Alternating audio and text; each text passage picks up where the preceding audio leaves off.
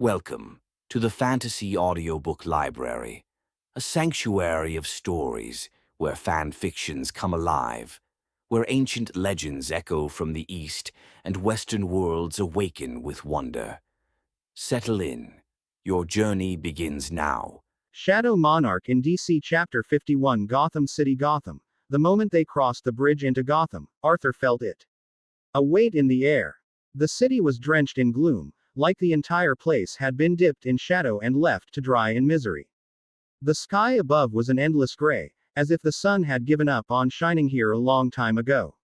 The towering buildings stood tall but suffocated, choked by age, pollution, and a creeping sense of decay that clung to every brick.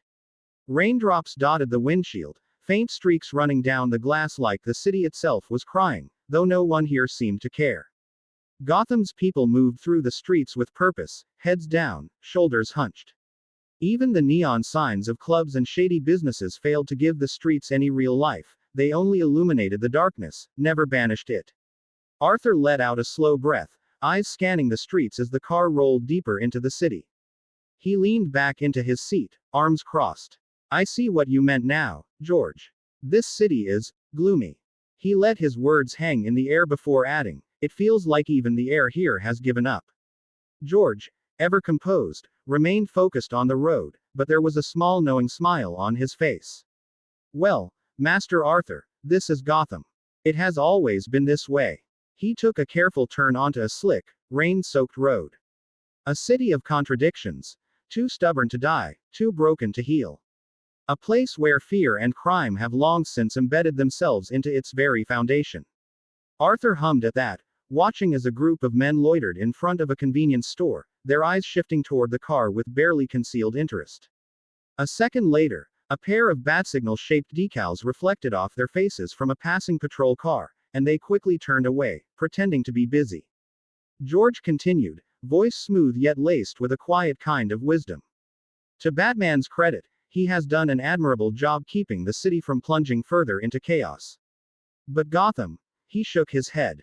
It never truly sheds its nature. Its reputation is well earned, I'm afraid.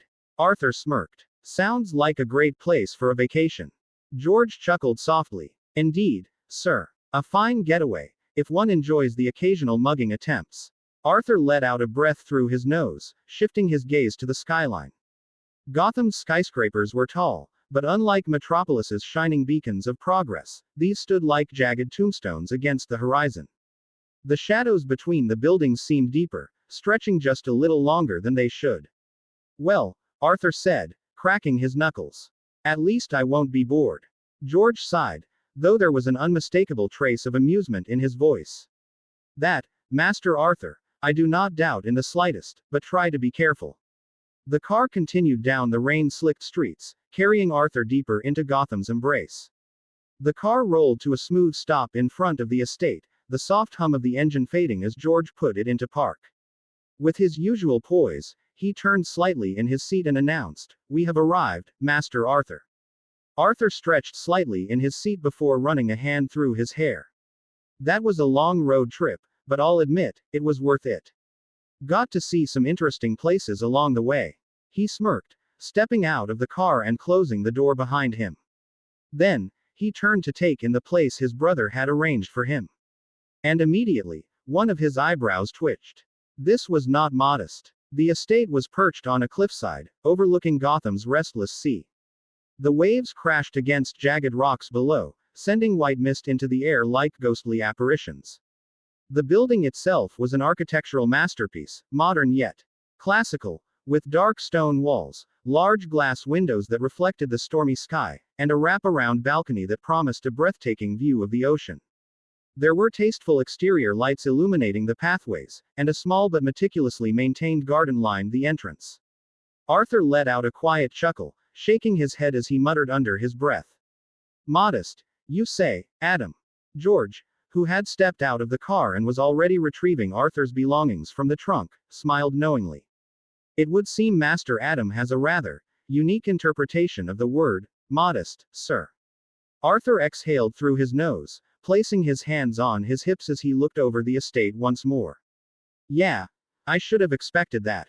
He turned his gaze toward the sea for a moment, watching as the waves roared and crashed into the rocky shore.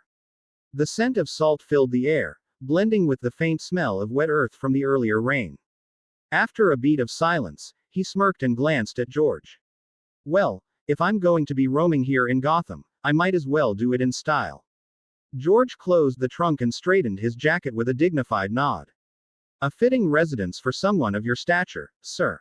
Though, I do hope the city's unique brand of hospitality does not dampen the experience. Arthur huffed a small laugh. Oh, I highly doubt that, George. His eyes gleamed slightly. If anything, I think Gotham and I are going to get along just fine. George stood beside the sleek black car, gloved hands resting neatly in front of him, as he gave Arthur a small nod. Well then, Master Arthur, if there is nothing else, I shall take my leave and return home. Arthur, who had been inspecting the house's entrance, turned his head slightly. Where are you going? George blinked. Home, sir. Arthur scoffed, shaking his head with an amused smirk. No, you're not. George arched an eyebrow, his composed expression not faltering, but there was a subtle glint of curiosity in his eyes. Sir. Arthur walked back toward him, standing just a few steps away. I need someone to take care of this place while I'm gone. Make sure it doesn't fall apart, keep unwanted guests away, and more importantly, his sharp gaze met George's. Make sure my identity stays a secret while I'm here. George studied him for a moment, then let out a small, knowing sigh. I see. So, I am to be both caretaker and owner of this modest estate of yours. Arthur shrugged. You make it sound like it's a bad thing. George smiled faintly. On the contrary, sir. I find the prospect rather intriguing. He gave a small bow, a gesture of acknowledgement rather than submission. Very well, Master Arthur. I shall remain and oversee the estate in your absence. Arthur nodded, satisfied. Good. You're the only one I'd trust with this anyway. George straightened his jacket, his posture effortlessly refined. I shall consider that the highest of compliments, sir. Arthur chuckled. It was. Arthur paused then added. Also it is either you or my shadow soldiers. George, who had been adjusting his gloves, stopped momentarily and gave Arthur a puzzled look. Shadow soldiers, sir. Arthur simply gestured toward the house. Come inside. It's easier to show than explain. George regarded him for a moment, then gave a small nod, following Arthur into the grand estate. The house was vast, far from the modest place Adam had claimed it to be. A mixture of modern design and Gothic elegance, with tall windows overlooking the sea, high ceilings, and intricate architecture. But George wasn't admiring the interior. No, his attention was currently fixed on the creature standing before him. A hulking, shadowy figure loomed in the dim light of the room, its form shifting, wraith-like yet solid, glowing eyes staring at him with eerie intensity. It was undoubtedly not human. George, standing just a few feet away, merely adjusted his sleeves and let out a slow breath. I see. He observed the creature with a calm, unreadable expression. So you do have powers after all. Arthur leaned against a nearby pillar, arms crossed, watching George's reaction with mild amusement. You're way too calm about this. George tilted his head slightly, studying the shadow creature with the same air of scrutiny one might give a particularly curious work of art. Well, sir, I have seen terrible things in my lifetime. He glanced back at Arthur, his voice as composed as ever. This creature you've summoned is rather cute in comparison. Arthur blinked, then barked out a short laugh. Cute. He gestured toward the towering entity. This thing could tear through steel like paper. George gave a small shrug. And yet, it obeys you. Which makes it far less concerning than the horrors I've seen men commit in their pursuit of power. Arthur smirked, pushing off the pillar. Interesting. Fair point. George glanced back at the shadow once more, then adjusted his jacket. Shall I assume there are more of these cute creatures lurking about? Arthur grinned. Oh, you have no idea. George clasped his hands behind his back, his sharp gaze lingering on the shadowy figure that loomed before him. Is this the reason you came to Gotham, sir? His tone was thoughtful. To fight crime with these creatures. Like the heroes you once admired as a child. Arthur let out a laugh low, amused, and carrying a touch of disbelief. Oh, no, definitely not. I won't be doing that. From the depths of the shadows, a new figure emerged. A hunched, wiry silhouette stepped forward, its presence unnerving yet distinctly weaker than Arthur's usual summons. Unlike his other soldiers, this one was different. And it had a wide, unsettling grin.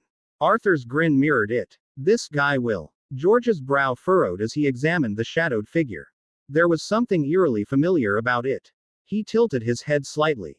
This shadow. It bears a resemblance to. His voice trailed off. Arthur clapped a hand on George's shoulder, his smirk widening. Oh, you have no idea how ironic this is. Normal grade shadow solider name. Low ranked can't be named. Then, turning his attention back to the shadow, Arthur waved his hand lazily. I can't name you yet, but that doesn't really matter. His voice dropped into something more commanding. Go. Stick to the shadows of this city, avoid being seen. Fight crime however you see fit. Avoid killing small fries, but as for the so-called supervillains of this shithole, he smirked. Do whatever you want. The shadow tilted its head, the eerie grin stretching wider before it sank into the darkness. George watched in silence for a moment before exhaling slowly. A rather poetic choice, I must say. Arthur chuckled. Poetic? No. He placed his hands in his pockets, looking toward the Gotham skyline beyond the windows. I'd call it justice. Chapter 52, a new project. Gotham at night was a beast with 1,000 eyes, street lamps flickering, neon signs buzzing, shadows stretching long and hungry. For the lowlifes that slithered through its back alleys, it was business as usual. A group of thugs, 4 of them, leather jackets, scarred knuckles, and bad intentions stood around a crate, counting their latest earnings. Probably from a robbery, maybe some drug money. It didn't matter. One of them, a rat-faced guy with a crooked nose, perked up. Yo, y'all hear that? The others paused, listening. Then it came. Laughter. Not just any laughter, a cackle that sent an icy shiver up the spine. Familiar, twisted, wrong. Another thug, taller with a buzz cut, squinted down the alley. The dim streetlight barely cut through the fog rolling in from the docks, but something was there, a figure in the dark. A wide grin, glowing violet eyes, and something else, a swirling black mist curling off its body like smoke. Ratface took a step back, his breath hitching. No, that ain't possible. We saw that bastard in the news die. Buzzcut swallowed. Then what the fuck is that? The figure took a step forward. The light caught him. A ghastly, distorted version of a face they all knew. A face that shouldn't be here. Pale, stretched into a ghoulish smile. But it wasn't just his face, it was his whole body, twisted, unnatural, black as night. A shadow. The Joker. No, something wearing his grin. Ratface stumbled backward, bumping into the crate. No. Fuck this. The others bolted, but they didn't get far. The thing moved too fast. Before one of them could even reach the mouth of the alley, it lashed out, wrapping around him and yanking him back with bone-snapping force. He hit the pavement, screaming. The Joker's shadow pounced. The first punch sent teeth flying.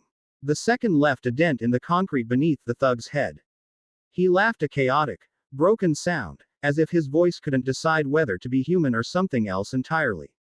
Buzzcut pulled a gun, hands shaking. Nope. Fuck this. I ain't fighting no ghost. He aimed and the thing was already in his face. It grabbed his wrist, bones cracked. The gun dropped. Before he could scream, it smashed his head against the wall. Hard. Blood smeared the bricks. He slumped, unconscious. The last thug, Ratface, was frozen, wide-eyed, staring at the monster before him. You. He trembled. You ain't him. The Joker's shadow tilted its head, like a predator considering its prey. Then, slowly, its grin widened.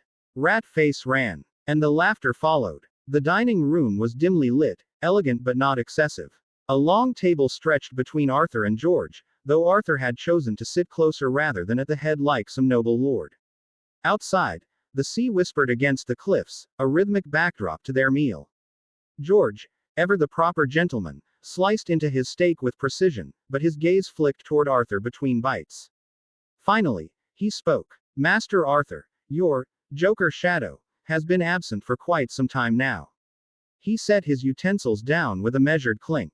Do you believe it is carrying out your request? Arthur smirked, swirling the wine in his glass before taking a sip. Oh, He's doing it, all right. George exhaled, dabbing his mouth with a napkin. I must admit, I fail to comprehend why you even bother with this charade. Arthur leaned back in his chair, tapping his fork against the plate, his grin widening. It's simple, really. He set the fork down and rested his chin on his palm. I just happen to be the reason Batman's boyfriend died. George's expression didn't shift, but the subtle arch of his brow spoke volumes. Arthur chuckled, shaking his head. I'm just keeping him busy. That's all. Because, let's be honest, isn't it a little weird? I took out the Joker, his arch nemesis, and what did Batman do so far? He gestured vaguely. Absolutely nothing. He took another bite, chewing thoughtfully before adding, that either means he's still planning something, a way to neutralize me, he pointed his knife at George. Or he realizes I was in the right, or he doesn't really care. He shrugged. I really don't know which one is worse when it comes to that man. George exhaled through his nose, lifting his glass of wine. Gotham is a city of mysteries, Master Arthur. Its people even more so. Whatever the case may be, I do hope this experiment of yours does not escalate beyond what you can control. Arthur smirked. Oh, George. He leaned forward, eyes gleaming with mischief. I never really had control in the first place, I just do things. Metropolis. In the highest floors of LexCorp Tower, beyond layers of security, surveillance, and reinforced walls, Lex Luthor sat in his private office, watching. The large display before him glowed with Arthur Blackwind's face, cycling through satellite captures, enhanced footage, and data streams compiled from every available source. The boy was an anomaly. Something beyond metahuman, beyond alien. Lex had met gods. Lex had defied them. And yet, Arthur Blackwynd was something else entirely. He leaned back in his chair, steepling his fingers, analyzing every detail. His past was fragmented, his abilities undocumented, yet undeniable. He had crushed the Joker like an insect. Survived encounters with a Kryptonian and his prized Project Doomsday. Wielded power that defied Lex's understanding, and that simply would not do. Lex reached for the small, vacuum-sealed evidence bag on his desk. Inside, delicate strands of ashen-white hair rested, barely visible against the surface. Arthur's hair. A trophy. A key. A revelation. Lex smiled. You're fascinating, Arthur. He turned the bag between his fingers, watching the strands shift ever so slightly. But power like yours, it was never meant to be held by just one man. He placed the bag down gently, tapping a button on his desk. Multiple displays flickered to life, schematics appearing, DNA sequencing, energy resonance studies, genetic recombination models. You're young, arrogant, powerful. Lex's voice was smooth, controlled, but laced with satisfaction. But most importantly, he traced a finger across Arthur's image. You're predictable. He had witnessed what the boy could do. He had already begun formulating the possibilities. And all that was left was for Arthur to take the bait. Lex leaned back, exhaling slowly. His expression sharpened, the calculation behind his eyes unmistakable. Your power won't be just yours anymore, Arthur.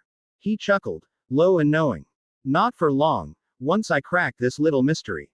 The large screen on Lex Luthor's wall flickered, shifting from Arthur Blackwind's profile to something equally intriguing. Another footage. The image was grainy but unmistakable. Blonde hair whipping in the wind, streaking through the skies like a missile, then, impact. A foreign military installation obliterated. The footage rewound, showing the girl cutting through reinforced structures like they were paper. Soldiers, scientists, assets all reduced to nothing but rubble. Lex raised an eyebrow, intrigued. Oh, a second report followed. Another site, another strike. Then another. He leaned forward, fingers tapping against his desk as he watched her work. Destroying scientific facilities, military compounds. His eyes narrowed slightly before a slow smirk curled his lips. Interesting. Here she was, acting with ruthless precision. And not just against threats, against metahumans. He exhaled, amused. So, she's operational already. The pieces clicked into place. This wasn't her personal mission. No, this was sanctioned. Controlled. A weapon. He leaned back in his chair, steepling his fingers. I see. She wasn't just cleaning up threats. She was eliminating individuals outside government control. Lex already knew what was going on.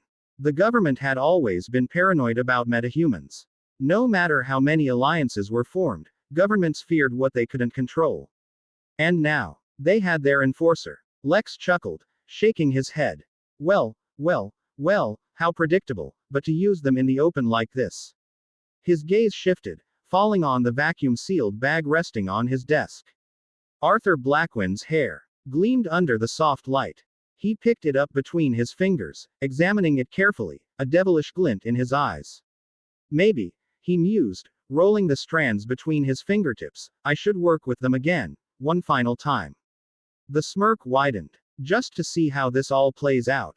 Chapter 53. A dungeon awaits. The morning sun barely peeked through Gotham's ever-present gloom as Arthur Blackwynd stood in an empty lot near his home, stretching his arms with a satisfied sigh. His daily quest was done, and at this point, it was light work, a formality rather than a challenge. The rewards barely made a dent in his strength anymore. But then, a new notification flashed before his eyes. Arthur had barely materialized inside his room when a familiar blue screen popped up in front of his face. System alert. Level 90 reached, requirements fulfilled. The key can now be used to unlock a dungeon. Details will be revealed once you reach the target location. Target location: Titan's Tower, Jump City. Arthur blinked once, then twice. Then he let out the most exhausted sigh known to mankind, rubbing his temples as if the sheer audacity of the system was giving him a migraine. You've got to be kidding me. His voice was flat, but the sheer exasperation in his eyes could burn a hole through the notification screen. Of all places, of all goddamn places in the world, White Titan's Tower. He threw his hands up, pacing the room. Now I have to infiltrate. Great. Because that's exactly what I needed in my life right now. Breaking and entering into the home of a bunch of people who already do not exactly like me. He dropped onto his bed, running a hand down his face. I'm not exactly welcome there, system. He said it slow, as if talking to an idiotic intern that didn't quite understand how social consequences worked. The system, of course, offered no response. Arthur groaned. I swear, I think you are doing this just to mess with me. Arthur's brow furrowed. He pulled out the key from his inventory, rolling it between his fingers. It was still just as unassuming as before. Dark metal, smooth to the touch, yet cold like it didn't belong in this world. And yet, system message. The key's name remains till you reach target location. Arthur chuckled. I can use it now, but you still won't tell me what the hell this key actually is or where it leads. Nature of this dungeon. His fingers tightened around the object as a slow smirk tugged at his lips. Interesting. It feels different from the Tower of Fate's key. Like it's something else entirely. His mind whirred with possibilities, but the excitement was clear on his face. Arthur stepped into his home, shaking off the cold from the outside. The place was quiet. George had ensured that no unnecessary staff was around. Just them and the secrets of Gotham. Inside the dining room, George was already waiting, reading a newspaper while sipping on black coffee in a pristine porcelain cup. He glanced up, eyes sharp despite his calm demeanor. I see you finished your training session. You're back early, Master Arthur. He folded the newspaper neatly and set it aside. Did the city not provide enough entertainment? Arthur smirked, pulling out a chair and dropping into it. Let's just say I found something more interesting. George raised an eyebrow, waiting. Arthur spun the key between his fingers, watching how the morning light reflected off it. I'll be leaving today. George didn't flinch, simply tilting his head. For how long? Arthur exhaled through his nose, staring at the key as if he could force it to reveal its secrets. Finally, he admitted, I honestly don't know. A moment of silence. George observed him carefully, then placed his cup down with a soft clink. I see. He adjusted his tie, looking completely unfazed. Then I assume you've taken the necessary precautions. Arthur chuckled. Come on, George. Have a little faith. I know what I'm doing. George sighed, rubbing his temple. Master Arthur, faith is for men who don't have plans. I trust you, yes, but I would rather trust that you've prepared accordingly. Arthur leaned back, arms behind his head. I have. His grin widened. Well, mostly. George pinched the bridge of his nose. That is not reassuring in the slightest. Arthur stood, tossing the key into the air and catching it. It wasn't meant to be. He gave George a sharp look. Just keep an eye on things while I'm gone. If anything happens, use my shadows, they will obey you. George sighed but gave a small nod. Of course, sir. Then, a knowing look crossed his face. And what about your, Gotham plan? Arthur's smirk deepened. He didn't answer directly, just glanced out the window, where the city's dark skyline loomed in the distance.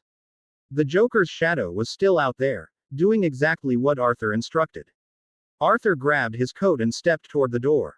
The key pulsed faintly in his grasp. George, standing near the entrance, watched him carefully. Then, with a subtle smirk, he said, "Do try not to disappear entirely, Master Arthur." Arthur laughed. "Relax. I'll be back before you even miss me."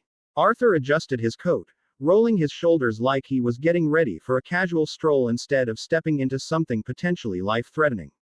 George, ever composed, watched him with a look of measured patience, like a butler preparing for yet another one of his master's reckless adventures. Arthur exhaled and casually said, "All right then. Exchange." In an instant, his body was engulfed in shadow, sucked into the ground like ink spilling into water.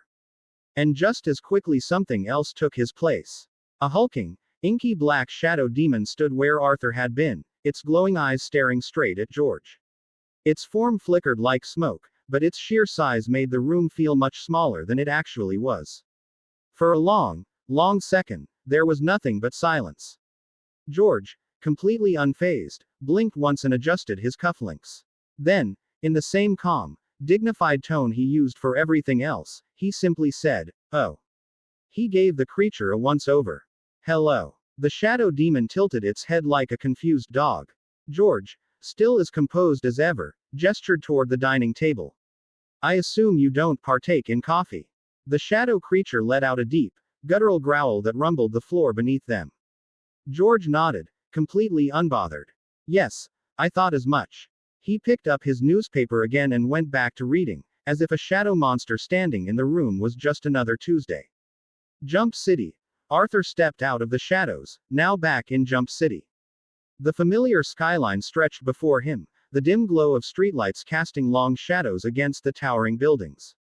And off in the distance, standing like a monument, was Titan's Tower.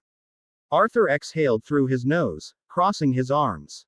"It would have been way easier if I had just assigned a shadow soldier to one of the Titans." He muttered, his gaze locked on the distant, T-shaped fortress. Could have had eyes and ears inside by now. But no, he never did. And for good reason. His blue eyes flickered as he remembered that Raven had been the first to sense his powers, long before he even made a move. She'd sniff them out. Probably exorcise or something on the spot, too. "I need to test that out though. It will give me some insights about certain magic users." His lips twitched at the thought of watching his carefully planted spy get blasted into oblivion by a pissed-off half-demon. Arthur rubbed the back of his head, weighing his options. He could try to be subtle. Sneak in. Use the shadows. Avoid confrontation. And access the dungeon. Minimize risk. But after a solid 5 seconds of pretending he had patience, he sighed. Fuck it. He cracked his neck, shaking off the tension. "I'll just go ahead and waltz in like nothing happened." His lips curled into a grin, equal parts cocky and suicidal. No plan. No backup. Just confidence and bad decisions. Arthur stood at the edge of the shore, staring at the tower of his so-called peers, with mild annoyance. It loomed like a monument of past troubles, a place where he was neither welcome nor forgotten. He let out a long breath. "All right. Here goes nothing." With a flicker of motion, he vanished. His body blurred across the ground, moving like a ghost cutting through the night. Every step barely touched the surface, leaving behind faint ripples as he closed in on the tower's perimeter. But then, his instincts screamed. Arthur's stride shifted, his boots slamming against solid ground as he abruptly halted. His head tilted slightly, sensing it. A presence. Nearby. Slowly, his gaze lifted. And there she was. Raven. Floating just above the tower, shrouded in a midnight cloak, her hood partially drawn over her face. She sat suspended in the air, legs crossed in meditation, her violet eyes barely open, glowing faintly in the dark. The wind shifted, rustling the edges of her cloak. Arthur clicked his tongue. "TCH. Of course, it had to be her. Chapter 54 Fractured Control. Arthur Blackwynd walked toward the Titan's tower as if he belonged there. His strides were slow, casual, almost lazy. But beneath the nonchalant exterior, every step was calculated. His senses stretched out like invisible tendrils, brushing against the energies around him, taking in every detail. The wind, the city's distant hum, the faint heartbeat of the tower itself, and naturally the meditating raven on top of it. And then above. Before he could react, violet eyes snapped open. The air shifted. FWOOSH Raven moved. One moment, she was floating in the night, legs crossed in quiet meditation. The next, she was right in front of him, standing mere feet away, her cloak billowing slightly from the sudden teleportation. You're a long way from Gotham. Her voice was even, controlled, but there was a sharp edge to it, like a blade just barely concealed. She wasn't surprised to see him. She had felt him coming. Arthur narrowed his eyes slightly. Raven. His voice held neither fear nor hesitation. Just acknowledgement. Her gaze studied him, searching. She wasn't foolish enough to assume he was here on a friendly visit. The last time they saw each other, things hadn't been peaceful in the city. But instead of pressing him immediately, Raven tilted her head slightly and, surprisingly, said, "Relax. I don't share everything with the team." Arthur's lips curled into a faint smirk. "Keep it that way. I really don't want to see you as an enemy." A flicker of blue light ran through his irises, something deep and untamed stirring beneath his skin. His power thrummed beneath the surface, coiled like a beast waiting to be unleashed. He wasn't suppressing it, not completely. And Raven could feel it. Her expression barely shifted, but the tension in the air thickened. "You're stronger." Her words weren't a compliment. They were a fact. An observation made with quiet, unwavering certainty. Arthur, ever the smooth talker, feigned mild surprise. "Naturally. And how'd you figure that out?" Raven's violet eyes bore into him, unamused. "Because you feel even more wrong." Ouch. Arthur placed a hand over his chest mockingly. "That's harsh." Raven didn't rise to the bait. Instead, she elaborated in that calm, measured tone of hers. "Before, your power felt unsteady. Like it wasn't fully yours yet. Now, it's different. Denser. Colder. Like something has shifted inside you." Arthur rolled his shoulders, as if shaking off the weight of her words. "I just had a good training arc." She didn't respond. Didn't need to. Her expression made it clear she wasn't buying his deflections. Then, Arthur did something bold. He walked past her. Not aggressively, not threateningly, just casually, like she wasn't even a roadblock. Like he had every right to be here. Raven's eyebrow twitched slightly, and she turned, watching him. "You do realize you're not exactly going to be welcomed with open arms." Arthur didn't stop. "I had a feeling." She took a step forward, voice as calm as ever, but with an unmistakable hint of warning. Robin came back with a broken leg and bruises all over. That made Arthur pause for half a second. Raven noticed. "You're after something, aren't you?" Arthur turned his head slightly, his sharp blue eyes meeting hers. The way she phrased it, it wasn't a question. It was a statement. Arthur smirked. "What if I ask nicely?" Raven exhaled softly, crossing her arms. "Somehow, I doubt that's going to make a difference with the others." Arthur chuckled, his gaze flicking toward the tower's entrance. "Guess we'll find out." A deep rumble filled the air as the ground trembled beneath Arthur's feet. Before he could take another step, massive slabs of rock shot up from the earth, rising like a barricade, standing tall between him and the tower. The movement was precise, controlled. This wasn't some casual warning. Arthur raised an eyebrow. Then, instead of looking annoyed, he just smiled. With a flick of his fingers, a pulse of invisible force rippled outward. Crack. Boom. The barrier shattered into dust, the massive chunks of rock hurled away effortlessly as if they weighed nothing at all. The debris didn't even touch the ground. They simply vanished, erased from existence by Arthur's ruler's authority. His gaze flicked to Raven, his smirk widening slightly. "Really? That's how we're playing it?" She didn't answer. Instead she attacked. Boom. A bolt of dark, crackling energy shot toward him with terrifying speed. Arthur barely had time to tilt his head as the blast roared past his face, searing the air where he had just stood. His eyes widened slightly in surprise. No warning. No words. She was pissed. And she wasn't holding back. Another blast. Then another. Then another. The night lit up with purple streaks of energy as Raven unleashed an onslaught of shadowy projectiles, each one precise, deadly, and filled with something more than just power.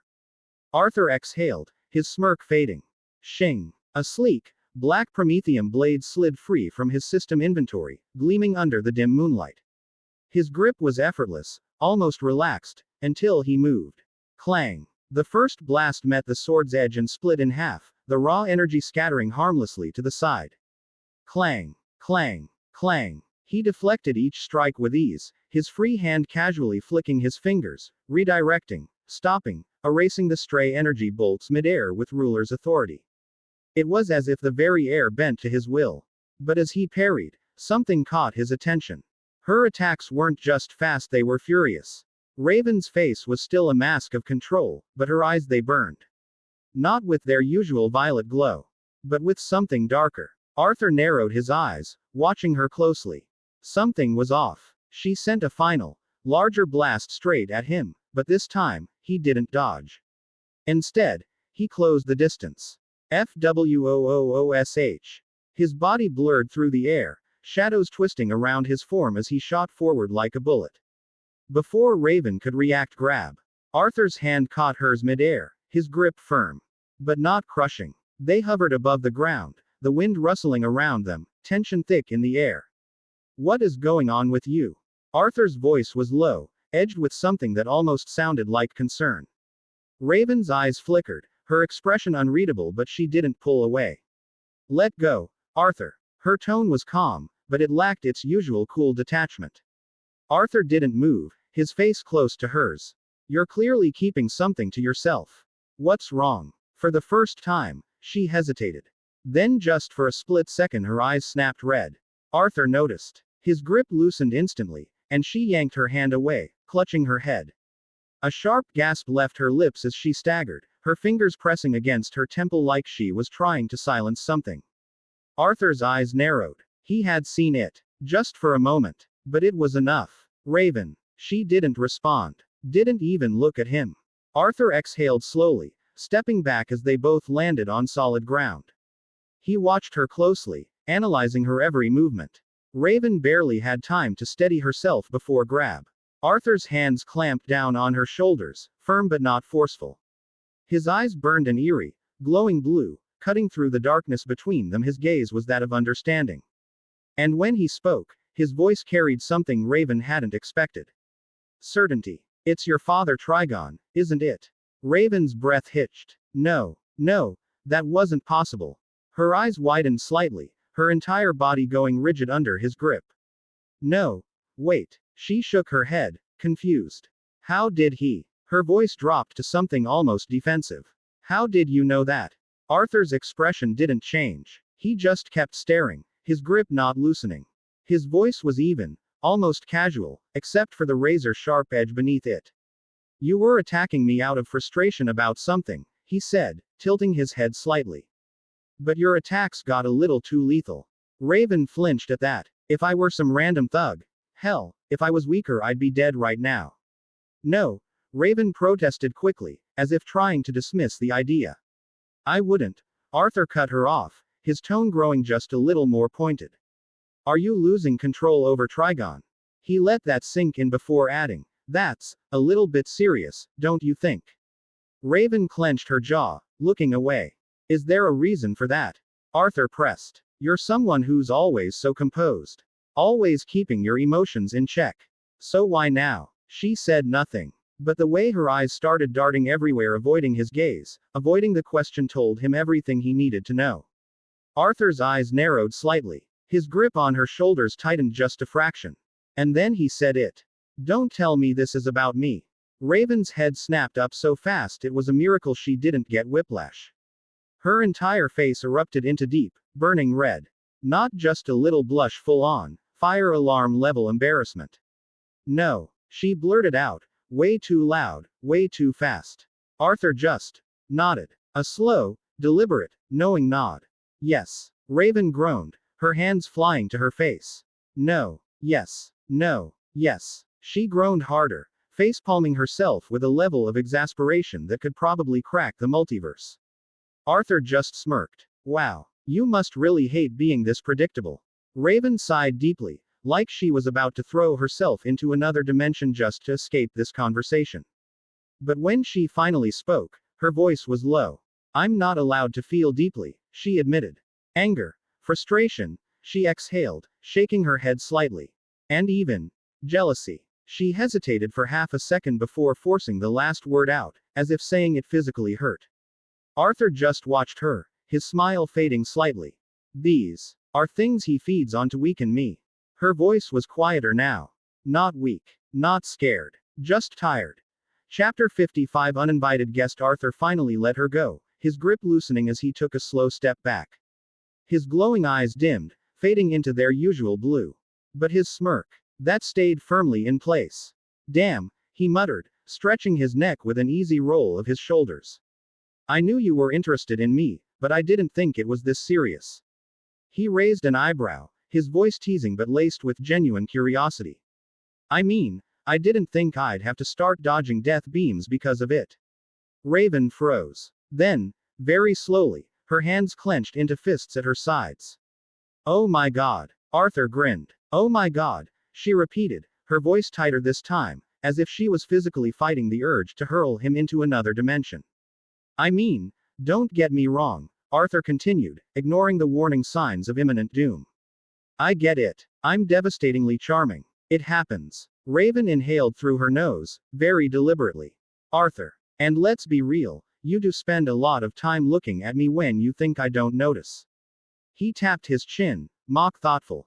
It's cute, really. Raven closed her eyes. Arthur. But, man, jealousy. Didn't expect that from you. He clicked his tongue, shaking his head. I must have done something right. That was it. Raven snapped. I am not jealous. Her cloak flared around her as raw, violet energy erupted from her body, crackling through the air in a wave of frustration. A nearby streetlight exploded, shattering into pieces. Arthur just laughed. Not a nervous laugh. Not a worried laugh. A full, smug, entertained as hell laugh. Raven groaned into her hands. You are the worst person I have ever met. Arthur wiped a non-existent tear from his eye, still chuckling. And yet, here we are. You, losing control over your emotions. Me, still standing. You sure you don't want to admit something? She refused to look at him. Arthur smirked, tilting his head. Raven, shut up. Say it. Shut up. Arthur just smiled wider. I'll take that as a maybe. He put his hands up in mock surrender, still grinning like he had all the time in the world. All right. I should stop teasing you, otherwise, I might end up fighting a red demon right here, right now. He smirked, his tone light, but his next words carried weight. And honestly, I'm not exactly sure I'm ready to go toe-to-toe with something like that just yet. Raven froze. For a second, everything was silent. The wind, the distant sounds of the city, everything faded into the background. Then, a sharp pull. Arthur's eyes widened as he felt her hands grip his clothes from behind, her voice suddenly too close. How do you know about my father? The question wasn't loud, but damn if it didn't carry the weight of 1,000 unspoken things. Her breath was just the faintest whisper against his back, and for once, her tone wasn't calm.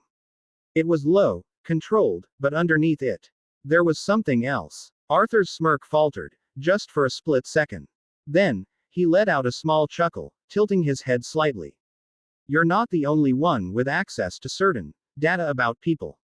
His voice was smooth, effortless, like he hadn't just pulled that lie out of thin air. Raven didn't move, didn't let go, but he felt her eyes narrow. Right, she murmured, her voice unreadable. And I suppose you just happened to come across that particular bit of information. Arthur grinned, twisting his head just enough to glance at her over his shoulder. Let's just say I like to keep my ear to the ground. Raven held her stare for a moment longer. Then, slowly, she let go of him. Arthur turned fully, hands slipping into his pockets as he rocked on his heels. Come on now, Raven. His smirk returned, playful but intentional. Get me inside the tower. I'm not here for trouble. Raven's violet gaze flicked up to his. Her expression betrayed nothing. But then, she sighed. TTCH. She crossed her arms. I should leave you outside just for being annoying. Arthur grinned wider. You are not gonna do that to your dearest. She rolled her eyes, but the tension in her shoulders finally loosened. Dark energy swirled around them. Don't make me regret this. Arthur gave her a lazy salute. You won't. Raven didn't say another word. Instead, she flicked her wrist, and a swirling black portal tore through the air, dark and ethereal, crackling with energy. Arthur raised an eyebrow but didn't hesitate. Thanks. He mused before stepping inside. Raven followed. A moment later, they were inside the Titan's tower. The shift in atmosphere was immediate. The air was still, yet the walls hummed faintly with hidden security systems. The soft glow of the tower's advanced technology cast faint blue lights across the polished floor. Arthur exhaled, rolling his shoulders. Can't say I missed this place, not like I spent that much time here. Then pulse. Arthur felt it immediately. Something inside his system inventory started thrumming, a faint but insistent beat, like a pulse in the fabric of reality itself. He reached for it. The key. As soon as he pulled it out, the mysterious, dark metal key pulsed again in his palm. Faint, glowing inscriptions slithered across its surface, disappearing before the eye could properly register them. It felt alive, sensing something. The doorway to the dungeon was close. Arthur frowned slightly. I wonder what kind of dungeon it's gonna be. Before he could shove it back into his inventory, what is that? Arthur's gaze flicked up. Raven was staring. Her violet eyes were locked onto the key, brows furrowed in curiosity, and something else. Arthur didn't even blink. Just something, he said casually, closing his fingers around it. Raven narrowed her eyes. Arthur. Her voice was flat. He smirked. That's my name. She folded her arms. Will you ever be honest about anything? Arthur let out a short chuckle, spinning the key once before making it disappear back into his inventory. There's a reason I keep certain things to myself, he said, his voice calm, steady. Just trust me. Raven stared at him. Then, without warning, Arthur leaned in, close enough that she could feel his breath against her ear. Just like I know you were spying on me while I was with Kara in Italy. Raven froze. Arthur's smirk grew. But I kept it to myself. Her face turned red. Like, comically red. Her eyes widened just a fraction, and she instinctively took a half step back, but it was too late. The damage was done. What? She managed. Arthur chuckled, his sharp blue gaze glinting. It's easy to detect you, Raven. Just like you can detect me. She clenched her fists, looking anywhere but at him. Arthur took one more step back, hands in his pockets, looking way too amused. Fear not, he added smoothly. Your secret is in safe hands. Raven groaned into her palm, clearly wanting the earth to swallow her whole. Arthur and Raven walked side by side. The neon blue glow from the hallway panels cast soft shadows on the floor, but despite the futuristic setting, the atmosphere between them was strangely awkward. Raven, of course, wasn't the type to fidget. But right now, she was definitely fidgeting. Her hands were clasped behind her back, and she kept glancing at Arthur from the corner of her eye, like she was debating something. Arthur, on the other hand, was just casually strolling, hands in his pockets, acting like he owned the place despite technically being an intruder and not exactly someone they would like to see. Finally, Raven broke the silence. So, Kara. Arthur arched a brow, glancing at her. What about her? Raven hesitated for half a second, then shrugged, like she was totally not overthinking this. How did you two meet? Arthur smirked. Jealous. Her face immediately darkened. I can still teleport you to the bottom of the ocean. Arthur chuckled, shaking his head. I mean, I can survive that, but alright. No need to get murdery. I saved her life. Kind of. Raven blinked. Kind of. Arthur waved a hand. Long story. You probably already know half of it from the Justice League. That answer wasn't nearly enough for Raven. She tilted her head, eyes narrowing. And, Arthur let out a small sigh. And I might have unintentionally promised her something. Raven stopped walking, staring at him.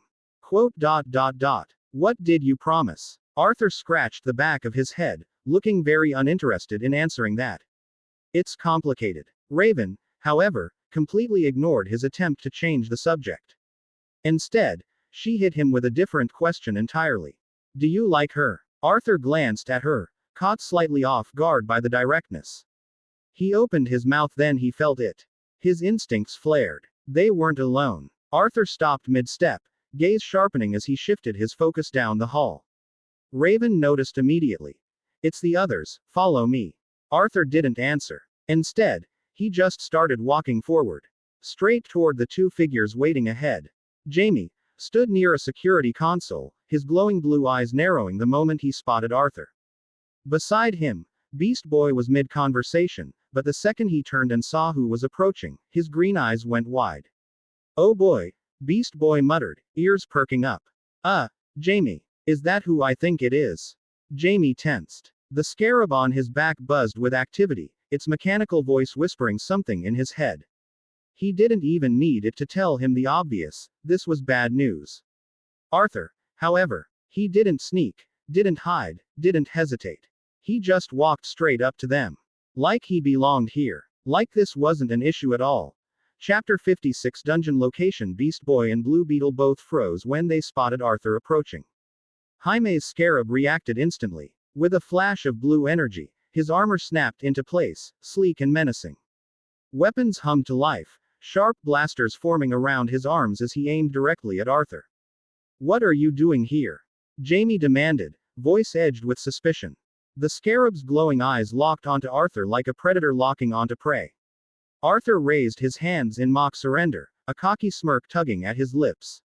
Easy there, Iron Man Jr. I'm just here for a tour. Jaime. Raven tried to interject, but Arthur had already closed the distance. I said, what are you doing here?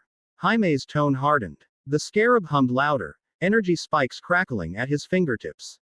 Beast Boy, still leaning against the wall, immediately stepped in with a nervous chuckle. Whoa, chill, man. He's not throwing punches, so maybe don't attack him yet. He shifted into a green Labrador and patted between them, wagging his tail. Let's not blow holes in the tower today, huh? Arthur tilted his head. See, even our green friend thinks you're overreacting.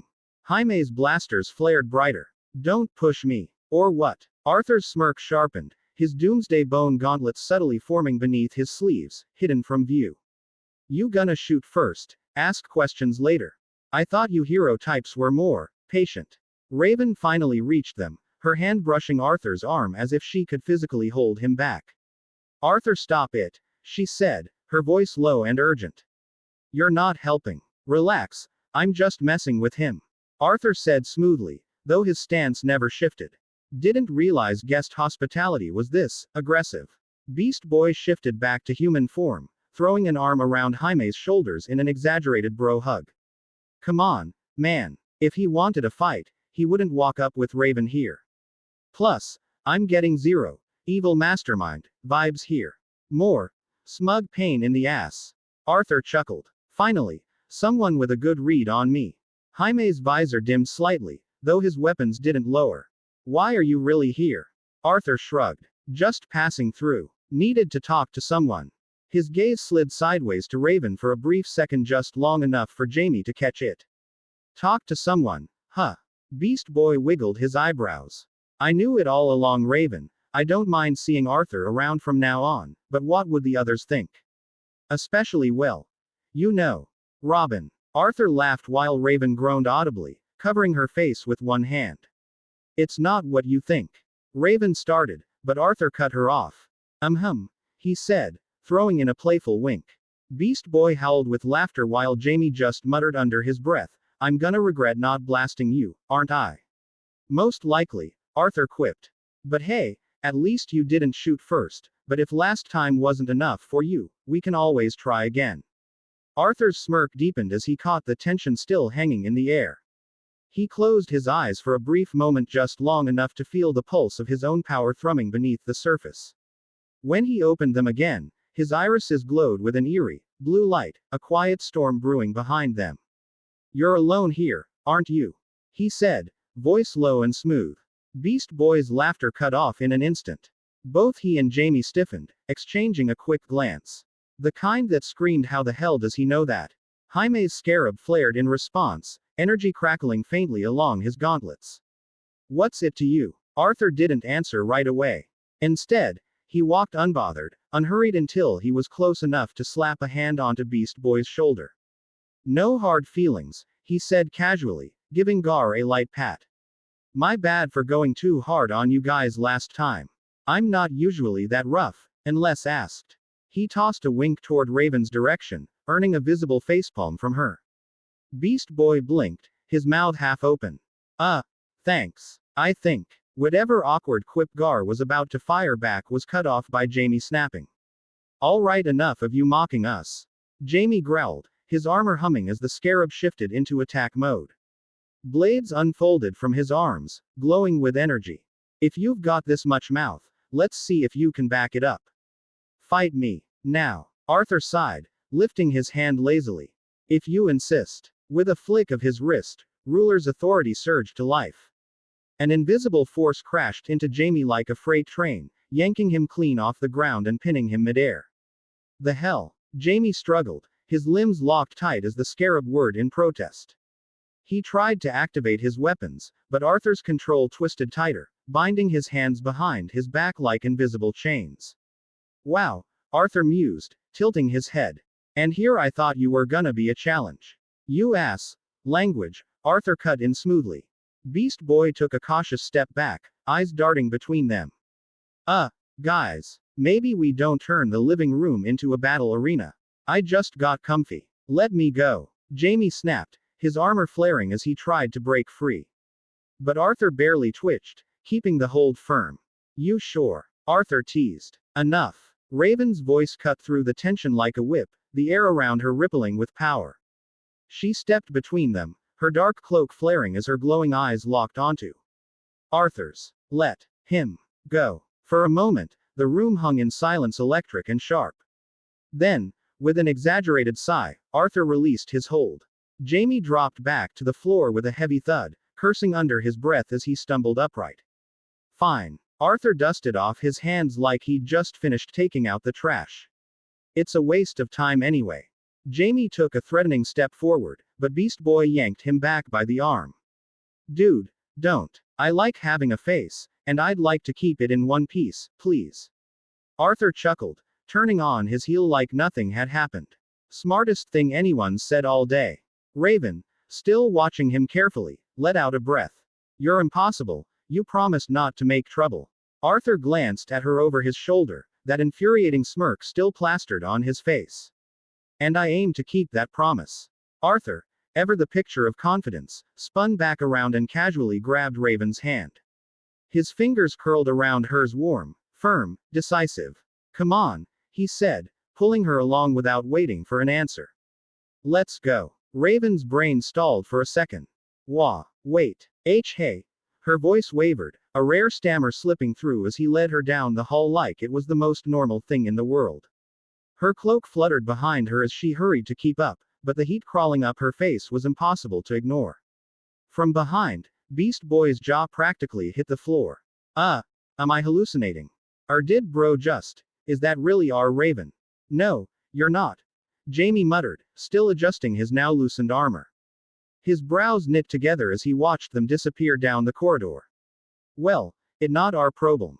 Robin for sure will be mad at Raven for letting him in. Beast Boy whistled low. Dude's got moves though. I kinda respect it. Jamie sighed. Yeah, well, if he pulls that with my hand again, I'm breaking his wrist. Beast Boy narrowed his eyes and said, sure. Meanwhile, Arthur led Raven through the halls, his grip steady but relaxed. He didn't even glance back, not once. The dungeon is definitely this way. Raven, on the other hand, total mess. Her heartbeat thundered in her ears. Her thoughts were, why was he still holding my hand? And worse, why am I not pulling away? Are you doing this on purpose? She mumbled under her breath, hoping he wouldn't hear. I do everything on purpose, Arthur shot back without missing a beat, his tone annoyingly smug. As they walked, the strange hum from the key in Arthur's pocket grew louder, subtle at first, but building with every step. A faint pulse of energy brushed against his senses, guiding him like an invisible thread. He followed it instinctively, the hum peaking as they stopped in front of a door. This is it, Arthur said, releasing her hand as he pulled the key from his inventory. It glowed faintly, vibrating like it was reacting to something hidden inside. This is where I wanted to go. But when he glanced back at Raven, expecting a snarky comment, he was met with silence. She stood stiffly behind him, her face turned slightly away, but there was no hiding the deep red flush creeping up her neck and across her cheeks. What's wrong? Arthur tilted his head, raising a brow at her. You look like you swallowed a candle. Raven clenched her jaw, struggling to keep her composure. After an awkward pause, she finally muttered under her breath, barely audible. That's my room. Chapter 57. A portal in her room. Arthur blinked, processing her words for a moment before his head tilted slightly. Oh, it clicked hard. His eyes darted between the softly humming key in his hand and the door before him. Of all places. Internally, he sighed. For the dungeon gate to be here of all places, the system's sense of humor is something else. Raven, meanwhile, was still standing there, face flushed, arms crossed tightly, watching him with a mix of suspicion and confusion. Arthur, because he couldn't resist, broke the silence. Well, he drawled, turning back to her with a half smirk. What I want just happens to be in your room. Raven's eyes widened. What? What do you mean by that? Oh, don't make it weird. Arthur held up the key like it explained everything. Spoiler alert, it didn't. I'm not the one making it weird, Raven shot back, her voice rising slightly. You just said you wanted something in my room. Do you have any idea how that sounds? Arthur bit back a laugh, but the glint in his eyes gave him away. Relax, it's not like I'm raiding your sock drawer or anything. Her glare sharpened. If you touch anything, I'll teleport you to another dimension and leave you there. Noted. He held up his hands in mock surrender again. But for the record, I have no choice really. Raven squinted at the key still buzzing faintly between his fingers. What even is that? Arthur tilted his head, eyes narrowing in thought as the key pulsed faintly in his grip. For a moment, he considered brushing it off with another joke, but no. This was serious. Without warning, he reached out and grabbed Raven's hands, his touch warm against her cool skin. The sudden contact made her tense, her lips parting slightly in surprise. Look, Arthur said, voice low but firm. You're gonna see something, but you need to keep it to yourself. Do not, and I mean it, do not tell a soul. The weight behind his words sent a chill down Raven's spine. This wasn't his usual teasing or smug attitude. He was serious. Her brows furrowed as she tried to read his expression. What is it? She asked, her voice softer now, curiosity tangled with concern. Arthur didn't answer right away. His eyes flickered, glowing faintly, the usual playful glint replaced by something sharper. Dangerous. Whatever this was, it wasn't a joke. Raven swallowed, her pulse quickening. Okay, I promise, she said, her voice quieter but laced with impatience. Just, what the hell is this thing? Arthur's grip on her hands tightened briefly before he released her. Let's get inside your room first, he said, his tone leaving no room for argument. Without waiting for her reply, he turned toward the door and pushed it open. Raven hesitated just for a second. Part of her brain screamed that this was insane. Bringing a guy like him, who clearly wasn't supposed to be in the tower, into her room. Yeah, it will look bad to the others no matter what she says. And yet, she followed. The door clicked shut behind them, muffling the sounds of the tower's halls. Her room was exactly what anyone might expect, dimly lit, shelves stacked with ancient books, the faint scent of incense hanging in the air. It was private, quiet. Arthur took a few steps in, scanning the room with that same unreadable expression. Cozy, he murmured, before pivoting back to her, the key still glowing softly in his hand. All right. Raven crossed her arms, leaning back against her desk, trying to appear casual despite the heat still lingering on her face. We're inside. Now talk. Arthur spun the key between his fingers, as if deciding how much to say. What I'm about to show you. He flicked his gaze back to hers. It's not something your team or anyone else should know about. Raven raised an eyebrow, skepticism curling at the edges of her face. Arthur's lips curved into that maddening, familiar smirk, but his eyes still held that strange seriousness. If I wanted to cause trouble for all of you, he said, stepping closer until there was barely a breath of space between them, I wouldn't be standing here asking you to trust me. For once, Raven had no snarky comeback. She just nodded, the weight of his words hanging heavy between them. Good, Arthur said softly, stepping back. Then, with a deep breath, he turned the key. The moment Arthur twisted the key, reality trembled. A jagged, glowing rift tore itself into existence right in front of them, a swirling mass of shadow and silver light, twisting and crackling like it had been ripped straight out of a nightmare. The edges shimmered with an eerie, violet glow, casting strange, flickering patterns against the walls of Raven's room. The air grew thick, humming with an unnatural energy that made the hairs on Raven's neck stand on end. What the hell? She whispered, her voice barely audible over the low, thrumming sound the portal emitted.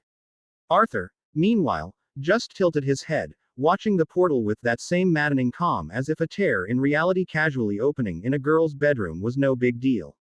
Raven, however, wasn't about to sit back and let this slide. She stepped closer, eyes narrowing as she studied the swirling mass. As this, she hesitated for a moment before finishing, some kind of portal. No, it is a portal. The magic I'm sensing from it, it's insane. Without waiting for an answer, she raised a hand, her fingertips glowing faintly with magic as she reached toward it. The second her fingers brushed the edge, zap. A sharp crack of invisible force lashed out, sending a jolt up her arm and making her stumble back with a quiet curse. Arthur chuckled softly, crossing his arms. Yeah, probably shouldn't touch that. Raven glared at him, shaking her hand as the static tingled across her fingers. Thanks for the warning, she deadpanned. So, what exactly is it? Arthur twirled the key once between his fingers before slipping it back into his inventory with a faint shimmer. A portal, like you said, he admitted, leaning against her wall like he owned the place. But not just any portal, only I can enter it. Raven's brow furrowed as she processed his words. And it just happens to be here, she said slowly, a thread of suspicion curling through her voice. In my room. Yup. Arthur popped the P with a smirk, meeting her gaze without a trace of hesitation. Her expression hardened as she crossed her arms, stepping back toward him. You're telling me, she said carefully, her voice low and skeptical, that this only works here. Arthur lifted a hand in mock surrender. I'm just as confused as you are. Believe me, he said smoothly. But hey, fate's funny like that. Raven narrowed her eyes, searching his face for any sign of deception. His usual cocky attitude was still there, but underneath it, he was serious. There was no mockery, no hint of a lie. He was telling the truth.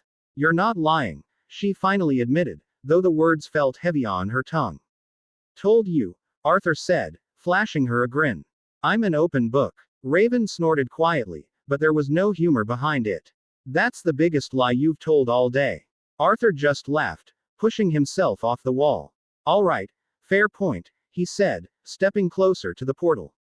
The strange energy danced across his skin but didn't harm him, like it recognized him. Anyways, Raven, this portal, it's not going anywhere without me. So I'm going to enter it right now.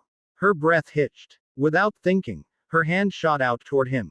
Arthur. Her voice came softer than she intended, a rare crack of concern breaking through her usual calm.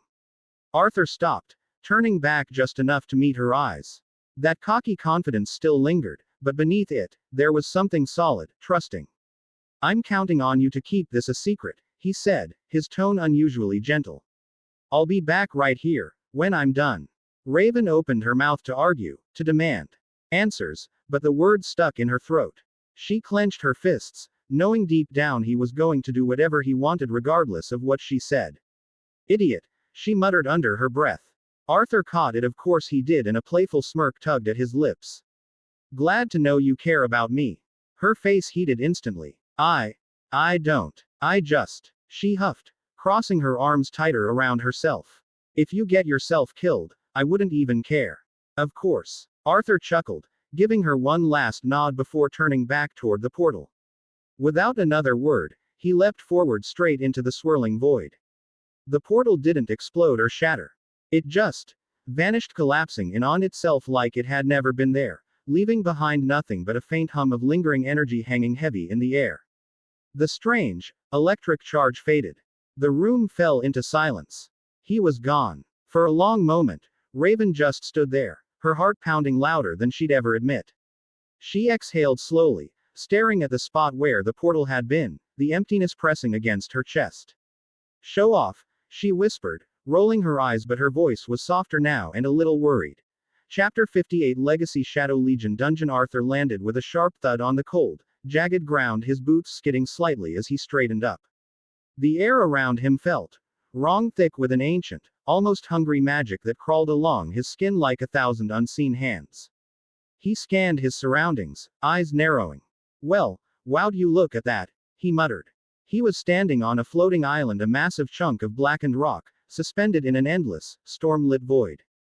Jagged stone spires pierced the air like broken fangs. In the distance, dozens of other floating islands hovered, some drifting lazily while others crackled with violet lightning. Faint, eerie flying figures moved across them. Arthur exhaled, already feeling the tension coil in his gut. Yeah, this is totally different than the Tower of Fate. Just then, the familiar chime of the system rang out, its tone somehow heavier than usual. Welcome to the Legacy Shadow Legion dungeon. Most of your job-specific skills are now locked. To prove you are worthy of the Legion, one must vanquish the Legion itself, with his own merit. You will fight them here at the peak of their ability. Escape is not an option. There is no exit until the trial is done. You'll be kicked out of the dungeon once you finish this level. Arthur blinked at the last line.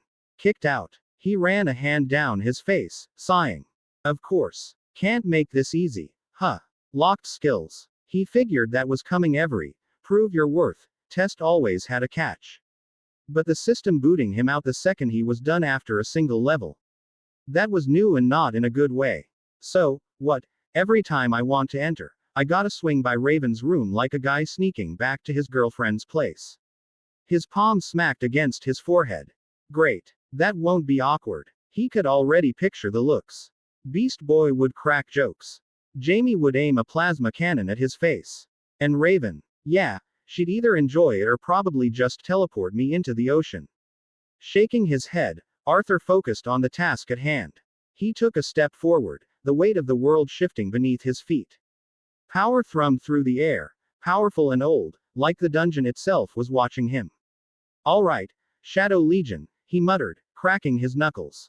Let's see if you live up to the hype. Arthur extended his hand, fingers curling as he willed his shadows to rise. Nothing happened. He frowned, trying again, this time with more intent. Still nothing. Not a flicker. Not a single loyal soldier crawling to his side.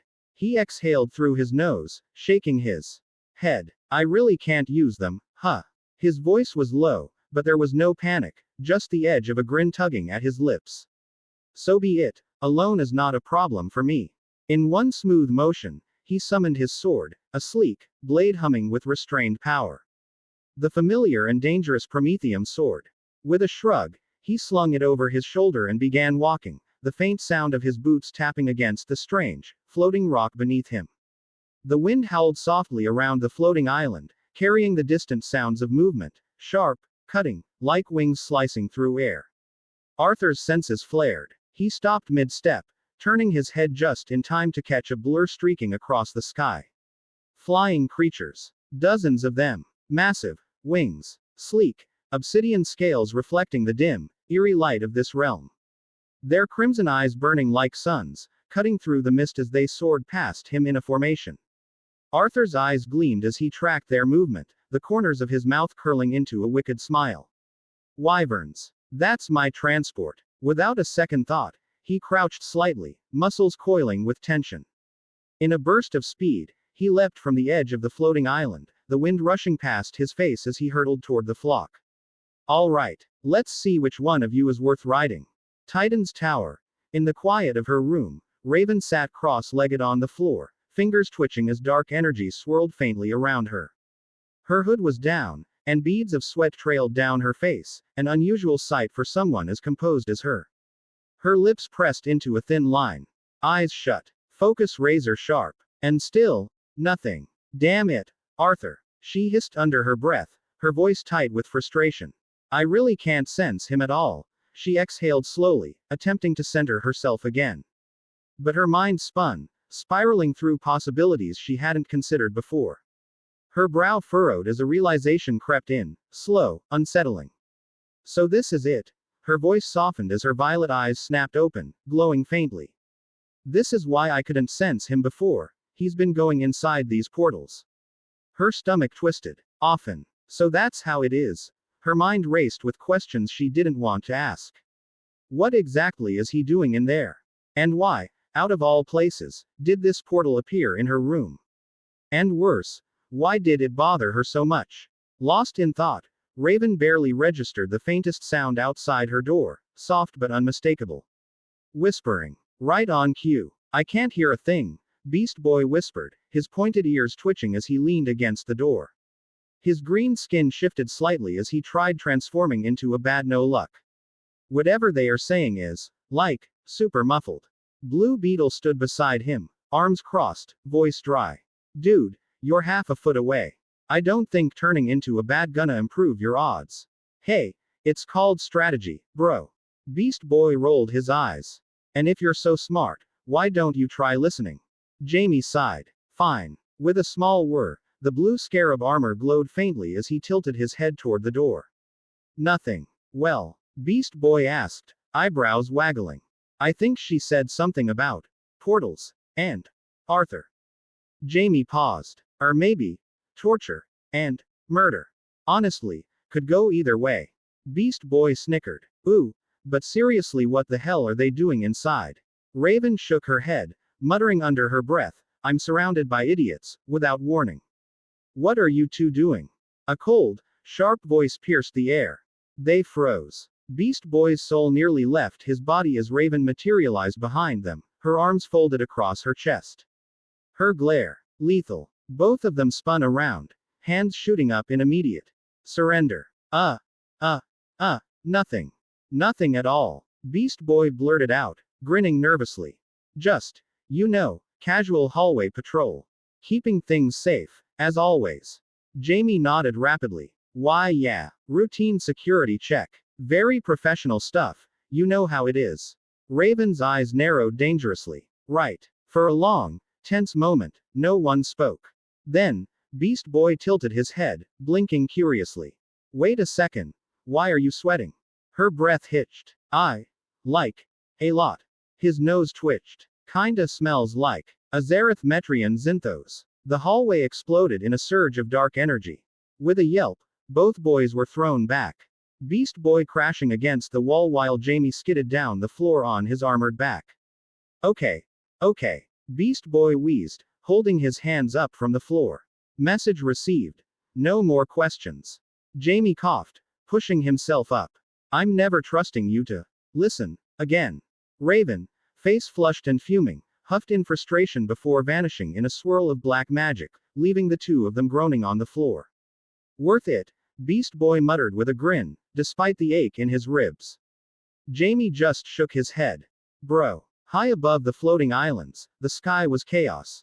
The wind howled like a beast, ripping through the air as 5 wyverns circled Arthur, massive, scaled monstrosities with leathery wings and jaws lined with jagged teeth. Their crimson eyes burned with primal fury, locking onto the lone intruder who dared to challenge them. And Arthur. He was laughing. Is that all you've got? His voice cut through the wind, wild and sharp, as his glowing eyes gleamed with predatory excitement. One of the wyverns dove at him, a blur of claws and snapping fangs.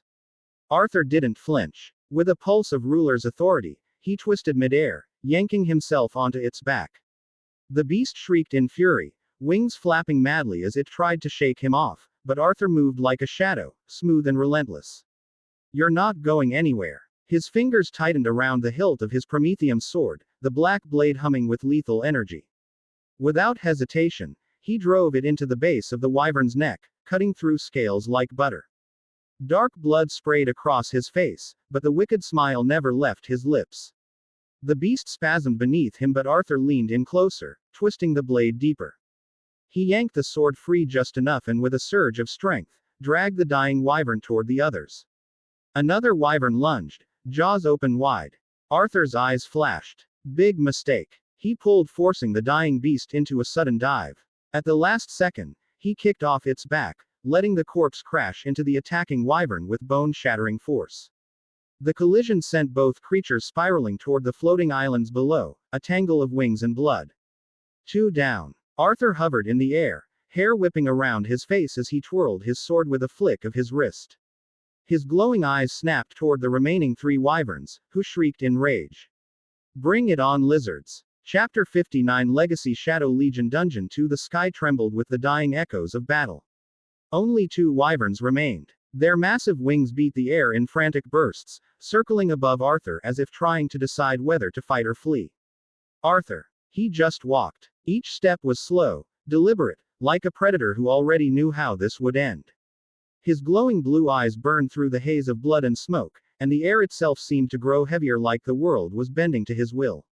One of the wyverns finally snapped. With a deafening shriek, it dived toward him, jaws wide enough to crush a boulder. Arthur didn't stop. He didn't even blink. When it got close enough, he moved. In a blur of speed and raw power, his doomsday gauntlet fist shot forward. Crack. The punch connected square with the beast's face. The sheer force shattered its snout, sending splinters of bone flying. Its own horn, sharp and curved, was driven straight through its skull.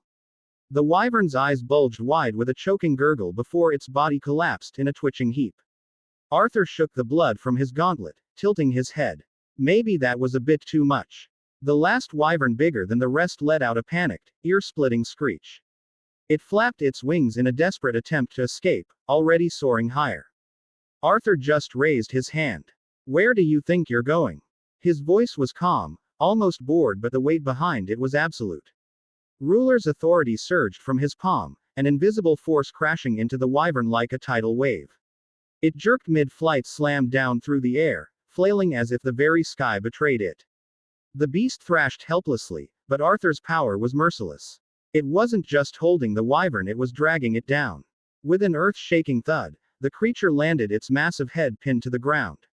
Arthur's boots crunched over broken stone as he approached. Slowly, casually, the wyvern hissed, struggling against the invisible grip locking its limbs. But when Arthur crouched down, his gauntlet-clad hand clamped around its thick, scaly throat, tight enough to make the beast shudder in pain. Listen closely, big guy, Arthur said, leaning in. His voice dropped lower, colder, dangerous. I'm not in the mood to waste time. So here's the deal. He lifted his other hand, pointing toward a distant floating island, one that pulsed with an eerie, electric energy. Jagged bolts of purple lightning arced around its edges, and the air around it seemed darker and twisted. That's where your boss is, isn't it? His eyes gleamed, piercing and relentless. You're gonna take me there. Or. His grip tightened hard. The wyvern let out a strangled growl, its entire body trembling under his grasp. It wasn't defiance, it was fear. Arthur smiled, cold and sharp. Good. You feel fear. It means you are smart enough to understand exactly what I'm saying. With a snap of his fingers, Ruler's authority released its hold. The wyvern's wings unfurled immediately, but it didn't try to run again. It just lay there, panting, broken and obedient. Arthur clapped the beast's neck like he was congratulating an old friend. Smart choice. Now, let's fly. The wyvern shuddered beneath Arthur's grip, its wings unfurling wide as it lifted off the ground in a powerful burst. Wind howled around him as they climbed higher, the ruined battlefield shrinking below. Arthur stood tall on its back, perfectly balanced, his glowing blue eyes locked on the storm-wreathed island ahead. The closer he got, the more power he felt, a pressure thick in the air, crawling under his skin like static. Ancient, violent, alive. This magic, Arthur muttered, tilting his head as he felt the pulse of raw magic grow stronger with every passing second. I have a theory. Could be a dragon. Maybe multiple ones. The thought made him grin. As the wyvern flew closer, the storm clouds churned, parting just enough to reveal a castle, if it could even be called that. It was less a fortress and more a monument to war, jagged black stone, spires that twisted into the sky, and a faint glow of crimson runes crawling across its walls like veins. Bolts of violet lightning crackled around the island, bathing the structure in a harsh, flickering light. Arthur tightened his grip on the wyvern's neck. Let's go introduce ourselves. With a sharp tug, the beast dove. The wind lashed against his face as they plummeted toward the castle gates, faster, harder, but Arthur didn't flinch. When they were close enough, he moved. In one smooth motion, he leapt from the wyvern's back, his Prometheum sword flashing into existence in his hand. The wind tore around him as he spun gracefully midair. Arthur's blade gleamed with cold, merciless light. Shing! The wyvern never stood a chance. Arthur's sword sliced through its neck like butter, severing its head in one brutal, fluid strike. The massive beast convulsed, its head and body separating midair.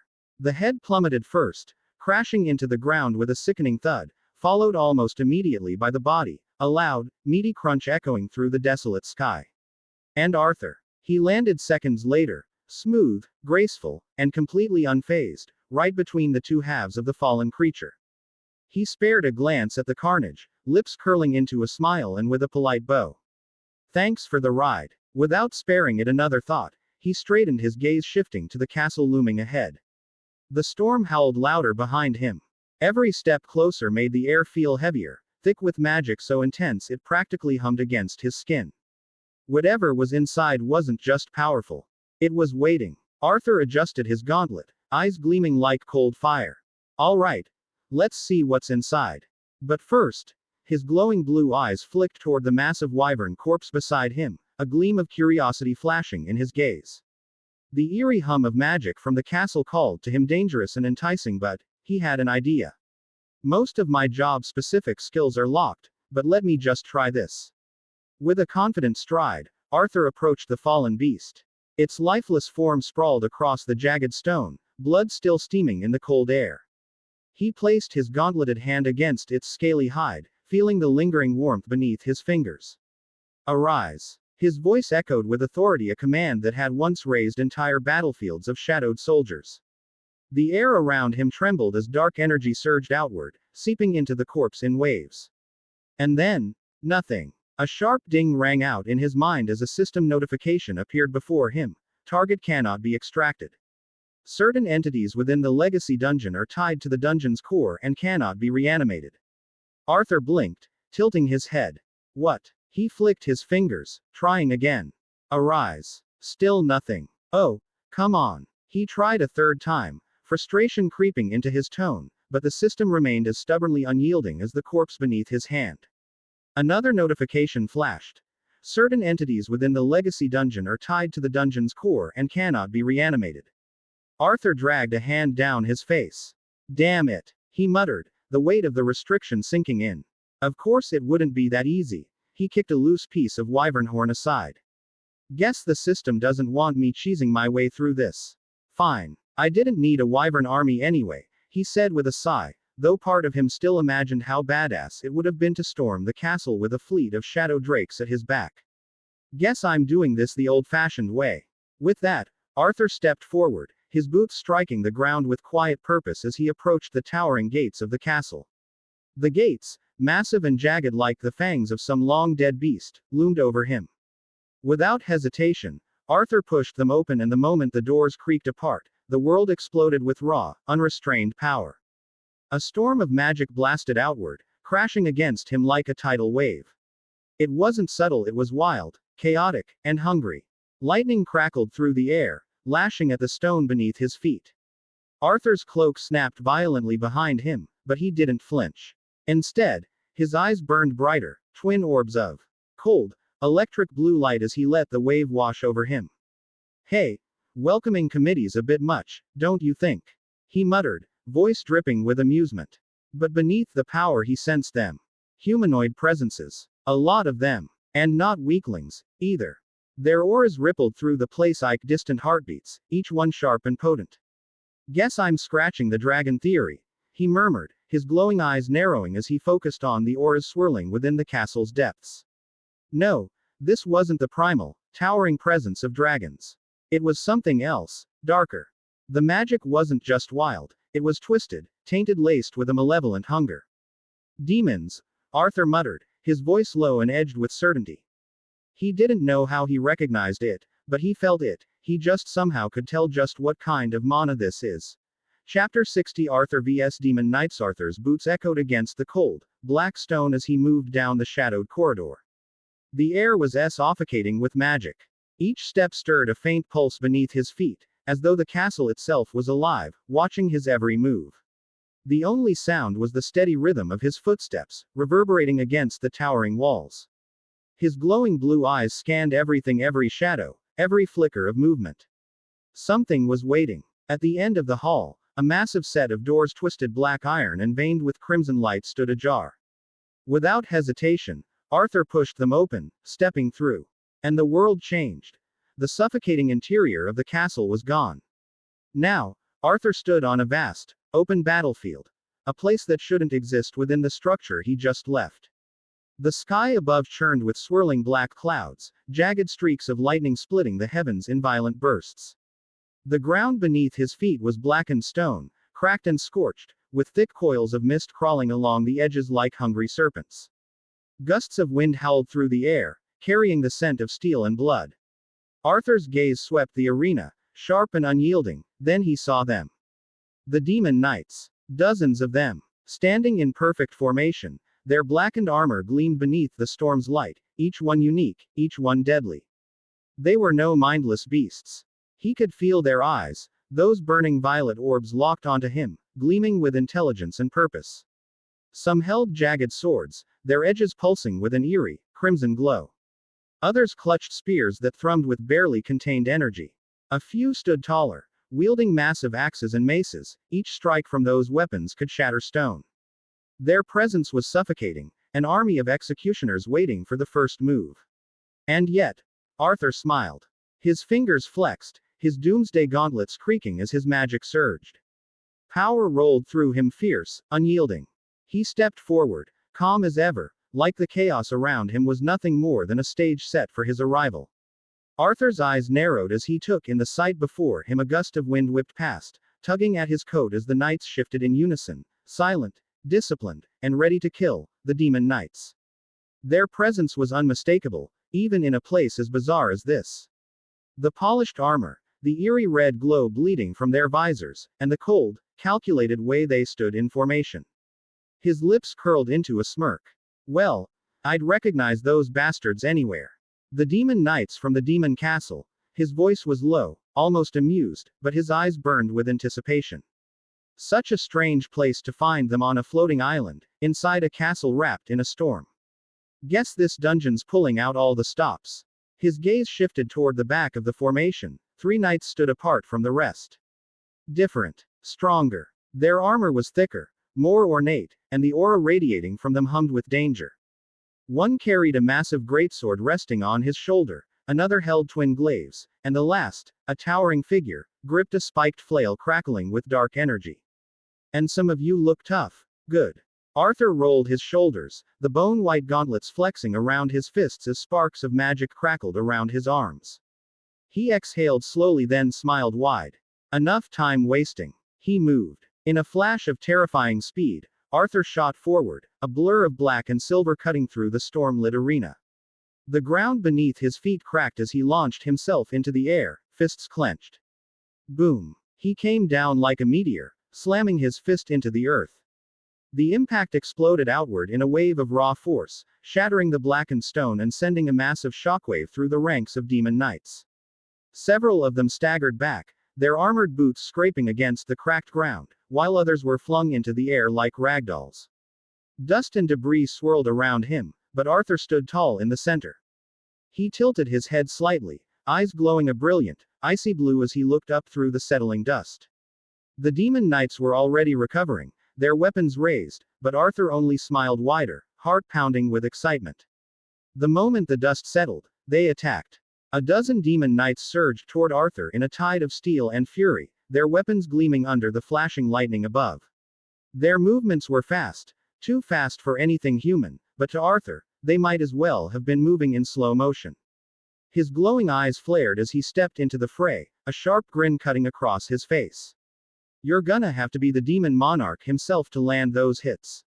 The first knight came from the left, spear thrusting for his ribs, but Arthur twisted, letting the blade graze the air beside him. In a blur, his hand snapped out, grabbing the spear mid-thrust. With a flick of his wrist, the shaft splintered, and his elbow smashed into the knight's helmet, caving it in with a sickening crunch. Another came from behind. Arthur didn't even glance back. His hand glowed with ruler's authority, and the demon's sword froze mid-swing, trembling as if caught in an invisible grip. With a twitch of his fingers, the blade reversed direction, impaling its owner straight through the chest. I love this skill. A third knight lunged from the front, sword raised high. Arthur ducked under the blade, fluid and agile, before driving a savage uppercut straight into the demon's jaw. The force sent it flying backward, its helmet cracking as it slammed into the stone wall. A spear from above, a sword from his flank, a glaive sweeping low. Arthur moved like a shadow, weaving through the onslaught with effortless precision. He pivoted on his heel, catching a knight by the wrist and snapping it backward with a sickening pop. Another demon lunged, but Arthur met it with a spinning kick to the chest, sending the creature crashing into three more. His fingers curled and his greatsword materialized in the air beside him, crackling with power. With a flick of ruler's authority, it spun like a whirlwind, blades singing through the air as it carved a path of destruction. Shing! Shing! Shing! Three demon knights fell at once, heads severed cleanly as the sword danced through their ranks. The blade returned to his hand with a snap, just in time for Arthur to deliver a crushing diagonal slash, beheading another knight in a single, graceful motion. Still not enough. Come! A roar echoed behind him. A larger knight with a jagged axe charged, armor glowing with eerie violet runes. Arthur didn't bother turning. With ruler's authority, he yanked the demon off its feet, slamming it face first into the ground hard enough to shatter the stone. The arena trembled under the sheer force of his dominance. Another demon tried to retreat. Bad move. Arthur's hand shot up, fingers clenching the air. The knight froze mid-flight, struggling as if held by invisible chains. Where do you think you're going? He dragged the demon back through the air with brutal force, its limbs thrashing helplessly. The moment it was within reach, Arthur's gauntlet-clad hand seized its neck, crushing the armor like paper. With a sharp twist. Crack! The demon's head lolled to the side. Arthur let the body drop, eyes burning with an unyielding light. This is all you've got. His voice was calm, too calm. I expected more from the peak of their ability. This is disappointing. Arthur's grip on his greatsword tightened as the last three demon knights stood their ground, their towering frames radiating a dark, lethal aura. Their armor was different. If these were the strongest, they certainly looked the part. But Arthur wasn't impressed. The three demons bristled, their weapons humming with dark energy, but Arthur wasn't even looking at them anymore. His eyes lifted toward the sky, narrowing. Something shifted in the clouds. A shadow. Massive. The storm overhead swirled with violent fury as wings huge, jagged, and lined with glowing veins of electricity unfurled from the blackened sky. The air grew heavier, crackling with raw power as the figure descended, its form emerging from the lightning itself. And then it landed. A thunderous boom shook the arena as the creature touched down, massive talons digging into the stone floor. Its scales shimmered like polished ivory, glowing faintly beneath the arcs of lightning dancing across its body. Each step it took left a trail of scorched stone. Its serpentine eyes, an intense, searing yellow, locked onto Arthur with intelligence. A white wyvern. Lightning incarnate. Arthur blinked once, then scratched the back of his head, his expression shifting from curiosity to sheer disbelief. Kaisel. Chapter 61 Arthur vs Kaiselan. New objective. Defeat the demon nobles and Kaiselan, Mount of the Monarch of White Flammus. Arthur's eyes flicked to the glowing blue system notification hovering in the air, brow furrowing slightly. Kaiselan, huh? He muttered, scratching his head as he processed the name. If I remember correctly, this was only a mount. In terms of combat, it was rather weak. A deafening roar cut him off. Arthur barely had time to process before Kaiselan was there, a blur of white lightning, its massive jaws wide open, jagged teeth crackling with electric fury. The air trembled with raw power as the wyvern lunged, its bite inches from tearing off his head. Shit! Arthur twisted, his body moving on pure instinct. He ducked low, the sharp crack of lightning singeing the air as the wyvern's maw snapped shut where his head had been. His boots skidded across the stone as he backflipped out of range, his eyes wide with genuine surprise. Fast! The ground trembled again, a split-second warning. Three dark blurs surged toward him, the demon nobles. Arthur's glowing eyes flicked to them. Each one radiated a suffocating pressure, faster, stronger, smarter than the other knights he had just obliterated. The arena trembled beneath Arthur's boots as he faced down three demon nobles, each radiating a malice so sharp it made the air hum. One towered over the others, a spiked flail clutched in his massive hands, the weapon dripping with crackling black energy. To his right, a sleek, agile noble spun a twin glaive, its blades gleaming like obsidian fangs. The third, cold and methodical, held a greatsword that seemed to pulse with a blood-red aura. And above them all, circling like a predator, Kaiselin, lightning flickering through its wings, watched, waiting for its moment to strike. Arthur rolled his shoulders, doomsday bone gauntlets gleaming under the violent stormlight. His lips curled into a sharp smile. "All right," he murmured, his voice low and dangerous. "Let's see if you're worth my time." The greatsword wielder moved first, a blur of speed despite his size, his weapon crashing down with enough force to shatter the stone beneath them. Arthur sidestepped the strike with fluid grace, his greatsword flashing to meet the blow. Steel screamed against steel as sparks erupted in the air. "You're quick," Arthur admitted, pushing back against the noble's weight. "But you lack strength." Without missing a beat, the glaive user lunged from the side, both blades spinning in a whirlwind of death. Arthur ducked low, the razor-sharp edge whistling just over his head as he twisted, driving an elbow into the demon's ribs. Bone crunched beneath his strike, sending the noble staggering back. A shadow loomed, the flail. Arthur's eyes glowed brighter, and as the enormous weapon crashed down, he raised his gauntleted hand and caught it mid-swing. The impact sent tremors through the ground, but Arthur stood firm, muscles tensing beneath the onslaught. "Nice try," he said, his smirk widening. "Try not to die from this." With a grunt, he yanked the chain forward, dragging the massive demon off balance and slammed a knee into its jaw, sending the brute skidding backward. The air crackled. From above, Kaiselin struck, lightning flashing from its jaws. Arthur barely had time to react, twisting out of the way as a bolt of white-hot energy obliterated the ground where he stood. He landed smoothly, eyes narrowed toward the wyvern. "I'll deal with you once I kill these guys, so just wait," he muttered under his breath. The glaive user was on him again, faster, angrier blades dancing through the air in a deadly rhythm. Arthur parried the strikes with precision, his greatsword weaving in sharp arcs, deflecting each blow. One blade nearly nicked his neck, but Arthur lunged forward, closing the distance in an instant. His hands snapped out, catching the glaive mid-spin. The demon snarled, trying to pull back, but Arthur's grip was unbreakable. "Cool weapon," he said, voice cold. "Let me borrow it." With a sickening crack, he snapped the glaive in two. Before the demon could react, Arthur rammed the jagged, broken end straight through its face, the blade piercing through its helmet with brutal efficiency. The demon twitched, then collapsed in a heap. Arthur dropped the shattered weapon without a glance, eyes already locking onto the remaining two. "Two left," he said, voice dripping with confidence. The greatsword wielder charged, fury burning in his crimson eyes. Arthur met him head-on, their blades clashing in a blinding storm of sparks. Every swing the noble made was precise, calculated, but Arthur was faster.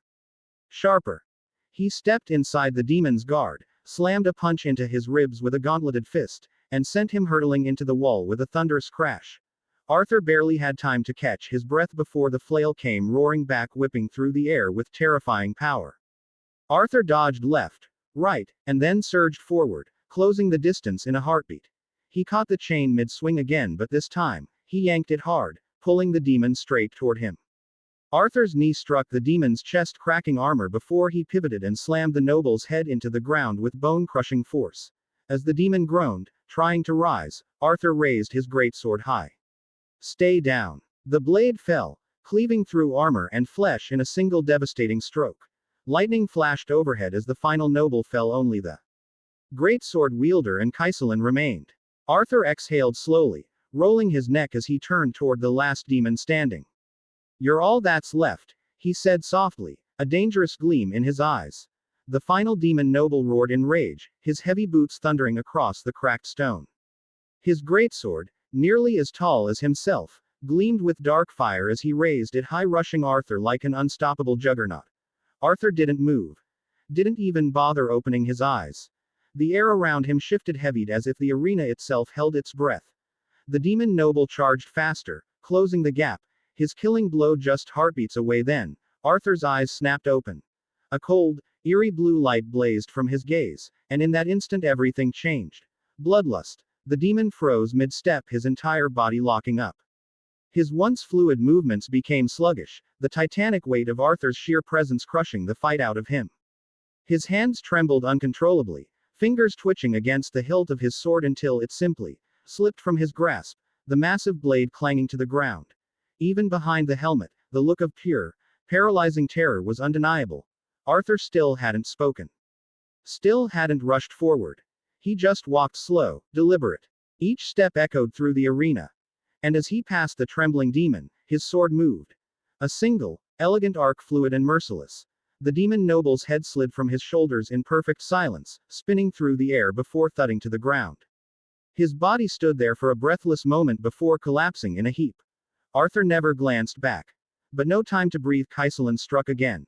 Electricity crackled as the wyvern's massive tail swung toward him like a thunderous whip. Arthur thrust his gauntlet-clad fist forward and caught the tail mid-swing. The impact sent a shockwave rippling through the arena, shattering nearby debris. "You are clearly stronger than you should be," Arthur admitted, his grin turning sharp. "Good. I guess this is what the system meant by, at the peak of their ability, it was about you. The boss of this level." With a grunt, Arthur twisted his grip and hurled Kaiselan across the arena. The massive wyvern smashed into the far wall, stone and debris exploding outward as arcs of wild lightning crackled along its serpentine body. The beast shrieked a sound like thunder splitting the heavens, its wings snapping open as it shot into the sky. Arthur didn't waste time.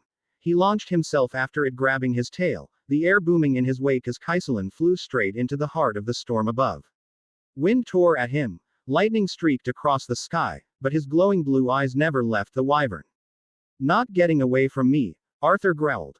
The wyvern's wings flared wide, twisting midair as its mouth opened, crackling with raw electricity, and it blasted a torrent of lightning breath toward him. Arthur's hand flicked up. Ruler's authority. The lightning bent, warping as his invisible force pushed through it, the searing bolts grazing his skin but failing to stop his charge. In a blur of motion, he landed on Kaiselan's back, his promethium sword in his grip.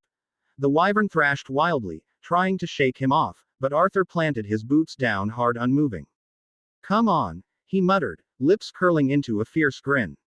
"Be obedient." Kaiselan spiraled upward, wings cutting through the storm as it rolled, dove, and twisted desperately, trying to throw him off. Arthur rode the chaos with perfect balance, one hand gripping the wyvern's spikes while his sword shimmered with deadly intent.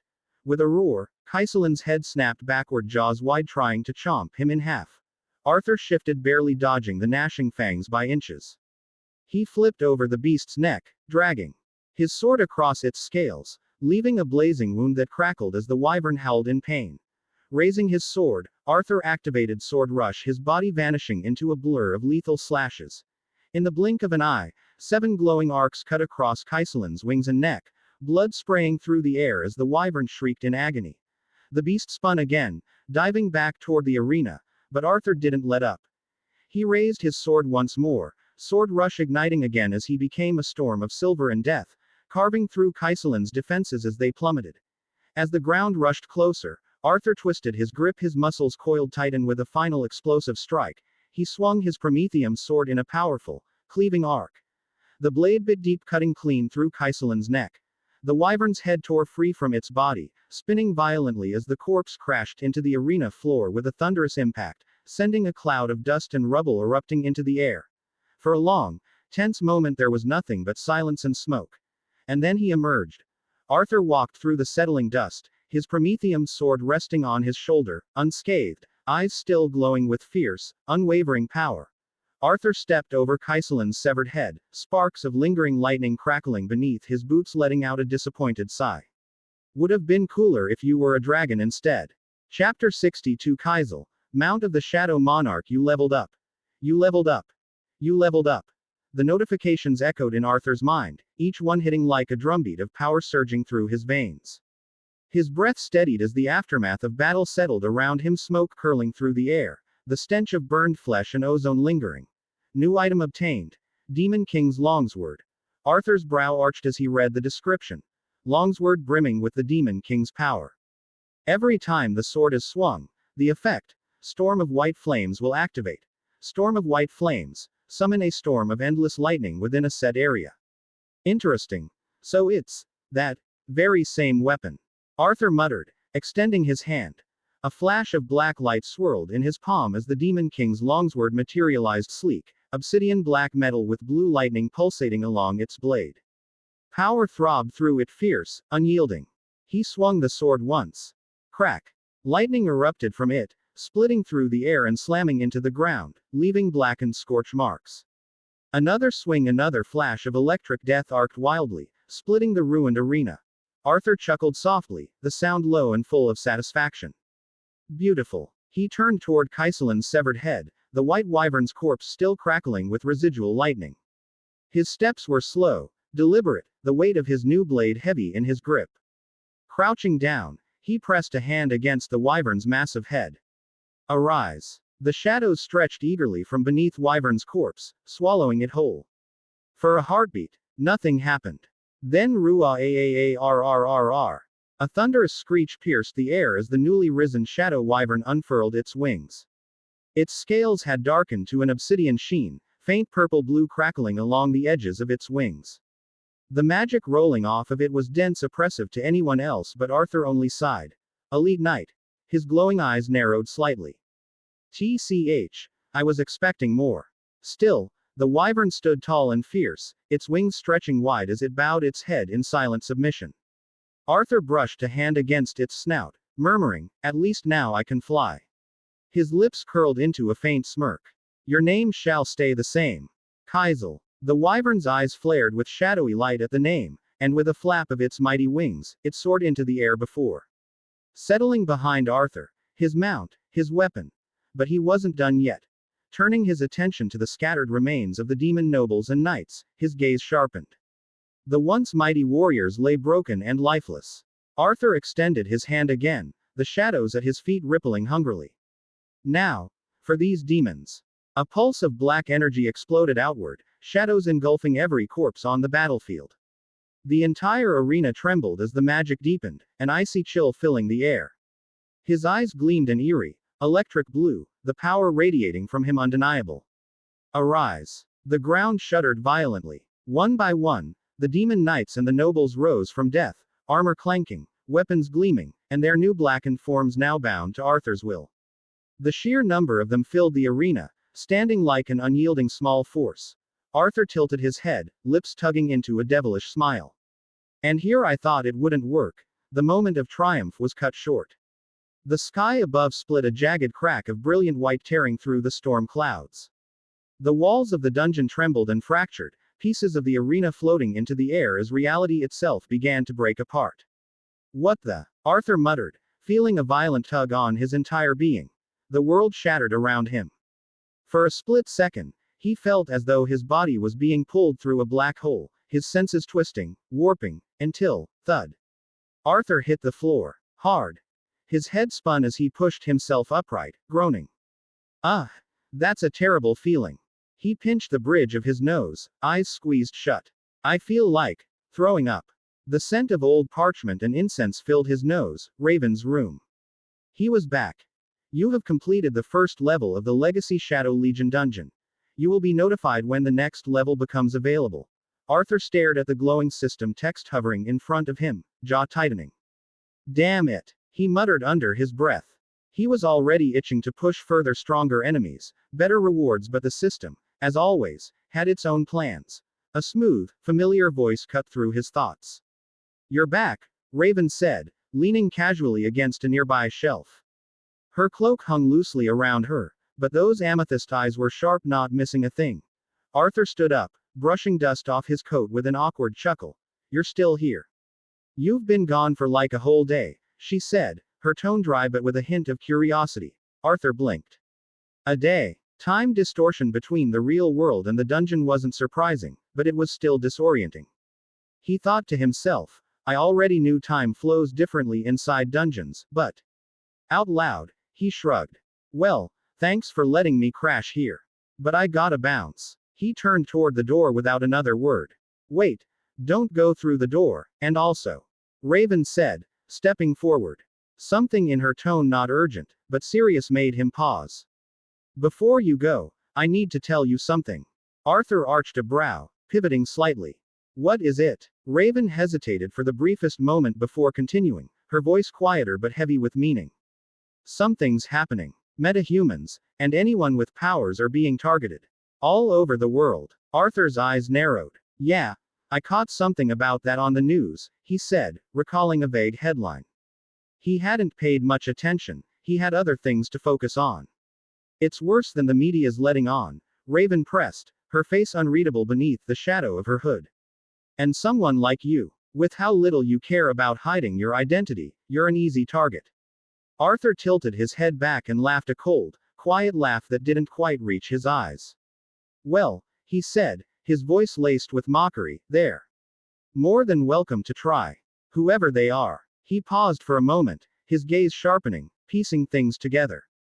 His mind flicked through the possible players, secret organizations, rogue metas, and one particular group with a penchant for targeting people like him.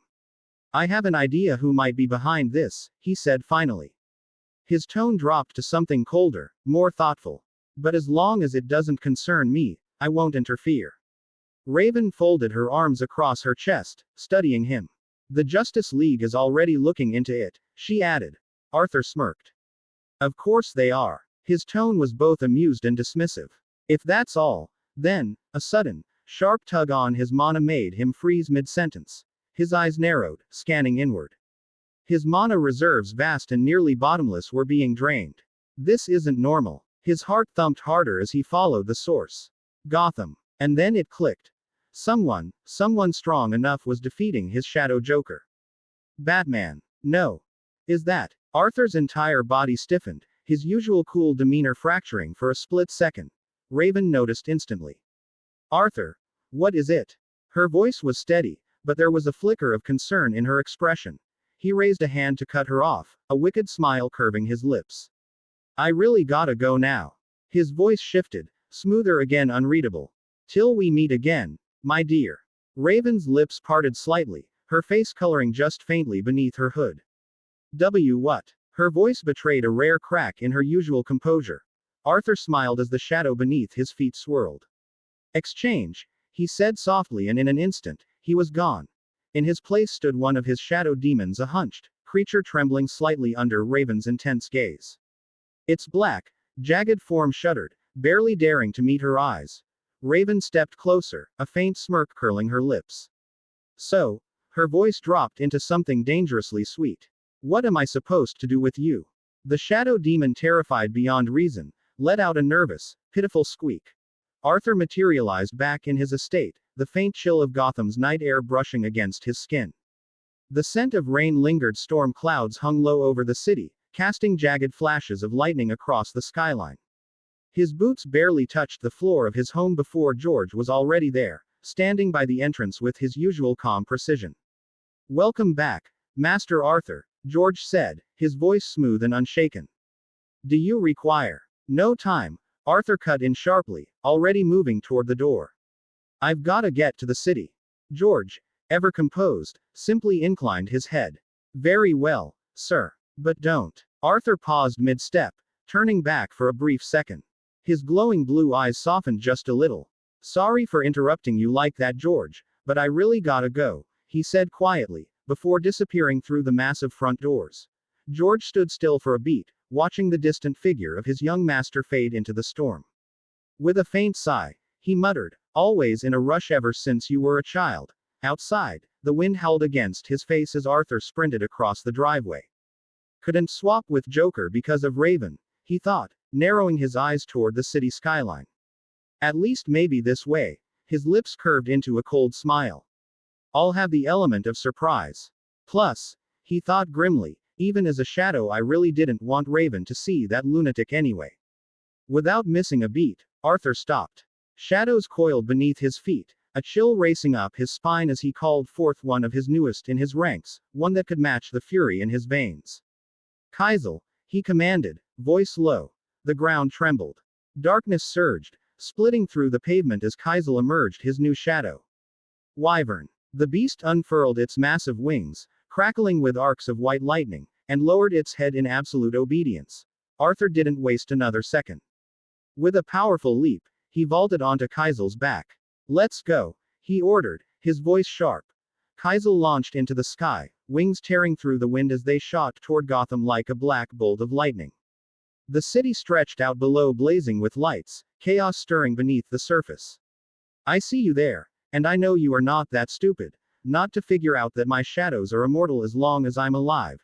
You clearly want me to show up since you are constantly defeating my shadow. His eyes gleamed like twin stars beneath the storm. I'll fulfill your wish. Chapter 63 The Shadow and the Red Hood. High above Gotham City, Arthur soared through the night on Kaisel's back, the shadow wyvern cutting through the storm-choked sky like a phantom. Lightning flashed behind them, illuminating the creature's massive, jagged wings as they unfurled with a thunderous clap. Every wingbeat sent ripples of shadow across the skyline, a haunting silhouette that swept over the city below. On the streets, chaos paused. A pair of thugs huddled in an alley, exchanging stolen cash. One of them froze mid-laugh, his cigarette slipping from his lips as he caught the giant shadow sweeping across the cracked pavement. What the hell was that? He hissed, craning his neck toward the sky. His partner squinted upward, confusion twisting his face. Is that the Batwing? The first thug shook his head, wide-eyed. No way. The Batwing doesn't have wings that. His breath hitched as he watched the massive shadowy wings flap, sending a gust of wind through the alley. What is that? A group of street racers revved their engines at a red light. One driver leaned out his window, chatting up a girl until the streetlights flickered, and a dark silhouette slid across the neon-lit buildings. His jaw dropped. Yo, what is that? A dragon. The girl leaned forward, squinting as the shape banked against the clouds, white lightning flickering over its form. No way, she breathed. Gotham doesn't have dragons, right? The racer swallowed hard, suddenly less concerned about showing off. Well, it might be time to leave this city for good now. A trio of lowlifes was halfway through breaking into a jewelry store when the shadow passed overhead. One of them, nervous and twitchy, glanced up, his blood running cold as the massive figure blotted out the moon. Did you see that? He stammered, voice cracking. Relax, his buddy scoffed, shoving diamonds into a bag. No one is watching us. The third thug, though, kept staring, his face pale. You sure? 'Cause whatever that is, it's comin' this way. A low, distant roar echoed through the night, vibrating through the ground beneath their feet. Screw this, I'm out. The twitchy one yelped, dropping his crowbar as he bolted. Even on the GCPD rooftop, where hardened officers gathered under the red glare of the bat signal, heads turned skyward. Detective Bullock, mid-coffee sip, spat out his drink in disbelief. Tell me I'm drunk, Montoya, he grumbled, eyes glued to the massive creature sweeping past the skyscrapers. Montoya shook her head slowly, mouth dry. Nope, you're sober. And that's not Batman. Bullock muttered a curse under his breath. Great. Just what this city needs, another flying nightmare. Arthur, high above them all, watched the city with a cold, detached calm. The winds howled against his face as Kaisel glided with eerie grace. He could feel their fear below, a ripple in the air, the panicked heartbeats of Gotham's criminals who thought the dark belonged to them. Arthur signaled to Kaisel with a slight tilt of his fingers. The massive shadow wyvern responded. Instantly, wings folding inward as they dove through the night sky like a black lightning bolt. The air trembled around them, the wind howling as they cut through the city's skyline. His eyes locked on a burning warehouse in the Narrows, the heart of Gotham's underbelly. Smoke curled into the sky, and flashes of gunfire crackled from inside. Arthur's mana was being depleted slowly, his shadow was getting destroyed constantly. There. His voice was cold. At the last second, Arthur released his grip. Kaisel flared his wings, pulling up while Arthur plummeted toward the earth below. The city blurred around him, the roar of the wind like a distant scream, until he crashed through the warehouse's shattered skylight. Boom! The floor buckled beneath the impact, spiderweb cracks spreading outward. Shards of glass rained down, gleaming like falling stars. Arthur straightened from his crouch, his Prometheum sword humming with power in his grip. His gaze snapped forward, and there, in the middle of the chaos, was his shadow Joker. The shadow was on one knee, his face, usually still, in a twisted manic grin. And standing over him, was Red Hood. Jason Todd. His iconic crimson helmet gleamed under the flickering warehouse lights, smoke curling from the barrel of his pistol as he tilted his head toward Arthur. The air between them was heavy and electric, a collision waiting to happen. Arthur's eyes blazed blue cold, merciless. Jason shifted, casually holstering one gun while twirling the other. I was wondering when you'd show up, he said, voice muffled but edged with sharp confidence. Your pet put up a decent fight. Not what I expected, but hey, better than the usual trash. Arthur didn't respond.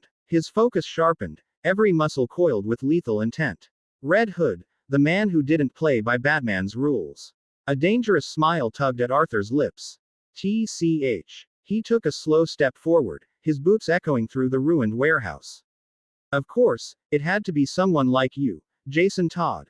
Smoke curled around Jason's crimson helmet as he raised both pistols in a smooth, practiced motion, aiming them squarely at Arthur's chest. I guess masks don't mean a thing to you, huh? Jason's voice was too calm. That signature mix of sarcasm and lethal intent dripped from every word. His trigger fingers hovered, just a twitch away from sending lead flying. Arthur didn't flinch. Instead, his grip on the Prometheum sword loosened, he was calculating. But there was a predator's edge to the way he held himself. One wrong move and he'd strike him down. You could say that. His voice was smooth. For a moment, the only sound was the distant crackle of flames and the low hum of Arthur's shadows seething beneath the surface. Jason tilted his head slightly, like he was sizing him up, measuring whether the stories matched the reality. And then he lowered his guns. Arthur's brow twitched in surprise. For all his arrogance, he hadn't expected that. Jason chuckled under his breath. Relax, tough guy. I don't seek your death. I wouldn't be wasting time talking if I wanted to. His voice softened, still sharp, but curious. I wanted to meet you. Ever since you took out the Joker. Arthur's smile faded. A flicker of something darker flashed in his eyes. Jason took a step closer, boots crunching over broken glass. His tone turned dry, almost playful. Let's just say, Arthur Blackwynd, I'm one of your biggest fans. Arthur blinked. Of all the things he expected to hear from Red Hood, that wasn't on the list. His lips curled again, not quite a smile. Didn't think you were the fanboy type. Jason gave a mock shrug, his guns now casually holstered. When someone finally does what everyone else is too soft to do. Yeah, I pay attention. His helmet glinted under the dim light. And you don't play by their rules. I respect that. Jason exhaled a slow breath, his gloved hands curling into fists at his sides.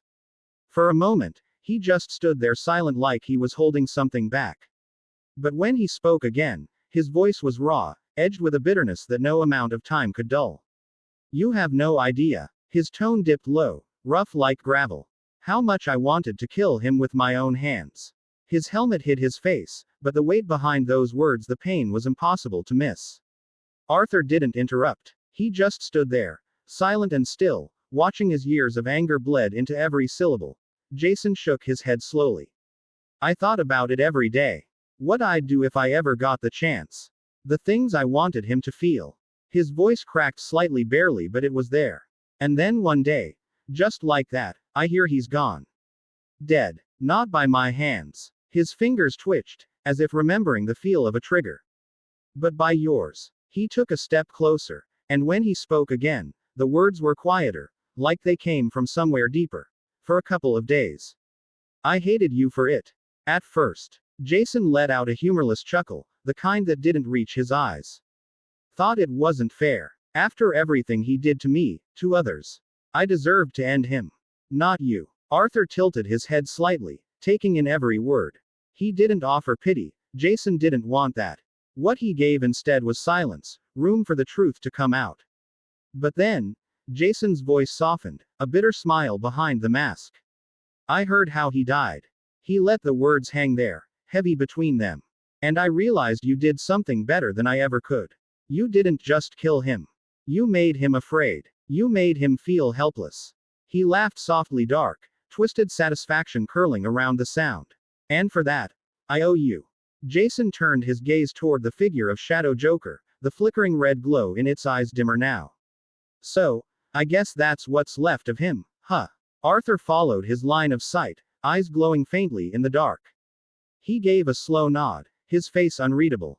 It's impressive, Arthur said, his tone calm but edged with genuine curiosity, that you actually managed to find him and defeat him. Jason let out a dry chuckle, rolling his shoulders. Yeah, well, I'm not exactly a tourist. He turned back to Arthur, his voice cooler now, more like himself. Rumors started spreading some kind of dark ghost-like Joker, hitting the streets. And when it comes to anything with that freak's name attached, I don't play games. Arthur's eyes narrowed, the eerie blue glow dimming slightly as he took a slow step closer. His voice was low, calm, but edged with cold amusement. You baited me here. It wasn't a question. So, what do you want? I can already tell this isn't just a friendly meet and greet. Jason tilted his head slightly, folding his arms across his chest. Sharp. No wonder Bats doesn't like you. He let out a short, humorless chuckle. Yeah, I want something. Arthur didn't respond immediately. His gaze lingered on Jason cold, calculating waiting. Jason took a step forward, his tone shifting still casual, but there was weight behind his words. You're a smart guy, Arthur. You probably already figured it out. I wouldn't waste my time on some ghost hunt if I didn't have a bigger problem. He paused, letting that sink in before adding, and trust me, it's a big one. Arthur raised a brow. I'm listening. Chapter 64 Team Up offer. Jason exhaled sharply, glancing around the wrecked warehouse. Yeah, well, not here. Your little, dark lord, entrance probably lit up every freak in a 5-mile radius. His voice dripped with sarcasm. So, unless you're trying to get the whole Bat squad on our asses, I suggest we move. Arthur's smile thinned, a flicker of amusement dancing in his cold, blue glowing eyes. HMPH. All right then. Still, he gestured toward Kaisel without a word, the massive wyvern melted into his own shadow. Lead the way, Hood. Jason didn't wait, turning on his heel and disappearing into the night with the kind of effortless, predatory grace only a trained killer could manage. Arthur followed, his boots hitting the cracked pavement without a sound. They traveled in silence, cutting through Gotham's filth-ridden alleys and half-abandoned streets. The city was restless, sirens wailing in the distance, the tension like always. But Jason moved like a shadow, weaving through the underbelly of Gotham with ease. Eventually, he stopped in front of a crumbling apartment building, boarded up windows, graffiti covering every surface, the faint stench of mildew clinging to the air. Jason kicked the rusted door open with his boot. Welcome to the palace, he muttered, his voice dripping with mockery. He flicked on a dim, flickering light, revealing a wreck of a living space, half-scorched furniture, empty beer bottles, scattered gun parts, and a corkboard on the far wall covered in files and blurry surveillance photos. Arthur stepped inside, his gaze sweeping the mess with mild distaste. Jason smirked as he pulled off his helmet, shaking out his dark hair. Oh, not to your liking, Master Arthur. Sorry I didn't roll out the red carpet. His voice oozed sarcasm. Arthur snorted softly, stepping past him. He sank onto a half-broken couch, resting his elbow on his knee while his Prometheum sword leaned against his shoulder. Let's skip the jokes and get to the point. Jason's amusement faded. He dropped into a nearby chair, pulling a sleek black USB drive from his jacket and tossing it onto the battered coffee table between them. Right, he said, his tone tightening. I stumbled onto something, a real shitstorm. And it's bad. His hands clenched into fists. Metahumans, a lot of them, are being abducted and forced to fight in underground arenas. Arthur tilted his head slightly, his expression unreadable. Gotham's always had its share of blood sports. Why should I care? Jason's jaw flexed. These aren't just criminals or rogues, Blackwynd. Some of them are kids. Runaways. Failed experiments. They're using anyone they can get their hands on. Arthur's cold expression didn't waver, but Jason wasn't done. I thought it was just another scumbag operation. Some psycho with too much money and not enough morals. He leaned forward, his tone darkening. So, I did what I do best. I infiltrated one. Tore it apart. But the bastards running it. His lips curled into a bitter smile. They were ghosts. Gone before I got close. Arthur's gaze sharpened. Security was too good. Jason snapped his fingers. Exactly. Too good for the usual mob or rogue outfit. These guys weren't just ex-military or mercs. He leaned back, exhaling sharply. I know government-trained operatives when I see them. And these guys. They were pro-level, organized, purposeful. Arthur's fingers tapped idly against the hilt of his sword, his mind turning. And you think they're still active? Jason scoffed. I don't think they are. I shut down one ring, but there's more. Way more. Someone out there is collecting metas, and they're not doing it for sport, they are collecting data for something. For a long moment, Arthur said nothing. The shadows at his feet flickered, pulsing faintly as if responding to his thoughts. I think I know who they are, Arthur finally said, his voice cold and measured. But I'm not in the habit of playing hero. For a moment, Jason didn't respond. The only sound was the distant creak of the old apartment settling. But when he spoke again, his voice was different, lower, heavier. Personal. A friend of mine is dead. His words cut through the room like a blade. A metahuman. Not a vigilante. Not a criminal. Just a kid who barely knew what kind of power he had.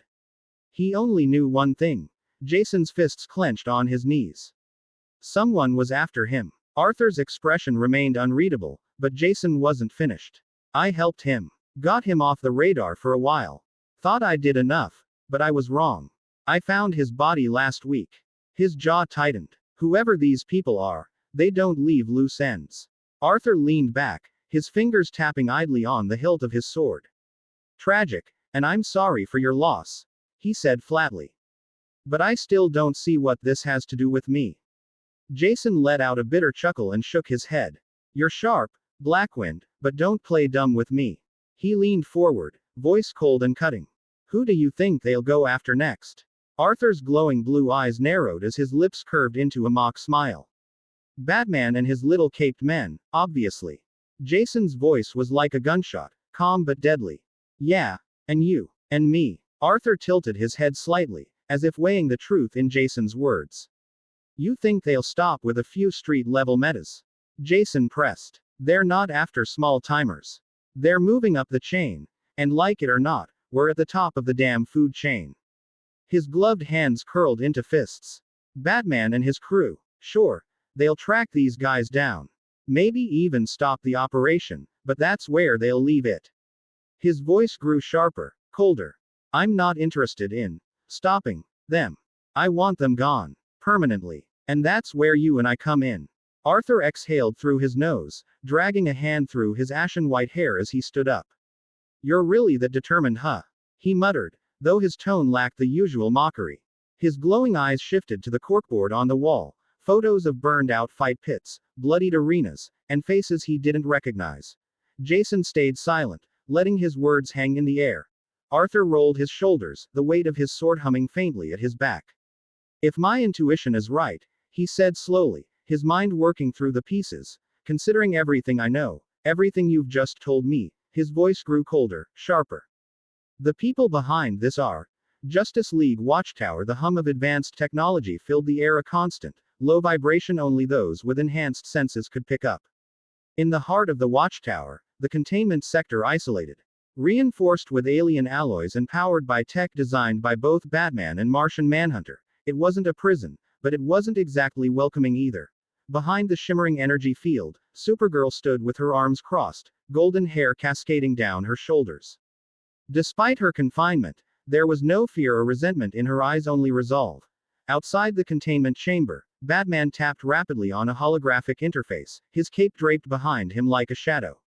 Every keystroke tightened the security, layer upon layer of encrypted locks ensuring Kara stayed put for now. Behind him stood Superman, arms folded, watching with a mixture of concern and disbelief. Wonder Woman, Martian Manhunter, stood nearby, their faces a bit grim. Finally, Superman broke the silence. Is this really necessary, Bruce? His voice was steady, but the tension underneath was impossible to miss.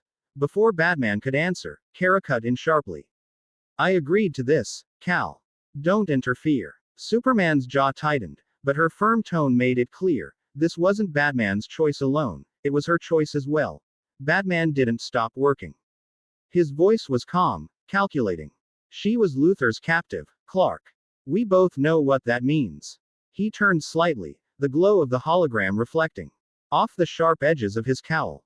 And now, Cadmus, a government-backed project, has a spitting image of her attacking critical targets.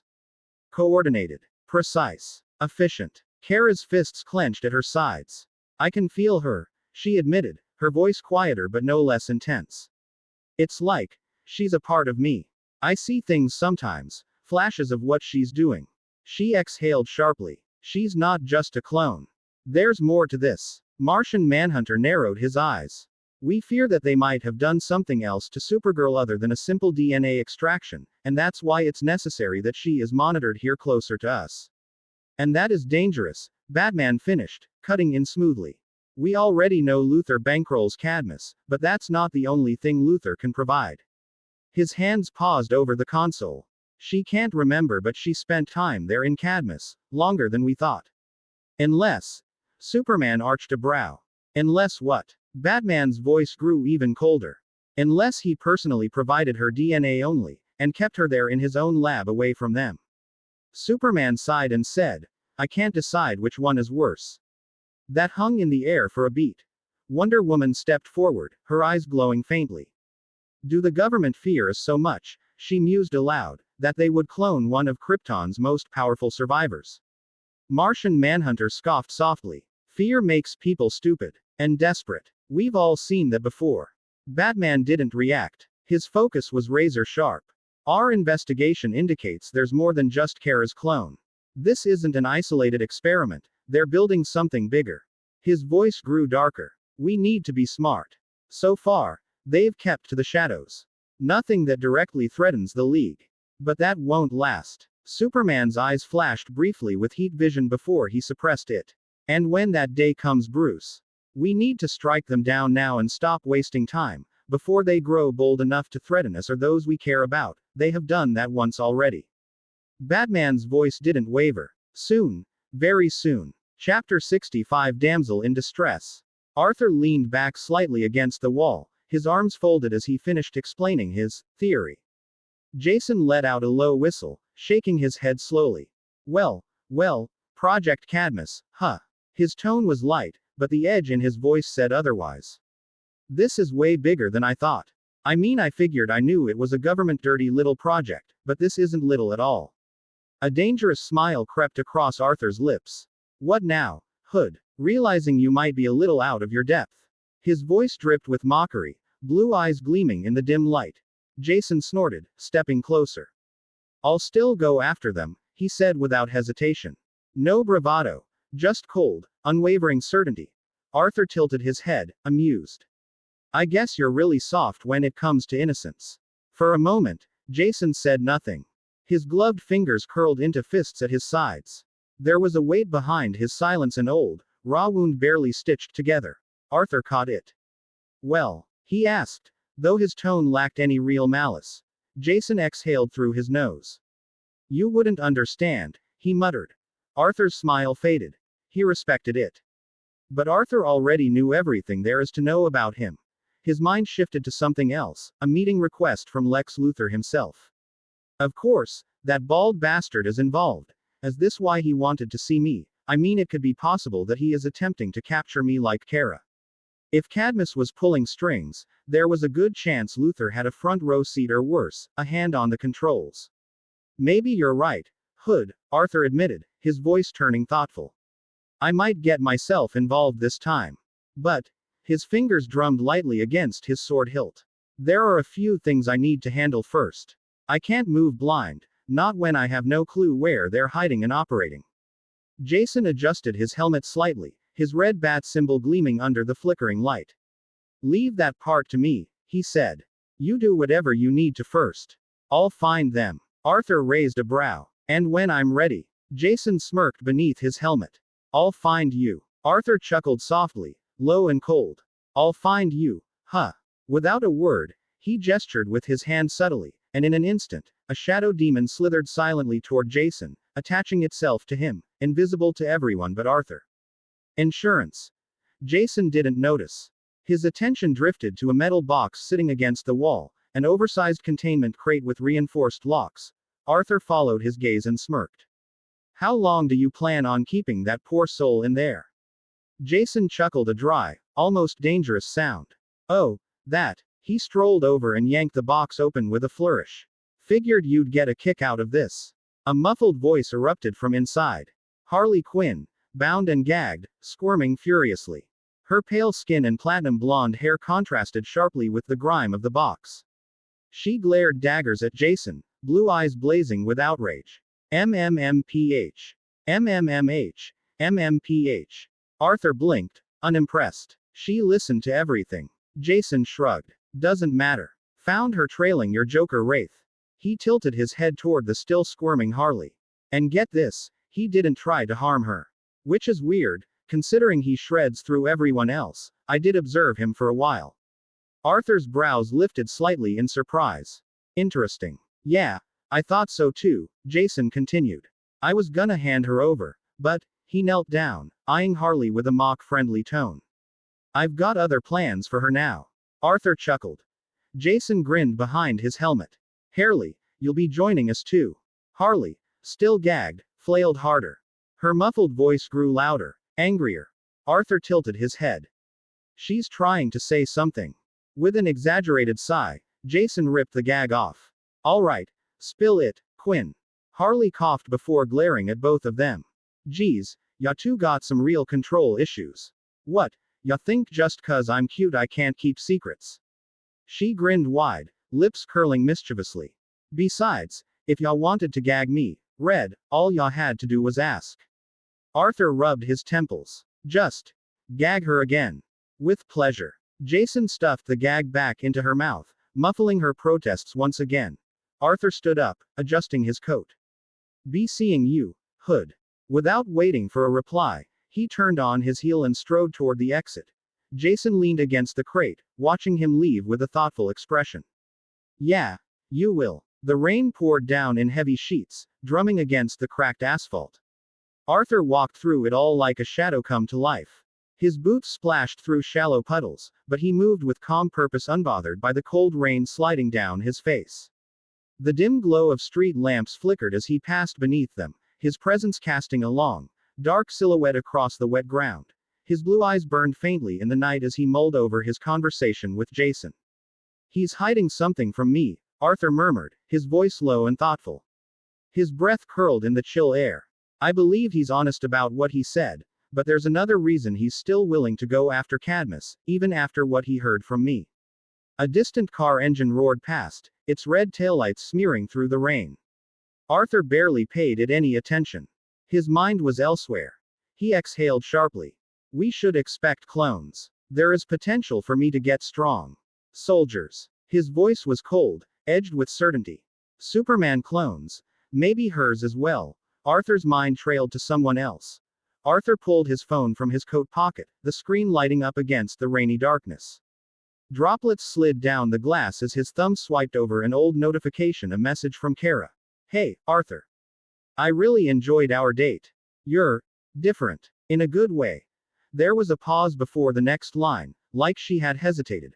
I'd love to do it again sometime, but I've got things to handle first. Don't think I'm running away. I will be back. Promise. A small, almost playful touch at the end. So very her. Confident, but there was something else beneath it, a weight he hadn't caught before. Arthur raised an eyebrow. That's an old message. His voice was low, unreadable, but his mind spun faster. Kara always came off as carefree, bold even, but this was different. Whatever she was dealing with, it wasn't simple. And now, with Cadmus and their clone operations on his radar, let's see where you are now. He slid the phone back into his coat with a flick of his wrist and closed his eyes. The world around him faded. Rainfall, distant sirens, the restless pulse of Gotham all dulled as he reached out with the power thrumming beneath his skin. Like a ripple through darkness, his consciousness surged, following the unseen thread that connected him to the shadow soldier he had quietly attached to Kara days ago. His mind latched onto his hidden sentinel. And then he saw. Through the shadow's eyes, the world sharpened into harsh, sterile clarity. Dim lights buzzed overhead, flickering in a cold, industrial room. Metal walls. Reinforced. A place designed to hold powerful things. Kara stood in the center, bound by energy restraints that crackled faintly around her wrists. Her blonde hair falling over her face. But even like this she was rather calm looking. Arthur's jaw tightened. Found you. His voice was low, edged with frost. But something was wrong. The shadow moved, revealing more of the room. He scanned every inch. No guards, no windows, just heavy containment tech humming in the background. This wasn't some ordinary cell. Arthur's glowing eyes narrowed. Where are you really? He focused harder, pushing the shadow deeper, mapping the area. Layers of reinforced steel, high-tech surveillance. Don't tell me you got yourself captured again. And then it clicked. Luther again, or Cadmus, maybe both. His eyes snapped open, twin orbs of electric blue blazing in the rain-soaked darkness. The cold air around him seemed to shiver with raw power as the shadows at his feet writhed like living things. His lips curled into a sharp, dangerous frown. Exchange. Cadmus. Sublevel. The place was full of sound of machinery, cold, calculated, and pulsing with the energy of experiments too dangerous to ever see daylight. Inside a sleek, high-tech conference room, two of the most dangerous minds in the world faced off across a steel table. Lex Luthor leaned back in his chair, the picture of calm authority. His tailored suit was flawless, the sharp glint in his eyes was anything but patient. He tapped his fingers against the polished surface, measured, controlled, but there was an edge beneath it. A storm waiting to break. Across from him, Amanda Waller stood with her arms crossed, imposing, unyielding. The cold fluorescent lights cast harsh shadows across her face, but her expression was dangerous in its own right. Luthor's voice cut through the air, smooth, arrogant. This new clone needs to be studied further. I'll oversee it myself. There's great potential in this one. Waller didn't blink. Potential doesn't mean a damn thing if you can't control it. Her words were sharp as razors. You've already lost two of our most valuable assets, Project Doomsday and Supergirl. The ones you took without permission. She took a step closer, her presence heavy and commanding. And let's not forget, despite all your brilliance, you spent the last few days running unsanctioned experiments with no results to show for it. Luthor's eyes flashed with irritation, but he smiled. Cold, ruthless. I will get results. His voice dropped to a lethal calm, every syllable coiled with authority. And don't forget, Waller, I'm the one funding this entire operation. I can take whatever I want. The words hung in the air like a loaded gun.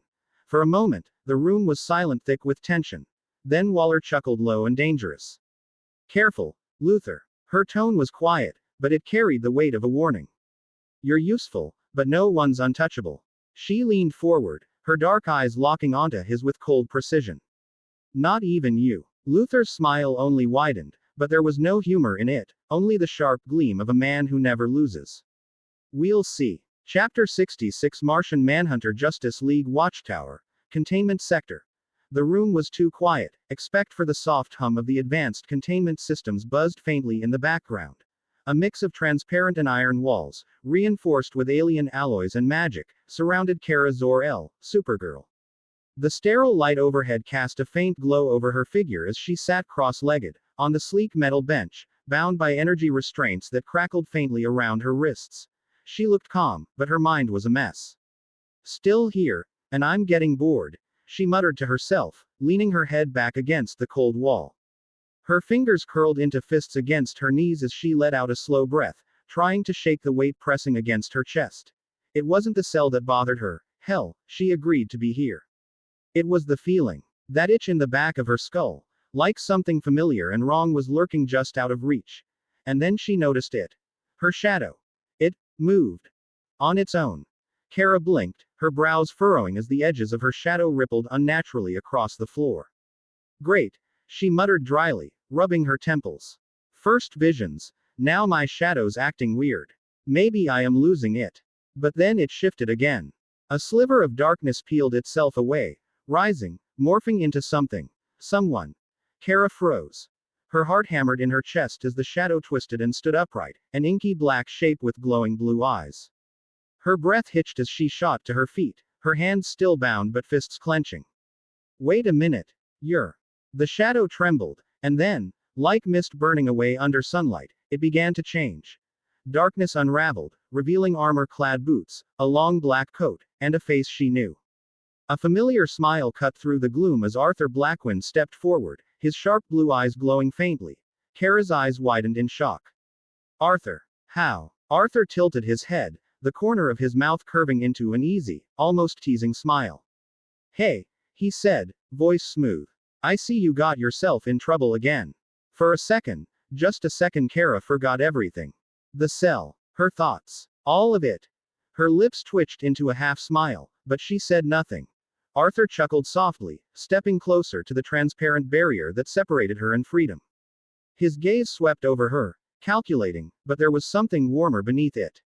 I leave you alone for a bit, and now you're locked up again. TCH. You sure you're a Kryptonian? Her eyes softened just a bit, as she took a step closer to him. You shouldn't be here, Arthur. If they find you. Arthur's smirk lingered as he took a step closer to the transparent barrier, his boots echoing softly against the sleek floor. Let them. His voice was smooth, dangerous. We'll clear them out. Ourselves. Every single one in Cadmus. His fingers traced the edge of the containment field, eyes narrowing as he scanned for a weakness. These binds. Let's get you out of them. Kara sighed, watching him with a mix of exasperation and, beneath it, something warmer. Cadmus. No. Listen. She hesitated for just a second. We're not in Cadmus, Arthur. We're in the Justice League watchtower. Arthur froze mid-step, his focus snapping back to her. What? His voice sharpened, because that didn't make sense. His gaze darted to the sterile room again, suddenly scrutinizing every detail. Then why the hell are you a captive here?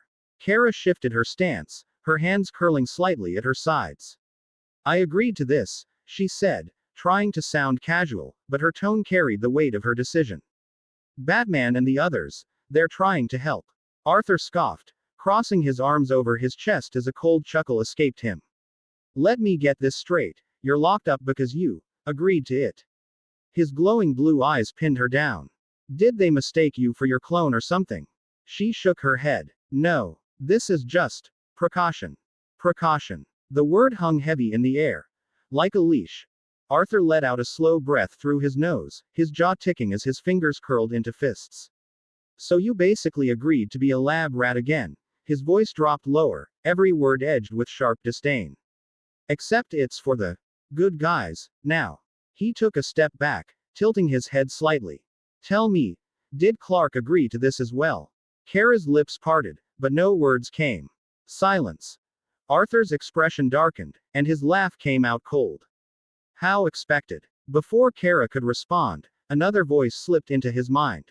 Low, calm, and unmistakable.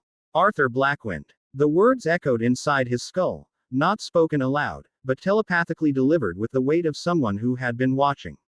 Your intrusion here is bold, but foolish. Did you think you could walk unnoticed in the house of the Justice League? Shit. Arthur's eyes snapped open, glowing brighter as he turned sharply behind him. Martian Manhunter. He stood at the far end of the room, silent, his towering figure partially concealed by the shadows. His blue cape hung heavy against his shoulders, and those glowing red eyes pierced through the darkness. Unmoving. Unyielding. Watching. Arthur tilted his head, meeting Jean's gaze without flinching. Bold. His voice was low, but the confidence in it burned. I call it doing the right thing. The Martian's expression remained unreadable, but his presence filled the room, an unspoken authority that even Arthur couldn't entirely ignore. You risk much, Shadow Wielder, Jean's voice echoed again, calm but heavy with warning. But your concern for her, it is genuine. Arthur exhaled sharply, his usual arrogance slipping for a heartbeat before returning full force. Yeah, well, someone's gotta look out for her. Kara, still behind the containment field alongside Arthur, placed a hand against the barrier, her heart pounding in her chest. Jean's gaze softened slightly as it moved toward Kara before settling back on Arthur. I understand your motives, but breaking into the watchtower is not the way to protect her. Arthur took a step forward, his voice unyielding. Then maybe you shouldn't be locking her up. Jean's voice remained calm but unyielding, a weight pressing down on the room. She must remain here, safely. Arthur's lip curled into a faint frown, sharp and dangerous. And if I disagree? His voice was low, charged with a threat that hung heavy in the air. Arthur, please. Kara's voice softened, barely above a whisper, but there was urgency in it. A plea. Jean's eyes glowed a deeper red. That is not up to you to decide. A cold silence stretched between them until it shattered. With a crackling snap, a long sword, black as midnight, and wreathed in crackling blue lightning, materialized in Arthur's right hand. The air hummed with raw power as the blade hissed like a living thing, dark mist curling from its jagged edge. Arthur turned his gaze back to Kara, his eyes burning a bright blue. I can tell you don't want to be here. His voice was smoother now, confident, unchallenged. And we're getting out. Now. Kara's breath hitched as she took a step toward the barrier. Wait. Arthur. Please. You'll really be in trouble now. Her tone wavered between fear and frustration, but he didn't flinch. His focus was locked on Martian Manhunter, the sword in his grip humming with growing power. Doom. The shadows beneath him twisted as Doom, his towering shadow general, emerged, its crimson eyes gleaming. The sheer weight of its presence filled the containment room, crackling with restrained violence. Arthur didn't look away from Jean, his voice a calm command. Break her binds. Doom moved without hesitation, stepping toward Kara. Its massive clawed hand reached out, and with a metallic screech and a flash of blue lightning, the restraints binding Kara's wrist snapped like brittle glass, and even little pieces of kryptonite fell to the ground. She gasped softly as the weight lifted, her hands falling free, staring at Arthur with wide eyes. Jean still hadn't moved, but the air around him shifted, subtle but dangerous. You do not understand what you are risking. His voice echoed through Arthur's mind, deeper now. Arthur only smiled, his grip tightening on the hilt of his sword. I understand plenty. The blue lightning arced brighter along the blade's edge. The real question is, are you going to stop me? Jean's crimson eyes burned brighter, an ominous glow as he tilted his head slightly. Without a word, a powerful psychic wave surged toward Arthur, an attack meant to crush his mind like a vice. But nothing. Arthur didn't even flinch. A soft ding echoed in his mind. System notification. Mental attack threat neutralized. He chuckled low and smooth, as he met Jean's glowing gaze. Your greatest weapon. As useless against me, Jean. His voice dripped with confidence, and that cocky half-smile tugged at his lips. Jean's expression didn't change, but there was a flicker of something else beneath his stoic exterior. Confusion. Without breaking eye contact, Arthur raised his hand, his fingers twitching ever so slightly. The air around his palm warped, unseen tendrils of power snaking out toward the shimmering energy barrier of the containment room. Ruler's authority hummed to life, an invisible force bending to his will. The room trembled as the pressure grew, a faint blue light pulsing around his fingers. The energy barrier flickered, cracks spidering across its surface as Arthur's grip tightened. Kara's breath hitched. Arthur, how are you doing? Crack. With a final, effortless twitch of his fingers, the containment field shattered, pieces of glowing energy disintegrating into nothing. The air rippled in its wake as if reality itself had been bent beneath his will. Arthur took a slow, deliberate step forward, his sword still crackling with lightning at his side. His shadow stretched unnaturally behind him, curling like it had a mind of its own as he approached Martian Manhunter. The distance between them closed, two unstoppable forces standing face to face. No hard feelings, Jean, and I really don't wish to fight you, but we are leaving whether you like it or not. Arthur's voice was calm, but beneath it lay an undeniable edge, a promise of violence. Jean Jones regarded him with something else now, not just caution. Respect. Chapter 67 Arthur vs. Martian Manhunter. Kara's voice cut through the rising tension. Jean, no. Not you too. Her plea hung heavy in the air, but Martian Manhunter had already shifted into a battle stance, his towering frame tense and ready. His glowing red eyes burned with restrained power as the atmosphere grew charged, two titans on the verge of collision. Arthur didn't hesitate. With a flick of his wrist, the Demon King's longsword howled to life, a long, obsidian black blade, pulsating with electric energy. The crackling storm around it intensified as he swung it in a vicious arc. Boom. A storm of lightning exploded from the blade, violent streaks of blue and violet storms tearing through the air, screaming toward Jean with enough force to rip through reinforced steel. Jean blurred, gone in a flash of green. The lightning slammed into the containment room walls behind him, shattering panels and leaving a trail of smoking ruin. Arthur's eyes narrowed. Fast. Jean reappeared behind him, silent and precise, a massive green fist swinging for Arthur's head. Arthur twisted, ruler's authority flaring to life.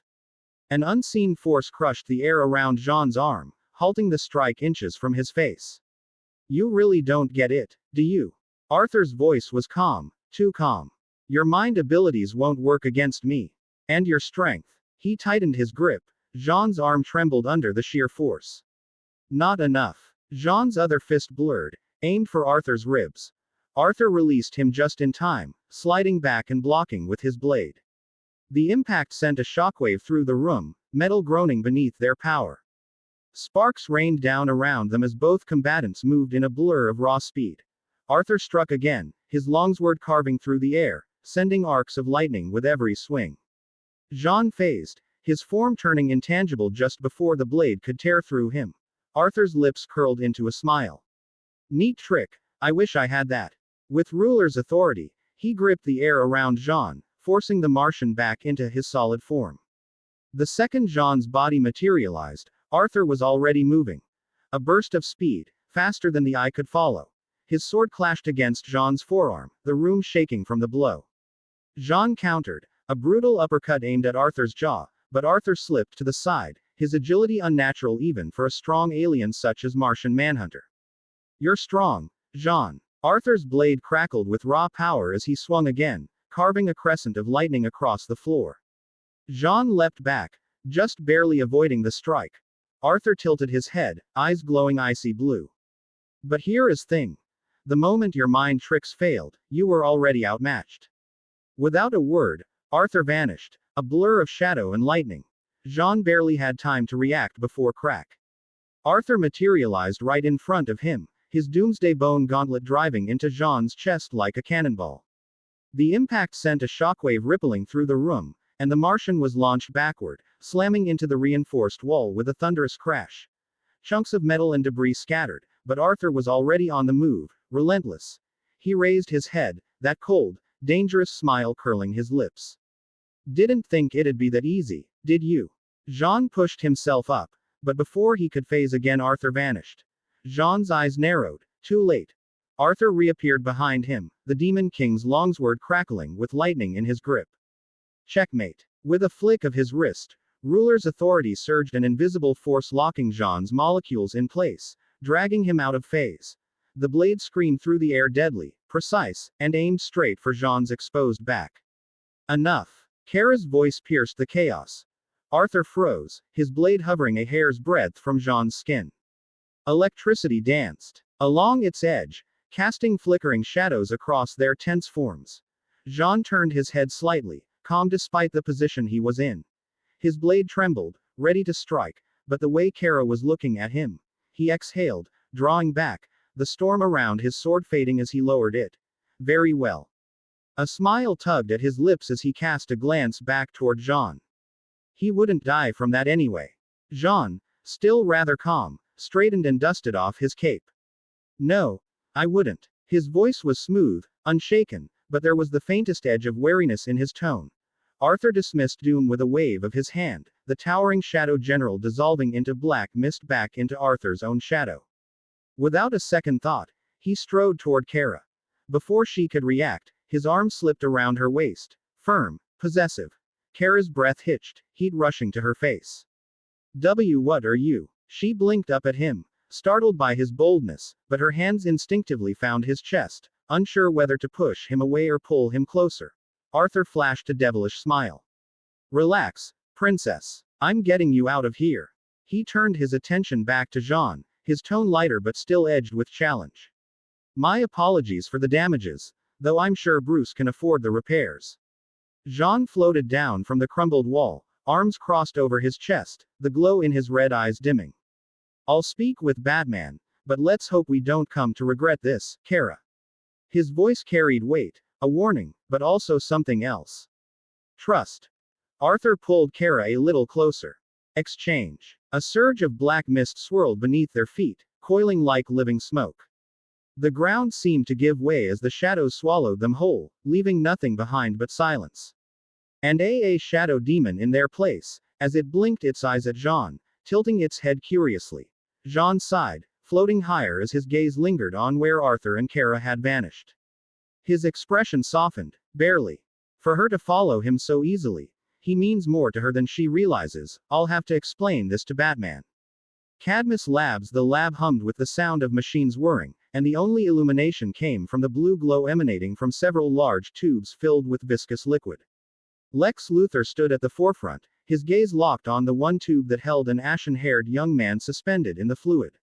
His brow furrowed, deep in thought, fingers tapping against the metallic surface of a nearby console as his mind churned. Dr. Emil Hamilton, standing beside him, adjusted his glasses with a sigh before speaking, his tone tinged with skepticism. This is rather strange, Lex. This particular DNA shows nothing special.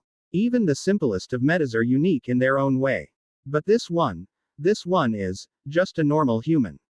Lex didn't immediately respond, his eyes narrowing as he leaned in closer to the tube, examining the figure inside with an intensity that could burn through steel. His jaw clenched as Emil's words echoed in his ears. Why are you so convinced this will work somehow?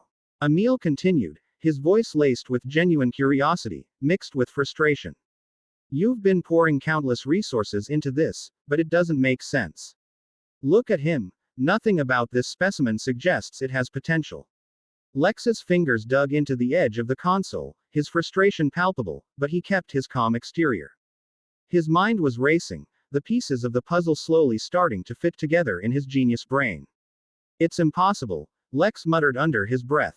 It can't be just normal. My theory. It will only appear once the clone is fully developed and ready to be awakened. Then, I'll monitor his growth. It will take a few days, but I know it will work.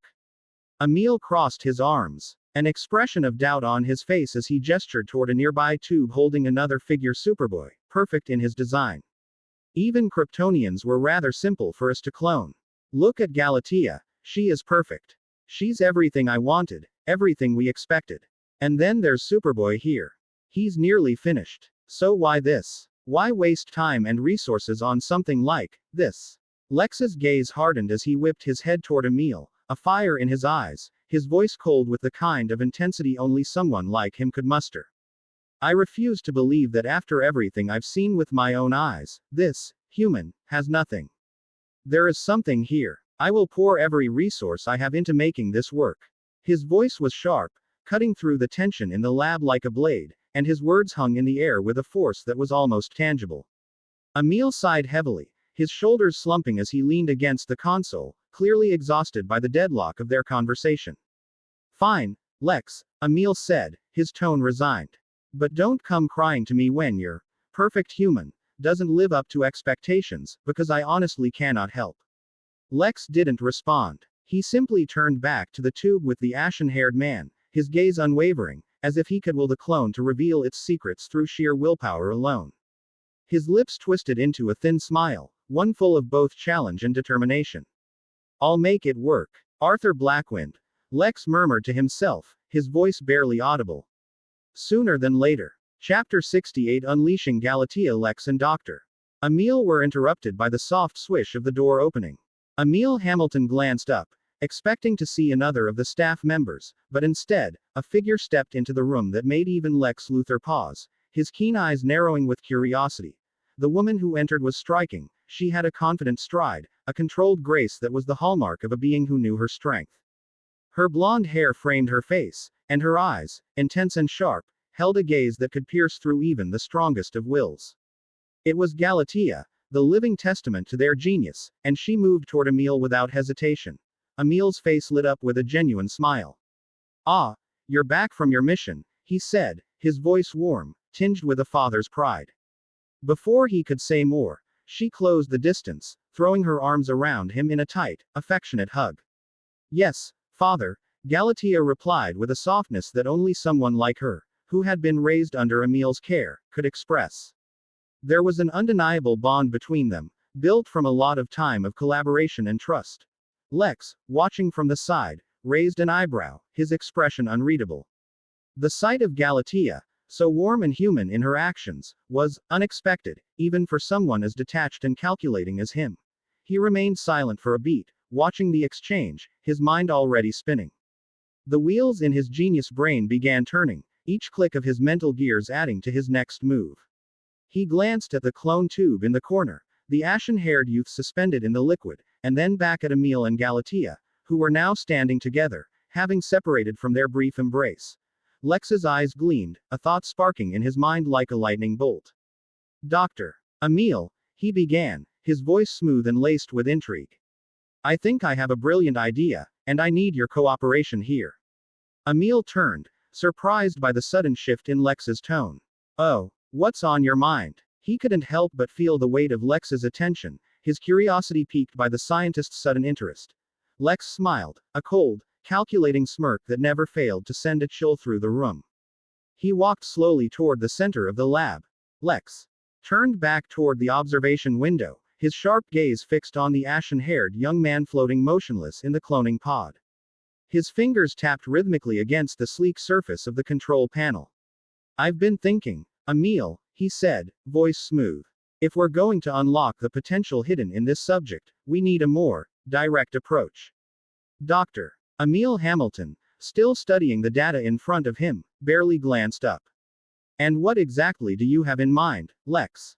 His voice held a note of caution, a scientist first, always wary when Luther's ambitions grew too bold. Lex turned, his expression unreadable save for the faintest curl of a smile. "I want to send Galatea on a mission. Off the record, beyond Cadmus oversight. There's someone out there who holds the key to perfecting this DNA, and that is the parent of this particular individual." He gestured toward the clone, his meaning heavy in the air. Emil's head snapped up, his brow furrowed in disapproval. "Absolutely not." His voice was firm, unyielding. "Our mandate is to protect humanity from the rising threat of metahumans, not abduct innocent people. This crosses a line, Lex, even for you." Lex chuckled softly under his breath, a sound devoid of warmth. "Innocent." He tilted his head, eyes gleaming with cold calculation. "Spare me the morality speech. You've seen the footage. You know as well as I do, this individual is far from normal." A tense silence hung between them as Emil processed the weight of Lex's words. Footage of a person whose abilities defied conventional understanding. And if Lex's theory was correct, their parent genetic code might hold the missing piece to stabilizing and unlocking the dormant power within the ashen-haired clone. "Even so," Emil said after a pause, his voice quieter but no less firm, "we're not mercenaries, Lex. What you're asking." He shook his head. "There's no coming back from it." Lex stepped closer, his smile fading into something harder. "I didn't fund Cadmus to play it safe, Doctor. While you hesitate, others grow stronger. Heroes. Gods, tearing down the natural order."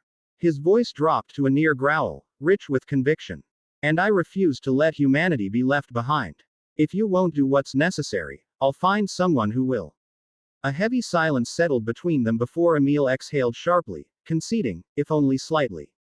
"Fine." He turned to Galatea, who had been standing quietly throughout the exchange, watching with unwavering focus. "If you're going to do this, you'll do it my way. No collateral damage. No unnecessary force. Understood?" Galatea's lips curled into a faint smirk, an almost playful edge beneath her soldier-like demeanor. "Of course, Father." There was warmth in the title, a reminder that, for all her power, she still valued his guidance. But beneath the surface was a sharp, dangerous willingness to execute the task. "I'll bring them here. No one will know." Lex clapped his hands together, the sound echoing through the sterile lab. "Excellent. I knew you'd see reason, Emil." He pivoted back toward the cloning pod, satisfaction gleaming in his eyes. "With the parent in our hands, it's only a matter of time before we unlock everything hidden inside our little mystery here." Emil lingered a moment longer, his mind weighed down by the decision. He knew that once Galatea left, there would be no reversing course. But as much as he hated to admit it, if Lex was right, if this could work, it would be a huge progress. "Be swift," he said quietly to Galatea, his voice softer now. "And be careful." Galatea gave a short nod, her confidence unwavering. "I always am." Gotham rain slicking down the windows of Blackwynd Manor, casting fractured reflections across the polished marble floors. Inside, the atmosphere was warmer. Arthur's estate was an elegant fortress, dark wood paneling, towering bookshelves, and a roaring fireplace that cast golden embers flickering across the room. And right in the center of it, Arthur and Kara still stood close, the last traces of shadowy mist fading around their feet. Kara awkwardly slipped out of his embrace, brushing a stray lock of hair behind her ear. Her usual confidence faltered for just a moment as she took a step back. Arthur, ever the picture of ease, leaned against the nearest leather armchair and flashed a smirk. "Welcome to my house," he said, voice smooth, almost teasing. Before Kara could respond, a refined voice cut through the air. "Welcome back, Master Arthur." It was George, Arthur's ever dignified butler. Dressed in a crisp black suit, he stood by the entryway with the air of someone who had seen far stranger things but still maintained a flawless composure. His eyes, however, didn't miss the lingering tension between them. Kara blinked, startled by his sudden appearance. George asked graciously. Might I offer you a drink, Miss Zor-El? I'm good. She shook her head quickly, trying to shake off the awkwardness. Arthur, meanwhile, sank into the plush leather armchair, stretching out like he owned the world. I'll take one. George inclined his head. Of course, sir. With quiet efficiency, he vanished into the next room. Kara folded her arms across her chest and sighed. You know they're going to be pissed that I left. Her voice was firm, but there was an edge of concern beneath it. Arthur only raised an eyebrow. Let them. She huffed, taking a few steps closer. And for the record, I really didn't need saving back there. George returned precisely on cue, silver tray in hand, and placed a vivid, fruit-colored cocktail in front of Arthur, complete with a curly straw and a cheerful slice of pineapple. Arthur's fingers paused just before touching the glass. His eye twitched. Really? George, the very image of refined calm, adjusted his cuffs. Alcohol at this time of day, sir? I'm afraid not. Arthur leaned back, pinching the bridge of his nose. George, without missing a beat, George added smoothly, besides, you are still rather young, sir, and we have a guest. Kara blinked, looking between them. Arthur waved a hand dismissively. All right. Kara clapped a hand over her mouth, stifling a laugh. Arthur sighed in defeat. Grabbing the glass, he took a long sip, shooting a side eye at George. It's not bad. George bowed slightly, eyes gleaming with quiet amusement. Always a pleasure, sir. George gave Kara a polite nod before retreating to the background once more, though he was undoubtedly still listening. Kara shook her head, still grinning. I like him. Arthur groaned. Unfortunately, I do as well. Arthur took another sip, letting the taste settle before meeting Kara's gaze. Well, back to our topic. You see, Kara, at first I thought you were captured by someone else. But I still would have done the same thing if I knew it was the Watchtower from the start. They don't know the whole situation with Cadmus, but I do. That caught her off guard. Her eyes narrowed slightly. And how exactly do you know more than the Justice League? He leaned forward, elbows resting on his knees, that devilish smile never leaving his face. It's not important how I know. His tone was too casual, too knowing. What matters is, aside from your unusual bond with your clone, who goes by Galatea, by the way, you're perfectly fine. Batman's just being his usual paranoid self made you even doubt yourself. Kara's expression softened for a moment at the name Galatea, before she frowned again. That still doesn't explain how you know so much about them. Arthur chuckled under his breath, taking another sip before setting the glass down. Trust me, I've got my sources. His voice dropped into something colder. They didn't harm me or anything yet, but I'm not waiting for my turn to be another target. Luther doesn't like me. He leaned back, his glowing blue eyes catching the firelight. Cadmus, we'll handle them. I've already joined forces with a certain someone. Kara tilted her head, suspicion flickering across her face. Who? Arthur only smiled. Someone who doesn't particularly like them as well. Chapter 69. A Kryptonian thread. Arthur finished his drink in one swift motion, the glass meeting the table with a soft clink. Without missing a beat, he pushed himself to his feet, the faint glow in his eyes dimming as he approached Kara. Stopping just in front of her, he held her gaze, steady, unwavering. Look, he began, his voice low but firm, all I ask is that you trust me. Kara blinked, taken slightly off guard by the sudden shift in his tone. These guys. Arthur gestured vaguely, as if referring to both the Justice League and Cadmus. They will do whatever they deem necessary to protect humans. They fear us. They think one day we'll lose control, and when that happens, they'd rather destroy us before we get the chance to prove them right, and I really don't blame Cadmus for that. Kara's brow furrowed, her fists clenching at her sides. Excuse me, which side are you on? Arthur chuckled softly, shaking his head. Think about it, he said, stepping closer. Who on this planet could stop Superman if he went rogue? Silence fell between them like a heavy curtain. Kara's defiance wavered, just for a second. Her lips parted, but no words came. Eventually, she settled on the only thing that felt true. He would never, she said quietly. But there was a hint of uncertainty behind her words, even if she refused to admit it. Arthur didn't respond. He just let the silence stretch, his point hanging in the air like a blade. When he finally spoke again, his voice was softer, more resolute. We'll do what's necessary, Kara. Before the League or Cadmus even think about anticipating us.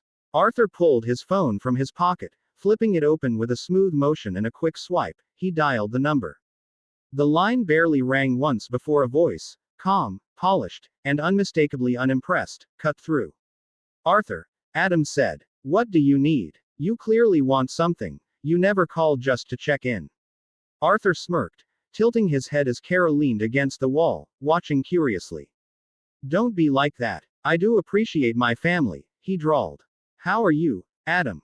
Healthy. Wealthy. Not too evil. A faint sigh echoed through the speaker. Cut the crap. What do you need? Gotham's not exactly a vacation spot, but how's the estate? Is it to your liking? Adam then asked smoothly. I spared no expense. Arthur tapped a finger against the glass table. No. It's very modest. A beat of silence. Then, I knew it. I knew I should have gone with the other property. I can arrange. I'm joking. Arthur cut in, rolling his eyes. It's fine. Honestly, if it was any bigger, I'd get lost. Your humor's still as exhausting as ever, Adam muttered. Anyway, what do you really want? Arthur's smile faded slightly. I need kryptonite, he said, his tone turning sharper. And not raw, I need it in the form of weapons. A sword, ideally. The line went quiet. Arthur waited. Kara shifted uncomfortably at the mention of kryptonite, her brows furrowing, but she stayed quiet. Finally, Adam spoke again, slower this time. Quote. What kind of trouble are you getting into now, Arthur? Nothing too insane, Arthur said lightly, though his expression hardened. Adam let out a slow breath. You know, kryptonite usually has two purposes, either experiments, or fighting a Kryptonian. His voice lowered. Which one is it? Arthur hesitated for a fraction of a second. Let's just say you're not far off the truth. I need it as soon as possible. I should say no, Adam muttered, though the familiar hint of resignation colored his voice. But, I can't refuse you, can I? I'm at home, but I'll put our science team on it.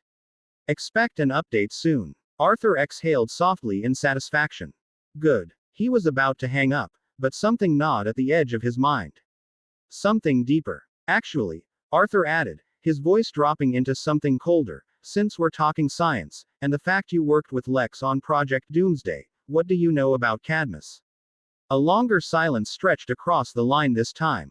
For the first time, Adam's calm demeanor cracked. How do you know that name? Adam demanded, his voice harder now. Arthur's jaw clenched. Just answer me. Another pause. Then, reluctantly, Cadmus is a government project. Highly classified. And yes, we've had dealings with them. But it's above board. This isn't some underground, shady thing like our Doomsday contract with Lex.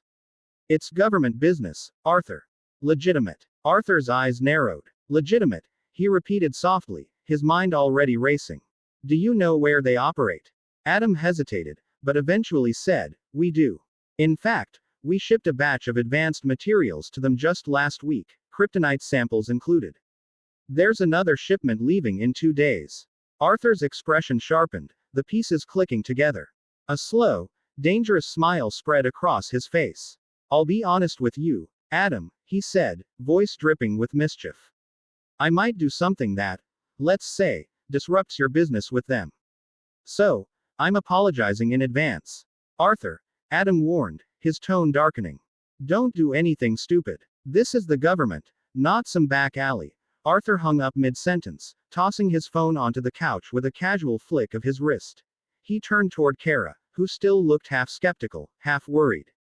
The faintest smirk played on his lips as he met her eyes. I've got a plan, he said smoothly. And you're coming with me. Kara crossed her arms, lifting a brow. Should I be worried? Arthur's smile grew wider, his eyes flashing with icy confidence. Probably. Watchtower. Observation deck. John Jones stood motionless, his crimson eyes glowing faintly as he hovered before a holographic display. Streams of data scrolled past, satellite feeds, surveillance logs, and a blinking alert marking Kara Zor-El. His expression, as always, was calm, but beneath the surface, concern simmered. A secure line buzzed softly in his ear. Batman. As punctual as ever. Report. The Dark Knight's voice cut through the silence, sharp, cold, and without patience. Jean's tone remained smooth and even. Supergirl is gone. A heavy pause. Then, what do you mean gone? Batman's voice was edged with irritation, though not surprise. She wouldn't just leave. Especially while you were there. She didn't leave on her own. Jean's gaze flicked to a playback feed, rewatching what happened earlier. Arthur Blackwynd came here and took her with him. There was a beat of silence, too long for mere contemplation. Then, and Kara just let that happen. Batman's tone dropped, rough with suspicion. Yes, Jean confirmed. She didn't resist. If anything, she chose to go with him. Batman didn't speak immediately, but Jean could already hear the gears turning in his mind. No need to explain, Batman said at last, voice tight. I know what you're about to say. Jean's brow furrowed slightly. Do you? Batman's tone cooled to something dangerously low. Arthur isn't just some random man, he saves her, she trusts him. Kara wouldn't leave unless he gave her a reason. And if you called me, it means there's more. Jean's expression darkened as he turned away from the holograms. Our data on him, it's wrong or simply outdated. For once, Batman didn't respond immediately. In the silence, Jean pressed on. He's stronger than we believed, Jean said, his voice heavy with certainty. Far stronger than our current data about him. A quiet, tense pause stretched between them before Batman finally spoke again, his voice quieter, but no less commanding. How strong? Jean hesitated, a rare thing for him. I read his surface thoughts before I couldn't do it anymore. What I found was unsettling. The power he holds is beyond simple metahuman classification, but I couldn't dig deeper. Something, or someone blocked me from doing so.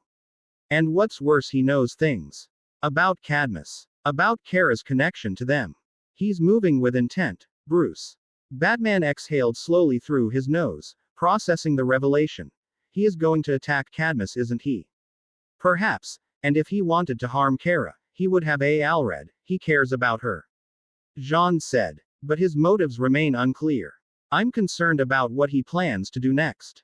A faint sound of shifting fabric came through the line, Batman already moving. I don't like unknowns, Jean, he said, voice like a blade cutting through the dark. And I definitely don't like it when someone I can't predict takes an interest in matters we are involved in. He is reckless. Jean inclined his head slightly. I share your concern. Another silence, taut and cold. Then, I'm coming up, Batman said. He is doing what Clark wanted to do. I'll infiltrate Cadmus with some of the Justice League members, before that idiot wreaks havoc.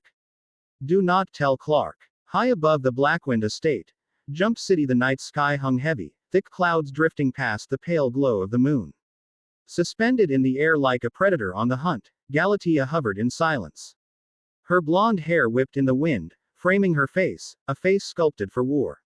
Arms folded over her chest, her sharp blue eyes burned down at the sprawling estate below, a fortress of wealth and legacy. She scoffed.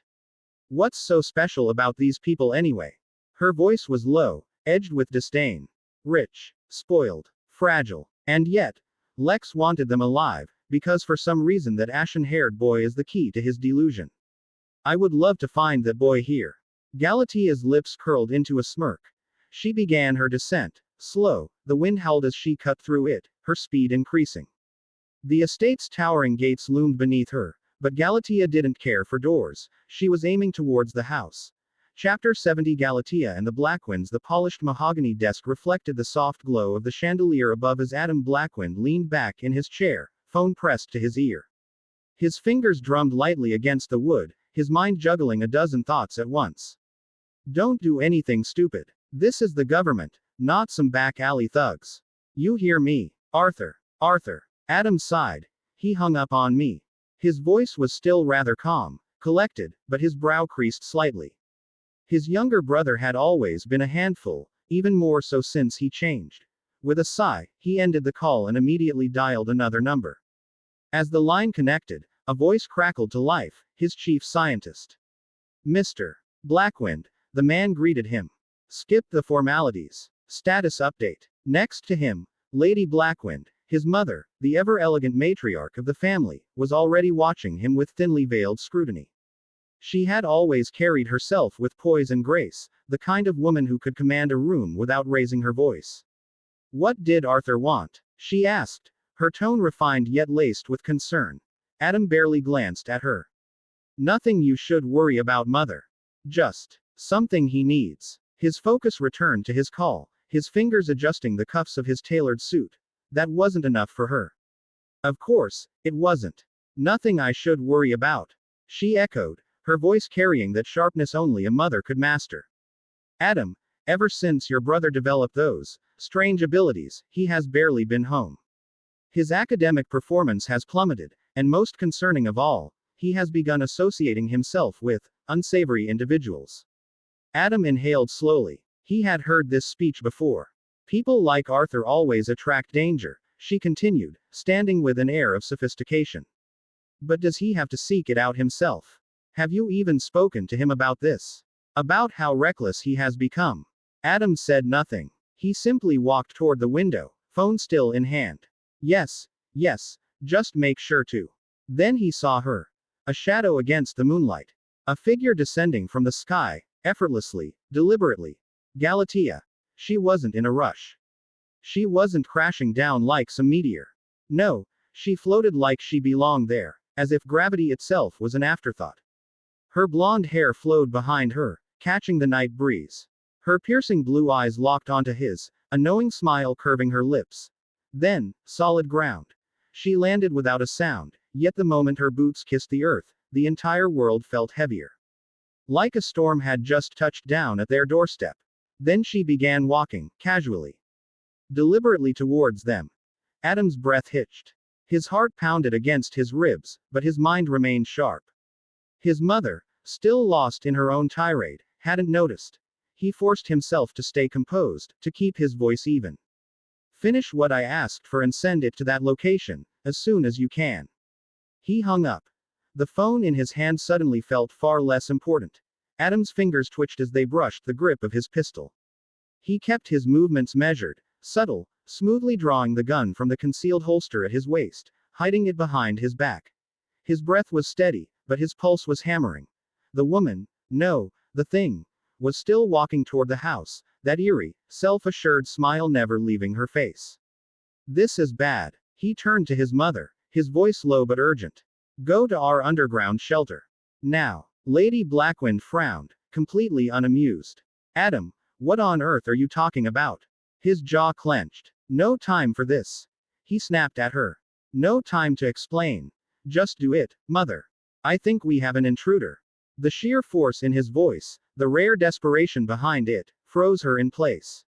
Adam Blackwynd was a man of control, always composed, always logical. But this was fear. She didn't argue after that.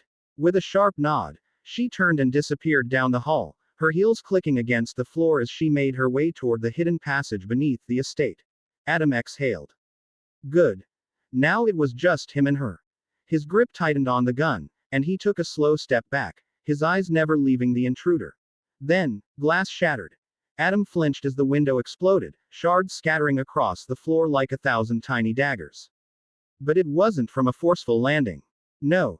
She had just walked through it. Galatea hadn't even hesitated. She had simply kept moving, letting her body tear through the window and the wall like they were made of paper. The reinforced stone barely slowed her down. She walked through it, the structure cracking, splintering, and then collapsing around her like sand.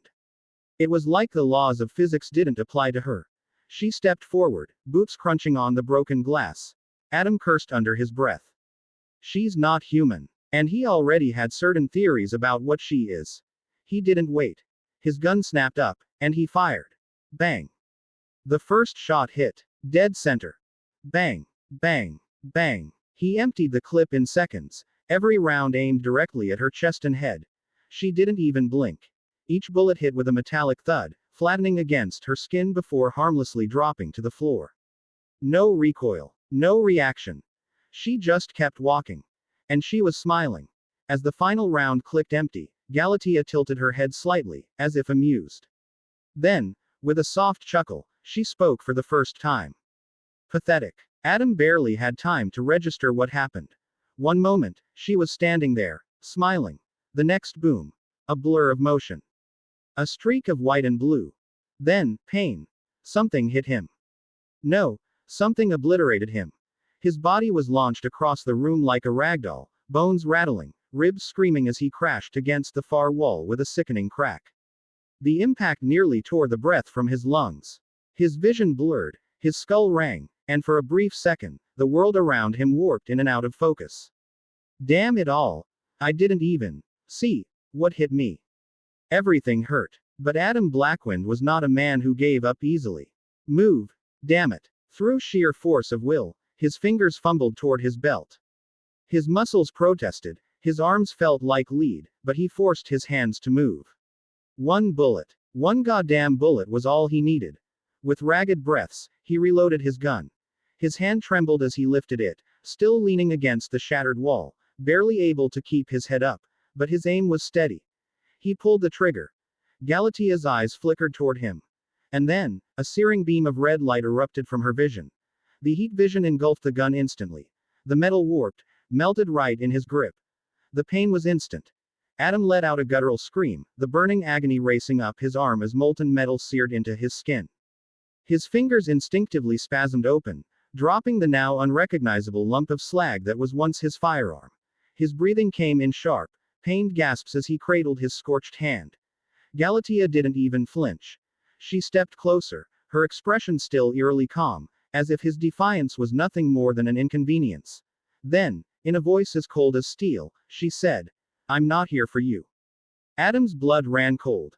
Galatia's gaze shifted, her glowing red eyes dimming as she turned her attention away from him. She inhaled slowly, her super senses sharpening. And then she found what she was looking for. A slow, satisfied smirk tugged at her lips. "There you are." Adam's heart sank. No. No. No. No, he's mother. Galatia had found her. Damn you. No. Wait. Adam pushed himself forward, every instinct screaming for him to move, to stop her. But it was already too late. Without hesitation, Galatia shot downward, her sheer power cracking the floor beneath her as she launched herself through it. The marble shattered like brittle ice, sending debris flying in every direction as she descended straight into the underground shelter below. Straight to his mother. The underground shelter was silent, a vast, dimly lit space hidden a bit deep beneath the estate, built to withstand wars, natural disasters, and even metahuman attacks. It wasn't built for her. Galatia descended like a phantom, her presence alone making the air feel heavier. Lady Blackwynd stood frozen. Her regal posture remained intact, but her hands trembled slightly at her sides. Shock. Disbelief. A quiet horror. Galatia touched down lightly in front of her, her piercing blue eyes scanning the older woman with clinical detachment. Weak. Fragile. Mortal. And yet, Lady Blackwynd's lips parted slightly. Her gaze softened ever so slightly, as if she were staring at something, someone, she knew. "Kara," she whispered. Her voice carried a mixture of awe and horror, her expression flickering between emotions. Her eyes blinked rapidly, trying to process what she was seeing. For a split second, something flickered in Galatia's gaze. Then, her expression hardened. Her brows furrowed, and her lips curled downward into something akin to disgust. She grabbed Lady Blackwynd's arm, tight, unrelenting. "Wrong." Her voice was cold, flat, an edge of annoyance. She yanked the woman effortlessly off the ground, holding her as if she weighed nothing. Then, with a single push from her feet, Galatia soared upward, dragging her captive along. The estate started to shrink below them. The wind howled around them, whipping against Lady Blackwynd's face as they rose higher and higher, floating effortlessly above the ruined house. Galatia smirked. "I'm the upgrade." Then, a shiver ran down her spine. Something was coming. Fast. Her instincts flared too late. Boom. Time seemed to slow. A blur of movement, a flash of blue and black. A fist, encased in jagged bone gauntlets, came from nowhere, colliding with Galatia's face with earth-shattering force. The moment of impact was brutal. Her head snapped sideways, her body launched downward at blinding speed. She hit the ground like a meteor. Boom. The entire estate trembled. She bounced violently, her body skidding across the earth, demolishing everything in her path, shattering walls, tearing through the estate grounds, leaving a cratered trail of destruction behind her. The dust settled. The echoes of the impact still reverberated through the land. And Thena's shadow loomed over the wreckage. Arthur landed not too far from Galatea. His boots cracked the ground beneath him as he touched down. His presence was heavy, suffocating, his figure illuminated by the flickering embers of destruction around him. His eyes, glowing, burning with a cold, menacing blue, were locked onto the wreckage where Galatea had landed. His expression was not amused. Not smug. Not even angry. It was dead serious. He exhaled slowly, stepping forward, his tone low and sharp. For someone who was supposed to be the upgrade, why do you look so damn breakable, clone? Chapter 71 Arthur vs Galatea. Before Galatea could retort, a gust of wind rushed past as Kara grabbed his mother midair, landing gently on the ground. She steadied her, concern in her voice. Are you okay? Miss Blackwynd blinked rapidly, her mind struggling to process the blonde-haired superhuman standing in front of her. She studied Kara's face, then let out a slow breath. I suppose you're Kara, and not her. Kara offered a reassuring smile. Yeah, I am. A sharp sound of shifting debris cut through their moment as Galatea stood up from the crater Arthur had just sent her into. She rolled her shoulders, cracking her neck, her piercing gaze locking onto the white-haired young man who had dared to land a hit on her. A smirk curled at the edges of her lips. Oh, so it's you. Her tone was casual, but there was an underlying challenge in it. You're that Arthur. Arthur's glowing blue eyes didn't waver.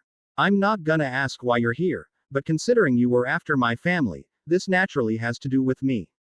Galatea scoffed, placing a hand on her hip. Yes, Captain Obvious. And then she moved. A blur of speed. Before Arthur could react, her fist smashed into his raised forearms, barely giving him time to form a cross block. The impact sent a shockwave rippling through the air. Then, boom. Arthur was launched like a bullet, crashing through the Blackwynd estate's outer walls and vanishing into the distance. Kara's eyes widened slightly. Arthur. Galatea dusted off her knuckles, a smug grin forming. Huh. Thought he'd be tougher. Kara's head snapped toward her, her expression shifting from concern to steely determination. You just attacked an innocent family. Galatea rolled her eyes. Oh, please. Save the self-righteous speech. I didn't kill anyone. Before the tension could snap, the rubble from Arthur's crash site shook. A deep rumble echoed as a figure emerged. Arthur stepped out of the wreckage, dust rolling off his shoulders. His jaw was clenched, his body straightening. Damn. He flexed his fingers, rolling his wrists. She's really not holding back. His glowing blue eyes sharpened. Come out. His shadow stretched and from it two figures emerged, Kaisel and Blade. The elite knight knelt slightly, awaiting orders. Arthur didn't hesitate. Take my mother and brother on Kaisel's back, wherever they want.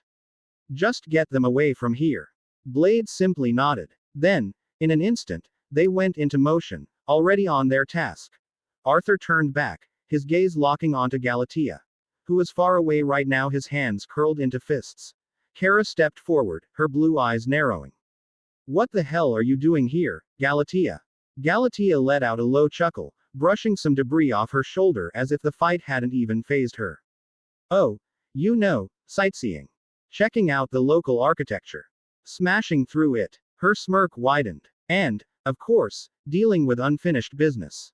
Kara's gaze darkened. Cadmus sent you, didn't they? Galatea tilted her head mockingly. Not quite, but not wrong. She clasped her hands together in fake excitement. You really should have joined a detective agency, Kara. You're almost as sharp as your human pets. Kara's fists clenched. What does Cadmus want with this family? Galatea gave her a lazy shrug.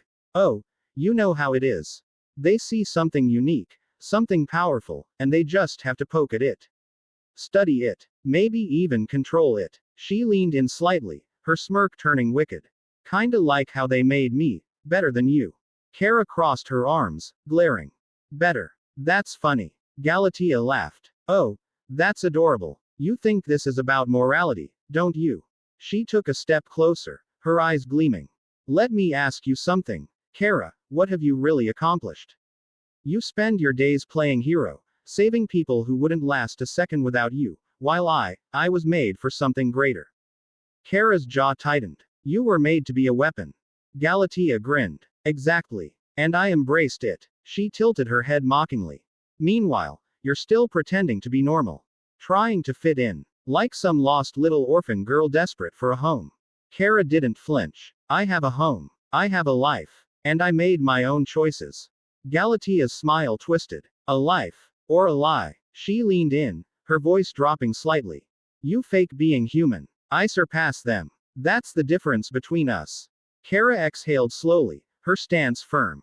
No, the difference is, I choose who I am. You let them decide for you. For the briefest second, something flickered in Galatia's eyes. But then, just as quickly, it was gone. Her smirk returned. Cute speech. Too bad it won't change anything. And then she moved. A sonic boom split the air as Galatia rocketed forward, her fist colliding with Kara's guard like a warhammer.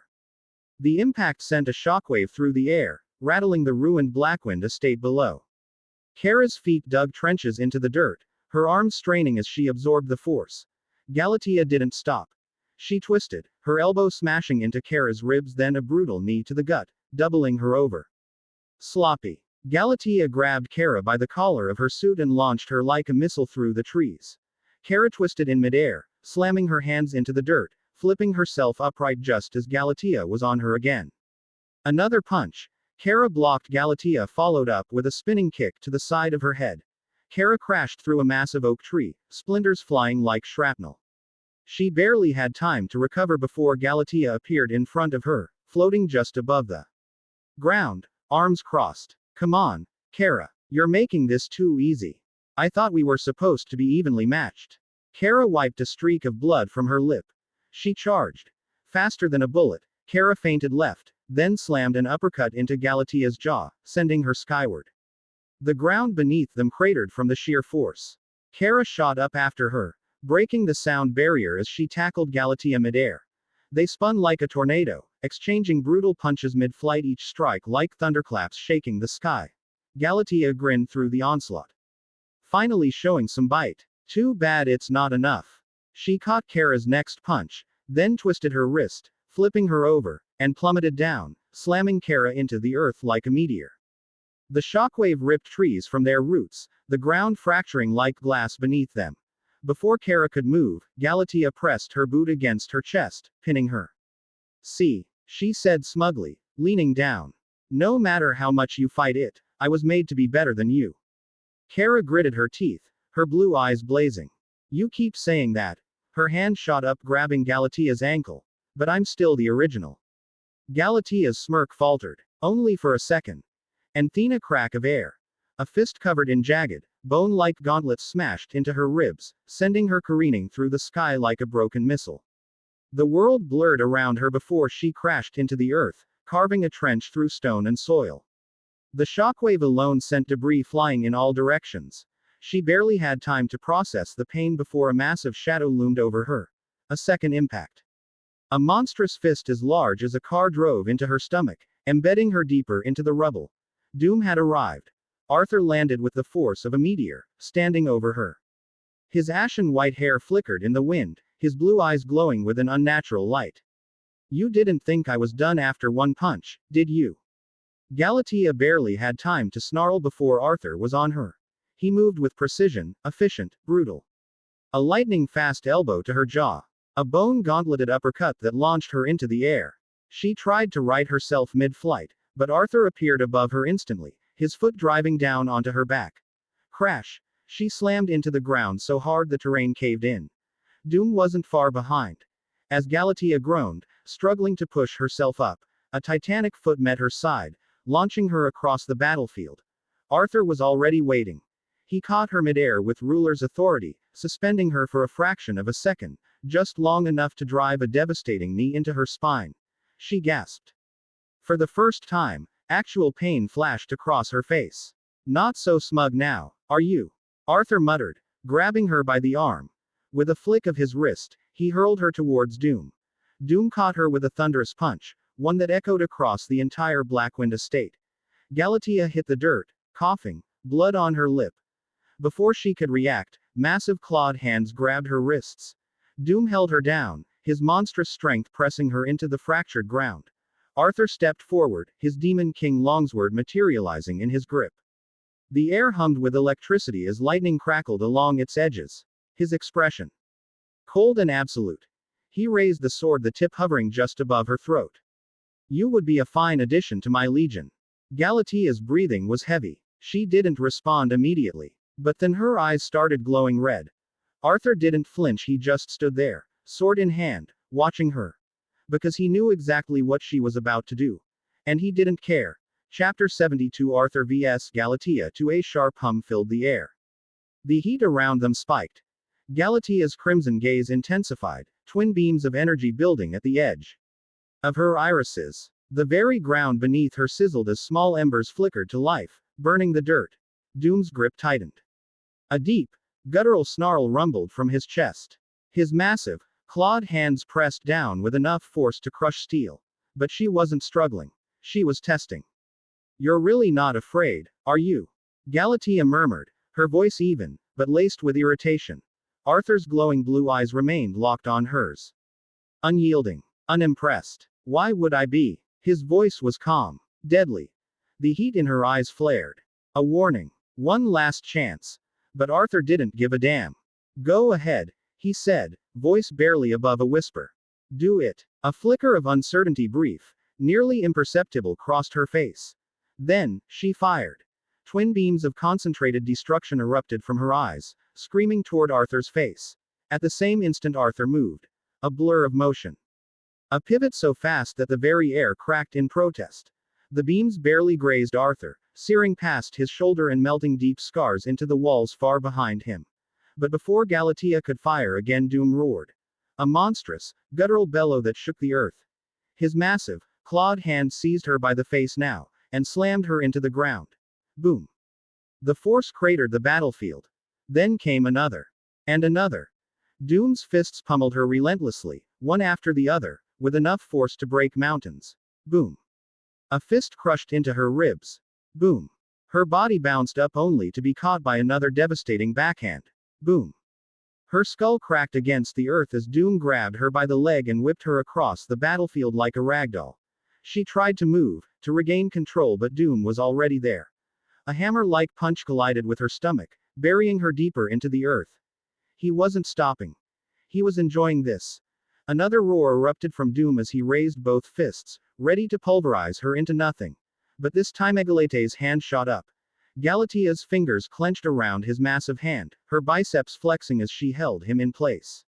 Her teeth were gritted, her expression twisting, not in fear, not in pain, but in defiance. And then, she struck back. Her fist rocketed into his chest, the sheer force sending the towering behemoth hurtling into the sky. Arthur barely had time to register it before Galatea's eyes flashed red. Twin beams of burning heat vision tore through the sky, slicing toward Doom's airborne form. They connected. A direct hit. But Doom was not so easily broken. High above, his body twisted mid-flight. His glowing red eyes locked onto her, and a guttural snarl rumbled from his chest. Then he dove. With both feet aimed downward, Doom descended like a meteor. Boom. His entire body crashed into her like a missile, slamming her back into the earth with such force that the ground beneath them fractured apart, sending shockwaves rippling outward. Dust and debris erupted into the air. Arthur exhaled sharply, raising a hand. That's enough. Doom snorted. His hulking frame was still tense, fists clenched. His chest rose and fell with ragged, eager breaths. He let out a guttural snarl, but he obeyed his monarch. Arthur narrowed his eyes. He's enjoying this way too much. Doom had never met someone who could take his full power and still keep going. Galatea twitched. Blood ran from her lip. But she was still breathing. Arthur rolled his shoulders and stepped forward, his Demon King longsword in his grip, crackling with lightning. He stood over her, raising the blade. Time to end this quick. But just as he swung, a blur of blue rushed past him. Clang. Arthur's sword stopped, stabbed mid-swing. By Kara. Her hand gripped the steel, stopping it inches from Galatea's throat. Arthur. No. Arthur's jaw clenched. You have to be kidding me, Kara. She looked at him, pleading. We don't have to kill her. His gaze burned into her. She's not even supposed to be alive. Kara swallowed, but Arthur wasn't done. They are clones, Kara. Man-made weapons designed to kill us. He pointed at the wreckage around them. The broken ground. The burning buildings. The lives shattered in mere moments. Look around you. His voice was low, dangerous. He gestured to the destruction around them, the shattered earth, the broken walls, the wreckage of their home. Is this not proof enough of what they can do? And I'm sure she's not the only one that was made. Galatea stared at the ground. For the first time, she didn't have a comeback. Something in her expression shifted. Her smirk was gone and she looked conflicted. Kara's voice softened. Still, Arthur, we need to be better than them. Arthur's grip on the sword tightened. Galatea's eyes lowered. Just for a second. A part of her wanted to say something. She just stared. Her fingers clenched into fists at her sides. Something flickered in her eyes. A frown formed. Not anger. Not defiance. Something almost human. It got silent between the three of them. Dust settled. The cracked earth beneath them still radiated with the aftermath of destruction. Arthur stood over Galatea, his sword still humming with energy. His grip was firm, his stance unwavering. Then, slowly, he turned his gaze to Kara. He didn't look angry. Nor disappointed. Just cold. Then, his eyes flicked back down to Galatea. And finally, with a slow, deliberate motion, he lowered his blade. Arthur exhaled. This is your weakness, Kara. Kara flinched slightly, but she didn't back down. Her expression was defiant, determined. From the ground, Galatea chuckled a weak, breathless sound. He's not wrong. Arthur's eyes snapped toward her. His irises burned. A deep, eerie glow of crackling blue energy surged to life, illuminating his face like an angel of death. Then bloodlust. The very air around him became heavy, suffocating as if gravity itself bowed to his wrath. The battlefield darkened under the sheer pressure of his presence. Galatea's smirk faded. Even Kara, who had fought alongside him before, felt a chill crawl up her spine. Arthur's voice was low. Dangerous. Absolute. This doesn't mean I'll forgive this transgression. His eyes locked onto Galatea's, his voice like ice and fire combined. You harmed my family. You desecrated my home. You crossed a line that cannot be undone. I don't care if you were following orders or acting on your own. The next time I face one of you Cadmus-made freaks, his grip on the sword tightened, lightning crackling along its edge. This will be the last time I ever spare anyone. His voice lowered to a growl. Even Superman won't stop me from executing the lot of you. Silence. Kara's fists clenched, her lips pressing into a thin line. She wanted to argue, to reason with him. But there was no room for negotiation in his voice. Arthur's decision was final. But beneath his glare, behind the sharp edge of his words, he was already planning. I'm absolutely not turning a blind eye to this. This was it. His thoughts raced, forming the shape of his next move. You, Galatea, will lead me to Cadmus HQ. I won't wait for Red Hood's intel. I won't sneak in through my brother's shipment. You will be my way inside. A smirk tugged at his lips. It wasn't a kind smile. It wasn't a forgiving one. It was a predator's grin. Galatea, still staring at him from the ground, said nothing. But as she held his gaze, her fingers curled into the dirt. Her mind churned with her own revelations. I think I already got what we needed anyway. I have his parents' strands of hair. That should be enough for Lex and father. She inhaled sharply. Her body ached, but her mind was sharp. Calculating. Arthur Blackwynd. Now she understood why Lex wanted his power so badly. Arthur stood tall, his gaze steady, his focus remained on the defiant figure of Galatea, still sprawled on the ground. Her eyes glared back at him, a mix of disdain and frustration, but she wasn't moving. Arthur's eyes flickered to the ground beneath her. From the depths of his shadow, a soldier, silent, and phantom-like, melded seamlessly with Galatea's own shadow, unseen by everyone except Arthur himself. Get up, Arthur commanded, his voice cold and precise. And leave, before I change my mind. Galatea's gaze met his, her lips curling into a bitter smile. A flash of defiance remained in her eyes, but slowly, she pushed herself up, her posture regal, despite her fallen state. Her pride, it seemed, would not be broken. Without a word, she lifted herself into the air, her eyes briefly flickering to Arthur. For a moment, it almost felt as if she would say something, anything, but she simply turned and flew off, her silhouette vanishing into the night sky. Kara stood nearby, watching with a frown, though her expression softened as she turned back to Arthur. She could feel the weight of the decision, and a quiet understanding passed between them. You did the right thing, Kara said, her voice firm but laced with something softer. You didn't stoop to their level. We will deal with them soon enough and shut them down once and for all. Arthur didn't respond right away. He was still processing the moment, the choices made. It had been tempting to finish it, to wipe her out and make her an eternal servant, but he had something else in mind. Yeah, Arthur finally said, his tone heavy with resolve. I know we will. He paused, his eyes narrowing slightly as he looked toward the horizon, as if seeing something far beyond the distance. We need to get back to Gotham first, meet someone, and then we plan our next move. Kara nodded, but before she could speak again, a sudden shift in the air caught her attention. A group of figures materialized before them, emerging from the shadows like phantoms, cloaked in darkness. Then, one of the figures spoke, their voice deep and unmistakably familiar. Arthur. The voice carried a weight, a recognition that set off an immediate shift within Arthur. He sighed heavily, almost as if he had expected this moment and them to appear, but didn't want to deal with it. His eyes locked onto the group, his stance remaining unflinching, though his mind was already racing. With a calm but firm tone, Arthur spoke, his voice dripping with irritation.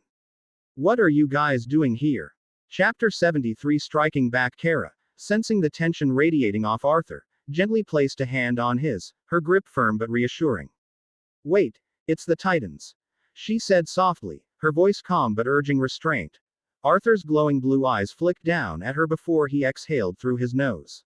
His stance relaxed just slightly. I know, he muttered, shaking his head. Don't worry, I'm already acquainted with them. Across from them, Raven's eyes slightly narrowed, her hood casting a shadow over her face as she silently observed the scene. But her attention wasn't on the destruction. It wasn't even on the conversation.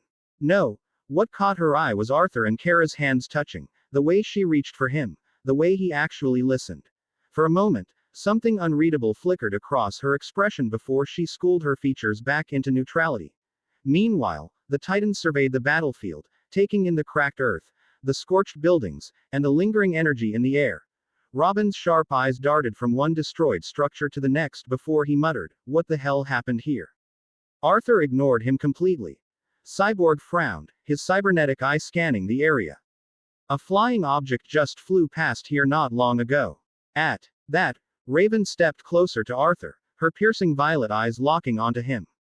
Who did you fight here? She asked, her voice steady, inquisitive, but not prying. Arthur opened his mouth, but before he could answer, a clone. It was Kara who spoke, her voice quieter, strained. She lowered her gaze, her hands balling into fists. My clone. A moment of silence stretched between them. Beast Boy blinked, eyes wide. Wait, you got cloned. Blue Beetle crossed his arms, muttering, okay, that's definitely a bad thing. Cyborg, always the analyst, furrowed his brow, looking between Kara and Arthur. So, she was strong, huh? Arthur scoffed. Stronger than most. His gaze shifted toward Cyborg, eyes sharp. Tell me, Cyborg, are you keeping your teammates in the dark about Cadmus clones, or do you not know either? Is the Justice League keeping secrets even from you? I doubt that. Cyborg exhaled heavily, his mechanical eye dimming slightly. Man, it's complicated. He turned to the Titans. Look, Cadmus has been a problem for some time now. The League has been keeping tabs on them, but it's classified. Even I don't have full clearance to share things with you guys. And if I don't? He gestured at the rest of the team, his meaning clear. Robin stood silent. Arthur smirked, eyes landing on him. Of course, Batman's sidekick already knew. Beast Boy made a face. Dude, seriously, not cool, man. Jamie crossed his arms. Yeah, what the hell, Robin? Robin finally spoke, his voice level but firm. Need to know basis. Arthur rolled his eyes. Classic Bat response. Robin, arms crossed, as he spoke up again. Where is she now? Arthur, do you know why she came here? Arthur's gaze snapped back to him, and for a moment, there was something cold in his expression. You're trespassing again, Arthur said flatly, voice carrying the weight of finality. You should leave. You're a bit late to the party. Silence fell once more. Robin clenched his jaw, about to respond, but Raven walked towards Arthur. He turned to Raven, his expression shifting, quieter. You were right. And I was stupid. Raven arched a brow, arms crossed. About. Arthur sighed. I was too careless. They didn't target me, they targeted my family. I don't hide behind fake names and masks like you guys. That makes me an easy target. If Galatea had been here to kill instead of whatever that was, I would have been too late to do anything about it. Raven's eyes darkened. So, Galatea is the clone's name, she exhaled softly. I can't say I'm happy to be right, not when your family was hurt. But, I'm glad they're okay. Arthur didn't miss the way her gaze flickered toward Kara for a split second. He smirked. Well, I'm gonna strike back. Raven narrowed her eyes. Do you even know where they are? Arthur's smirk didn't fade. No. She studied him. Why do I feel like you're lying? Arthur just smiled. Kara did too. Raven sighed, rubbing her temple. Of course. Arthur stretched his arms. Anyway, you guys would do us in the city a big favor if you cleaned up this mess. Especially you. Jamie or Scarab should be more than useful here. Jaime's eyes narrowed, fists clenching. Oh, screw you, man. Arthur grinned mockingly. Oh, struck a nerve. Jamie took a step forward, but Cyborg held up a hand, stopping him. Arthur just chuckled, turning to Kara. Without hesitation, he wrapped an arm around her, pulling her close into an embrace. Kara blinked in surprise but didn't resist, settling against him. Before anyone could say another word, black tendrils curled around him and Kara, shadows creeping like living smoke, dark mist coiled at his feet. See ya, Arthur said. Exchange. And in an instant, they were gone. Silence hung in the air for a moment. The Titans stared at the empty space they left behind. Then Beast Boy whistled. Phew. Okay. I don't know what's wilder, him vanishing into shadow and leaving this thing behind, or the way he just scooped Kara Zor-El up like that. Jamie scowled. Who cares? Cyborg rubbed his temples. That guy. But Beast Boy's attention drifted elsewhere. His lips curled into a mischievous grin as he slowly turned to Raven. So, he nudged her lightly with his elbow. You see that? 'Cause I saw that. Raven's eyes narrowed. Beast Boy. I mean, I get it. Arthur's got the whole dark and brooding thing going for him, but man, looks like Kara is stealing your. A surge of dark energy flared around Raven. Beast Boy immediately backed up, hands raised. I'll shut up now. Jamie huffed. Good. But Raven didn't respond. Because her fingers twitched slightly. And she was still staring at the spot where Arthur had vanished. Because the image of Arthur disappearing with Kara, his arm around her, his shadows swallowing them whole, it lingered in her mind far longer than it should have. And now, where Arthur had stood moments ago, a single shadow demon remained, its glowing eyes staring silently at the Titans. Cyborg, who had been processing everything a little slower than the rest, suddenly froze. His mechanical eye flickered, and his expression twisted into pure confusion. Wait a damn minute. His voice boomed, cutting through the lingering silence. His eyes darted back to where Arthur and Kara had just vanished, and then it hit him. Hard. That was Kara. Beast Boy blinked. Yeah, and no. What the hell is she doing here with Arthur? She's supposed to be at the watchtower held by the Justice League, she wasn't supposed to leave. A beat of silence. Beast Boy, ever the instigator, leaned in with a smirk. Sounds like someone's about to get in trouble with the big guys upstairs. Gotham. Arthur's estate. The swirling darkness of Arthur's shadow exchange faded as he and Kara stepped into the grand halls of his estate. The Gothic interior was dimly lit, casting long shadows across the polished floors. The scent of old books and faint embers from the fireplace lingered in the air. Kara glanced around before turning to Arthur. What about your family? Arthur exhaled, closing his eyes briefly before answering. They're safe. He opened them, his gaze cold but assured. Still in Jump City, but they're in my brother's tower, protected by two of my strongest shadows. If Cadmus tries something again, they'll be the ones regretting it. Kara nodded, relieved, but before she could respond a voice echoed from the darkness. Smooth. Amused. Indeed, it's time. Arthur's eyes sharpened instantly as he turned, his body tensing. From the shadows of the room, a figure emerged, relaxed, casual, but carrying an air of dangerous confidence. Jason Todd. Arthur's brow twitched. Jason, how the hell did you find this place? Jason, dressed in a leather jacket and jeans instead of his Red Hood armor, smirked. You underestimate me, Blackwynd. He stepped forward, hands in his pockets, his stance effortless. I make it my business to know things. Before Arthur could respond, another voice, calm and sophisticated, interrupted them. Master Arthur, you have a guest. George, ever the composed butler, stepped into the room, his posture immaculate. His sharp gaze landed on Jason before flicking to Arthur for confirmation. Arthur, not taking his eyes off Jason, simply raised a hand. Yeah, George, I can see that. George's lips pressed into a thin line before he glanced between them, then sighed lightly. It appears I have been deceived by our guest Jason here. Arthur smirked. You wouldn't be the first. George gave Jason a slow, assessing look. I shall endeavor not to let it happen again. With that, he gave a polite bow and retreated into the shadows of the house. Jason watched him leave, then let out a low whistle. Classy guy. Makes me wonder how you ended up so. He gestured vaguely at Arthur. You. Arthur rolled his eyes. Kara, arms crossed, looked Jason over. Red Hood. Jason gave her a quick once-over and smirked. Supergirl. Golden child of the League. He tilted his head. Didn't think you were the type to hang around guys like Arthur. Kara raised a brow. And what's that supposed to mean? Jason shrugged. Come on, Blondie. You're all sunshine and hope. Well, he gestured at Arthur. The brooding nightmare man. Bit of a contrast, don't you think? Kara smirked. And here I thought the Red Hood was supposed to be this big scary vigilante. Turns out you just like to run your mouth. Jason chuckled, looking at Arthur. Okay, I see why you keep her around. She's got some bite. Arthur sighed. Jason, are you here to help or just to piss me off? Jason's smirk faded slightly, his eyes hardening. I'm here because I've got intel. If you're serious about striking back at Cadmus, I have a way inside, his voice lowered. You're gonna need me. Arthur met Jason's gaze, his mind already working through the possibilities. Then, with a smirk, he said, funny. I have a way inside as well.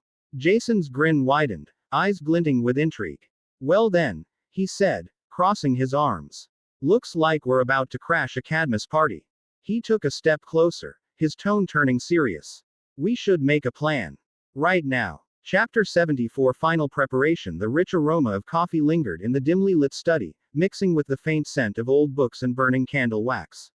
Shadows stretched long against the Gothic architecture of the estate, flickering from the soft, eerie glow of Arthur's ever-present demonic sentinels lurking in the corners. The weight of the impending battle sat heavy in the room, yet the three of them, Arthur, Kara, and Jason, sat in eerie calm, cups in hand. Jason took a slow sip, his eyes sharp and calculating.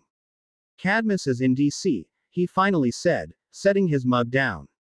Disguised under some no-name research lab.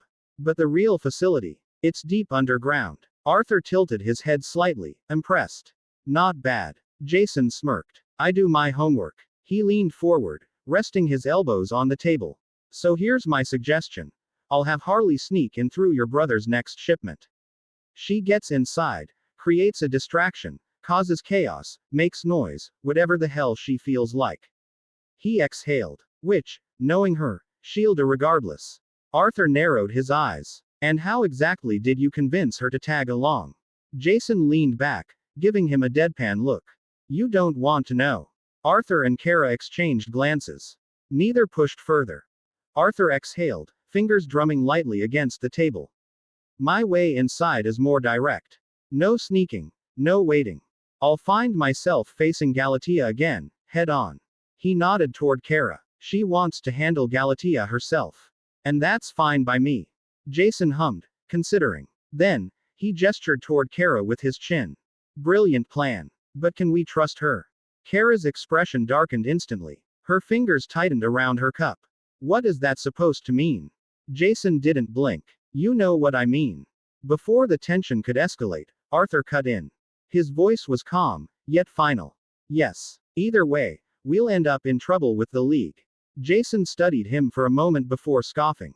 Fine. He took one last sip of his coffee and stood up, stretching his shoulders. As he did, his eyes swept across the room, the ominous demon shadows lurking in the corners, the dark Gothic interior, the towering bookshelves filled with ancient texts. His lips curled slightly. You know, You're not so different from the bat. Arthur's responded calmly. I'm nothing like him. Jason chuckled, shaking his head as he adjusted his jacket. Whatever you say. He walked toward the door, then stopped.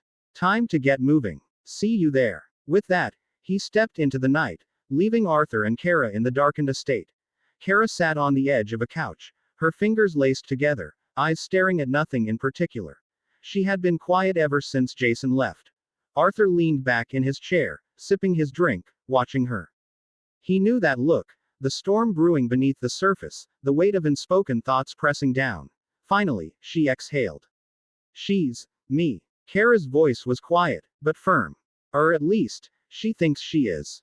Arthur said nothing, letting her speak. She has my face, my powers, but she's hollow. Twisted. Or maybe, she hesitated, jaw tightening. Maybe I'm the flawed one. Maybe she's what I was meant to be all along, ruthless, unshackled, a perfect warrior. The words hung in the air. Arthur scoffed, setting his drink down with a soft clink. That's a load of crap. Kara glanced at him, eyes narrowing slightly. If you're having doubts, don't. Arthur met her gaze, unflinching. By the end of this, she won't be a problem anymore. Kara studied him, the firelight reflecting in her blue eyes. You sound awfully sure about that. Arthur smiled, tilting his head. I just know. Kara hesitated for only a second before stepping forward, wrapping her arms around Arthur in a firm but warm embrace. The weight of everything, the mission, Galatea, the unspoken doubts, seemed to lift just a little as she rested her head against his shoulder. Arthur stiffened slightly, caught off guard. His hands hovered for a moment before he slowly, almost awkwardly, placed them at her sides. Thanks, she murmured against him. Arthur blinked. Thanks. For what? Kara didn't pull away, her voice softer now. I actually really didn't want to stay in the watchtower like that, but I felt like I had no choice. Arthur said nothing for a moment. He understood. The weight of expectation, the feeling of being boxed in, forced to play a role.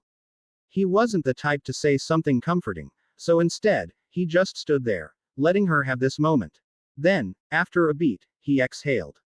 Well, I'm actually tired. We gotta rest, 'cause I'm not pulling any punches against them.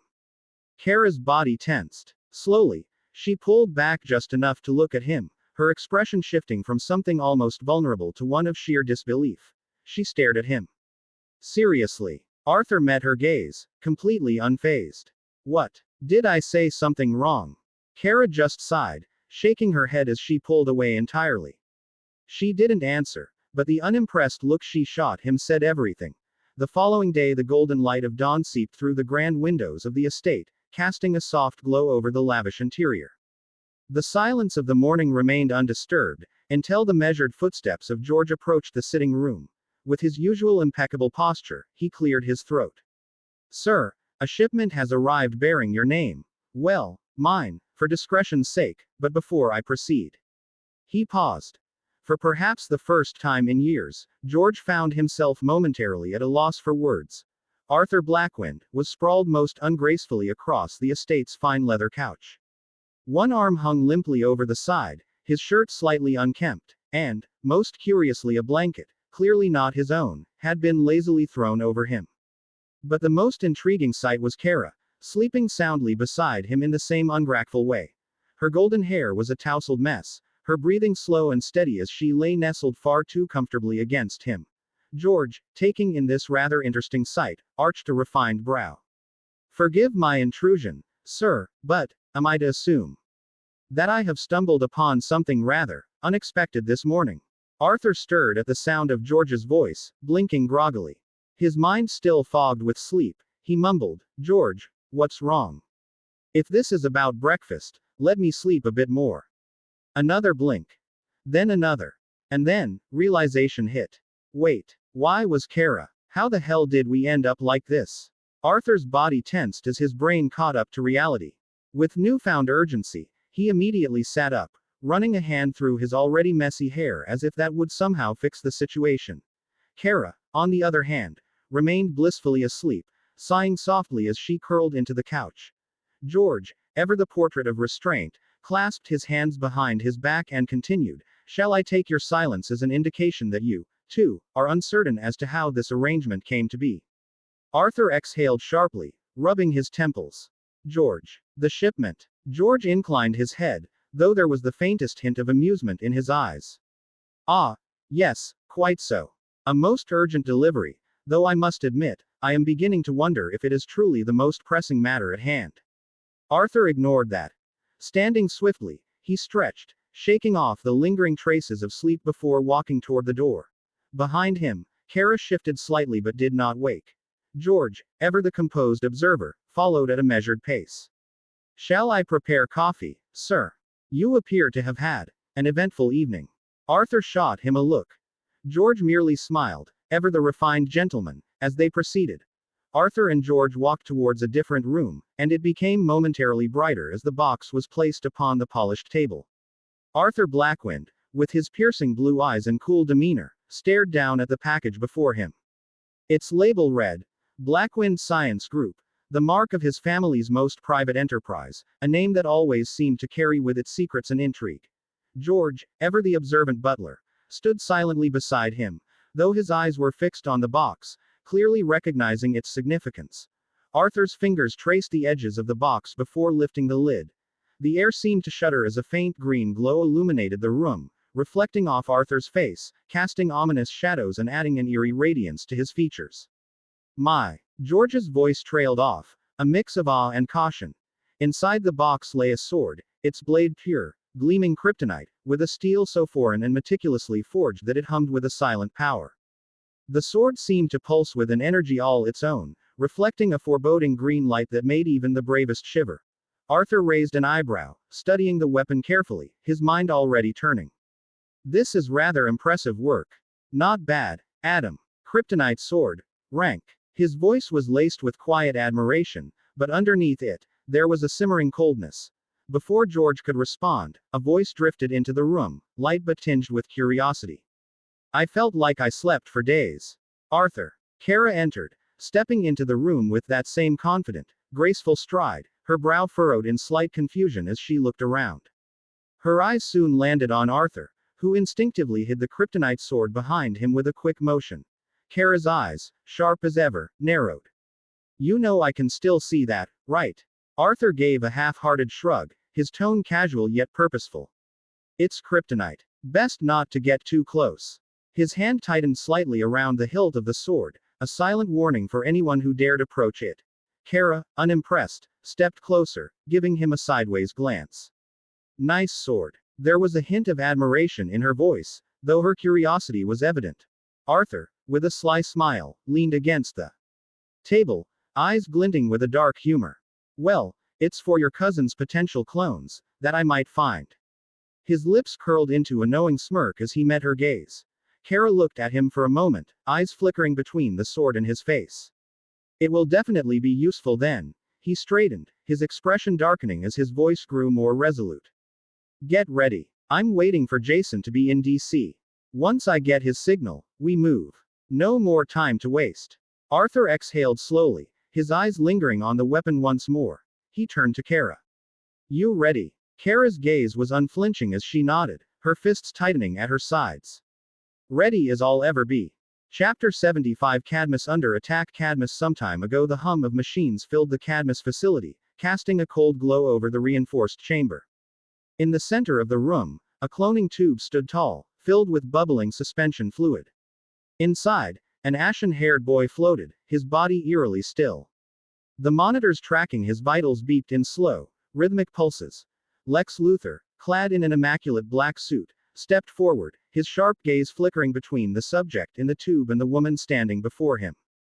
Galatea, bruised but unbroken, crossed her arms as she regarded the man in front of her. Lex exhaled through his nose, his expression unreadable. Where is what I asked for? Galatea's lips curled into a slight smirk. I ran into a little problem.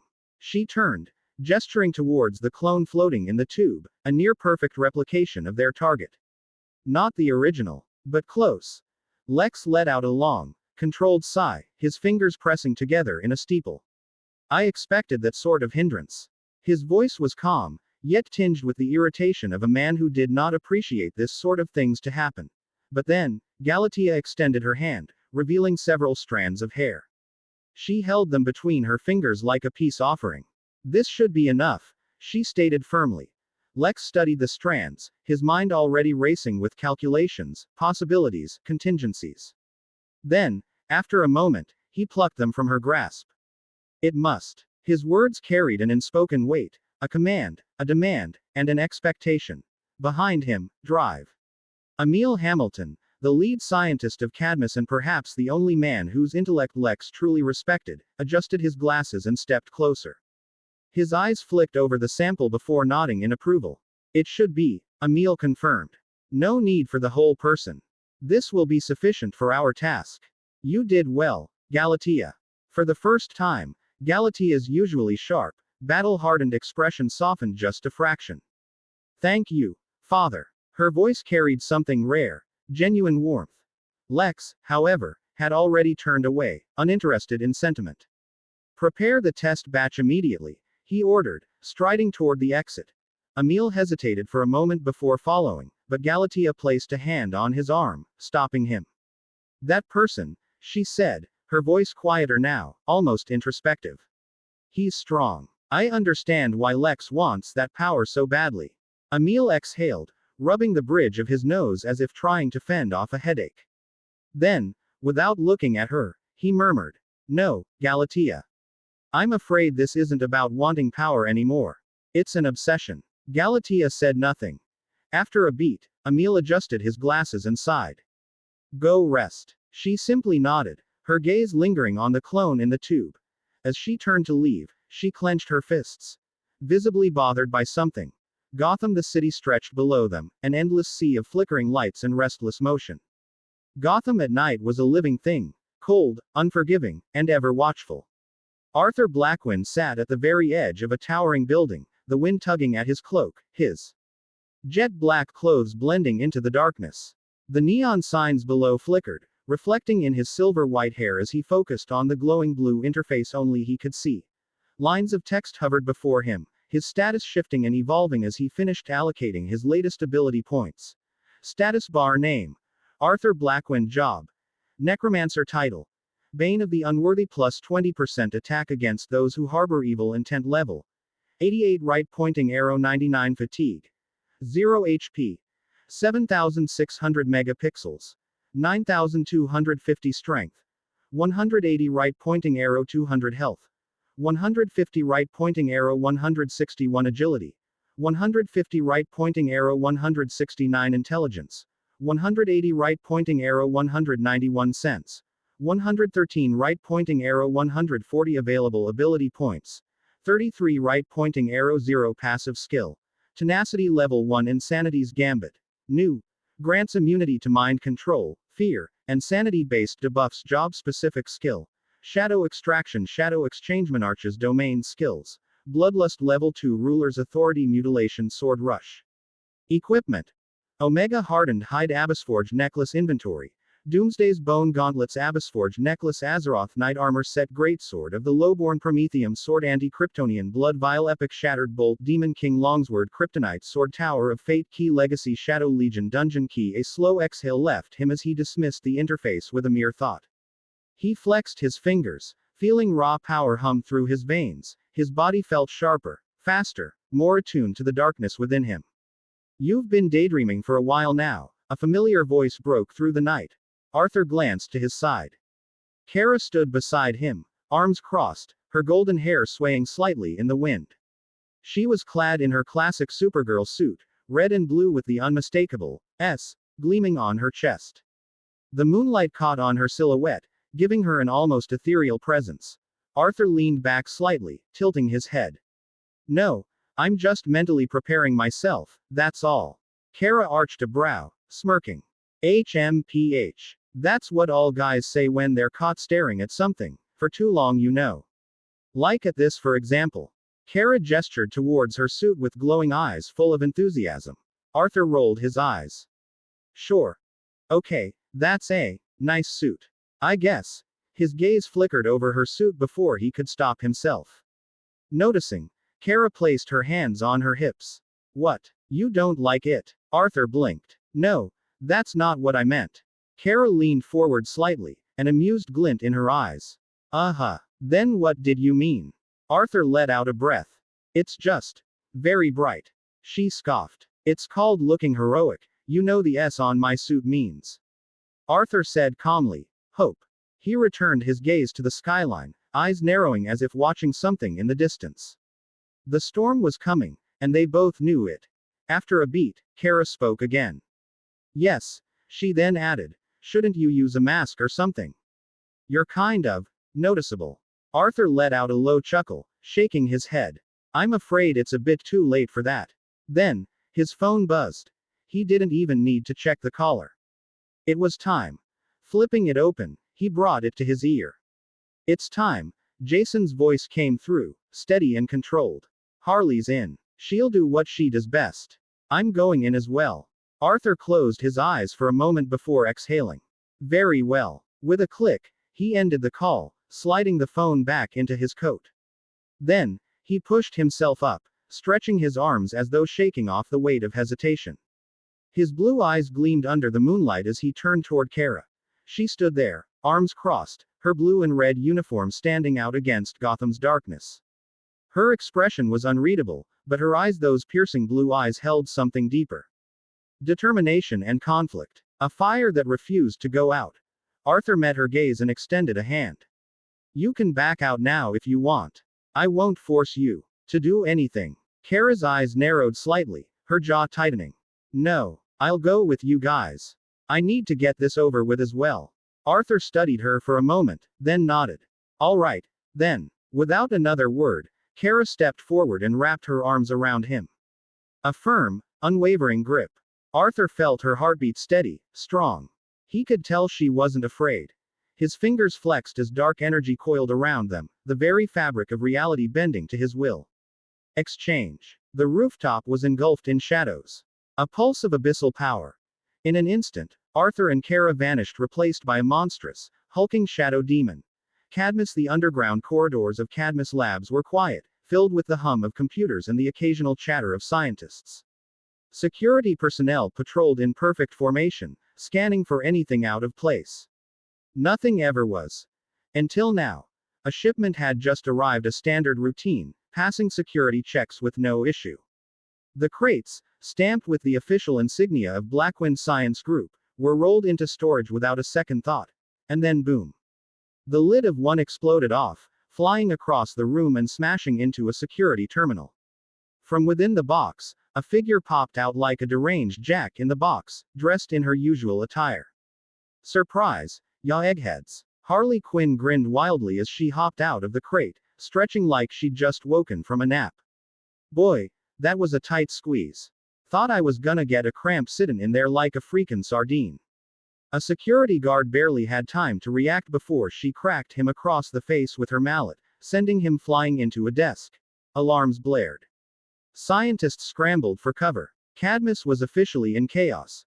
Harley twirled her mallet and skipped forward. Now, where's all the fun stuff? Oh, big shiny screens. She yanked out a revolver and unloaded rounds into a row of monitors, sending sparks flying. Hee hee. Lights out. Nerds. A squad of security officers stormed into the room, weapons drawn. Freeze. Harley pouted. Oh, boys, always so eager to get rough with Lil, ol' me. She hurled a smoke grenade, filling the air with pink and purple mist. By the time it cleared, 3 of them were laid out, groaning in pain. Harley dusted off her hands. Puddin' would be so proud, she giggled. Cadmus Command Center Amanda Waller was not amused. Standing in front of a massive wall of security feeds, she narrowed her eyes at the blonde lunatic tearing through her facility like a sugar-rushed tornado. The hell is going on down there? She demanded. A frantic technician stammered, Ma'am, it's Harley Quinn. She what? The technician swallowed hard. Quote. She emerged from the latest shipment we received. Waller's expression darkened. From where? The room went silent. Another agent hesitated before answering. The shipment was from Blackwynd Science Group. She gritted her teeth and barked, Stop that fool.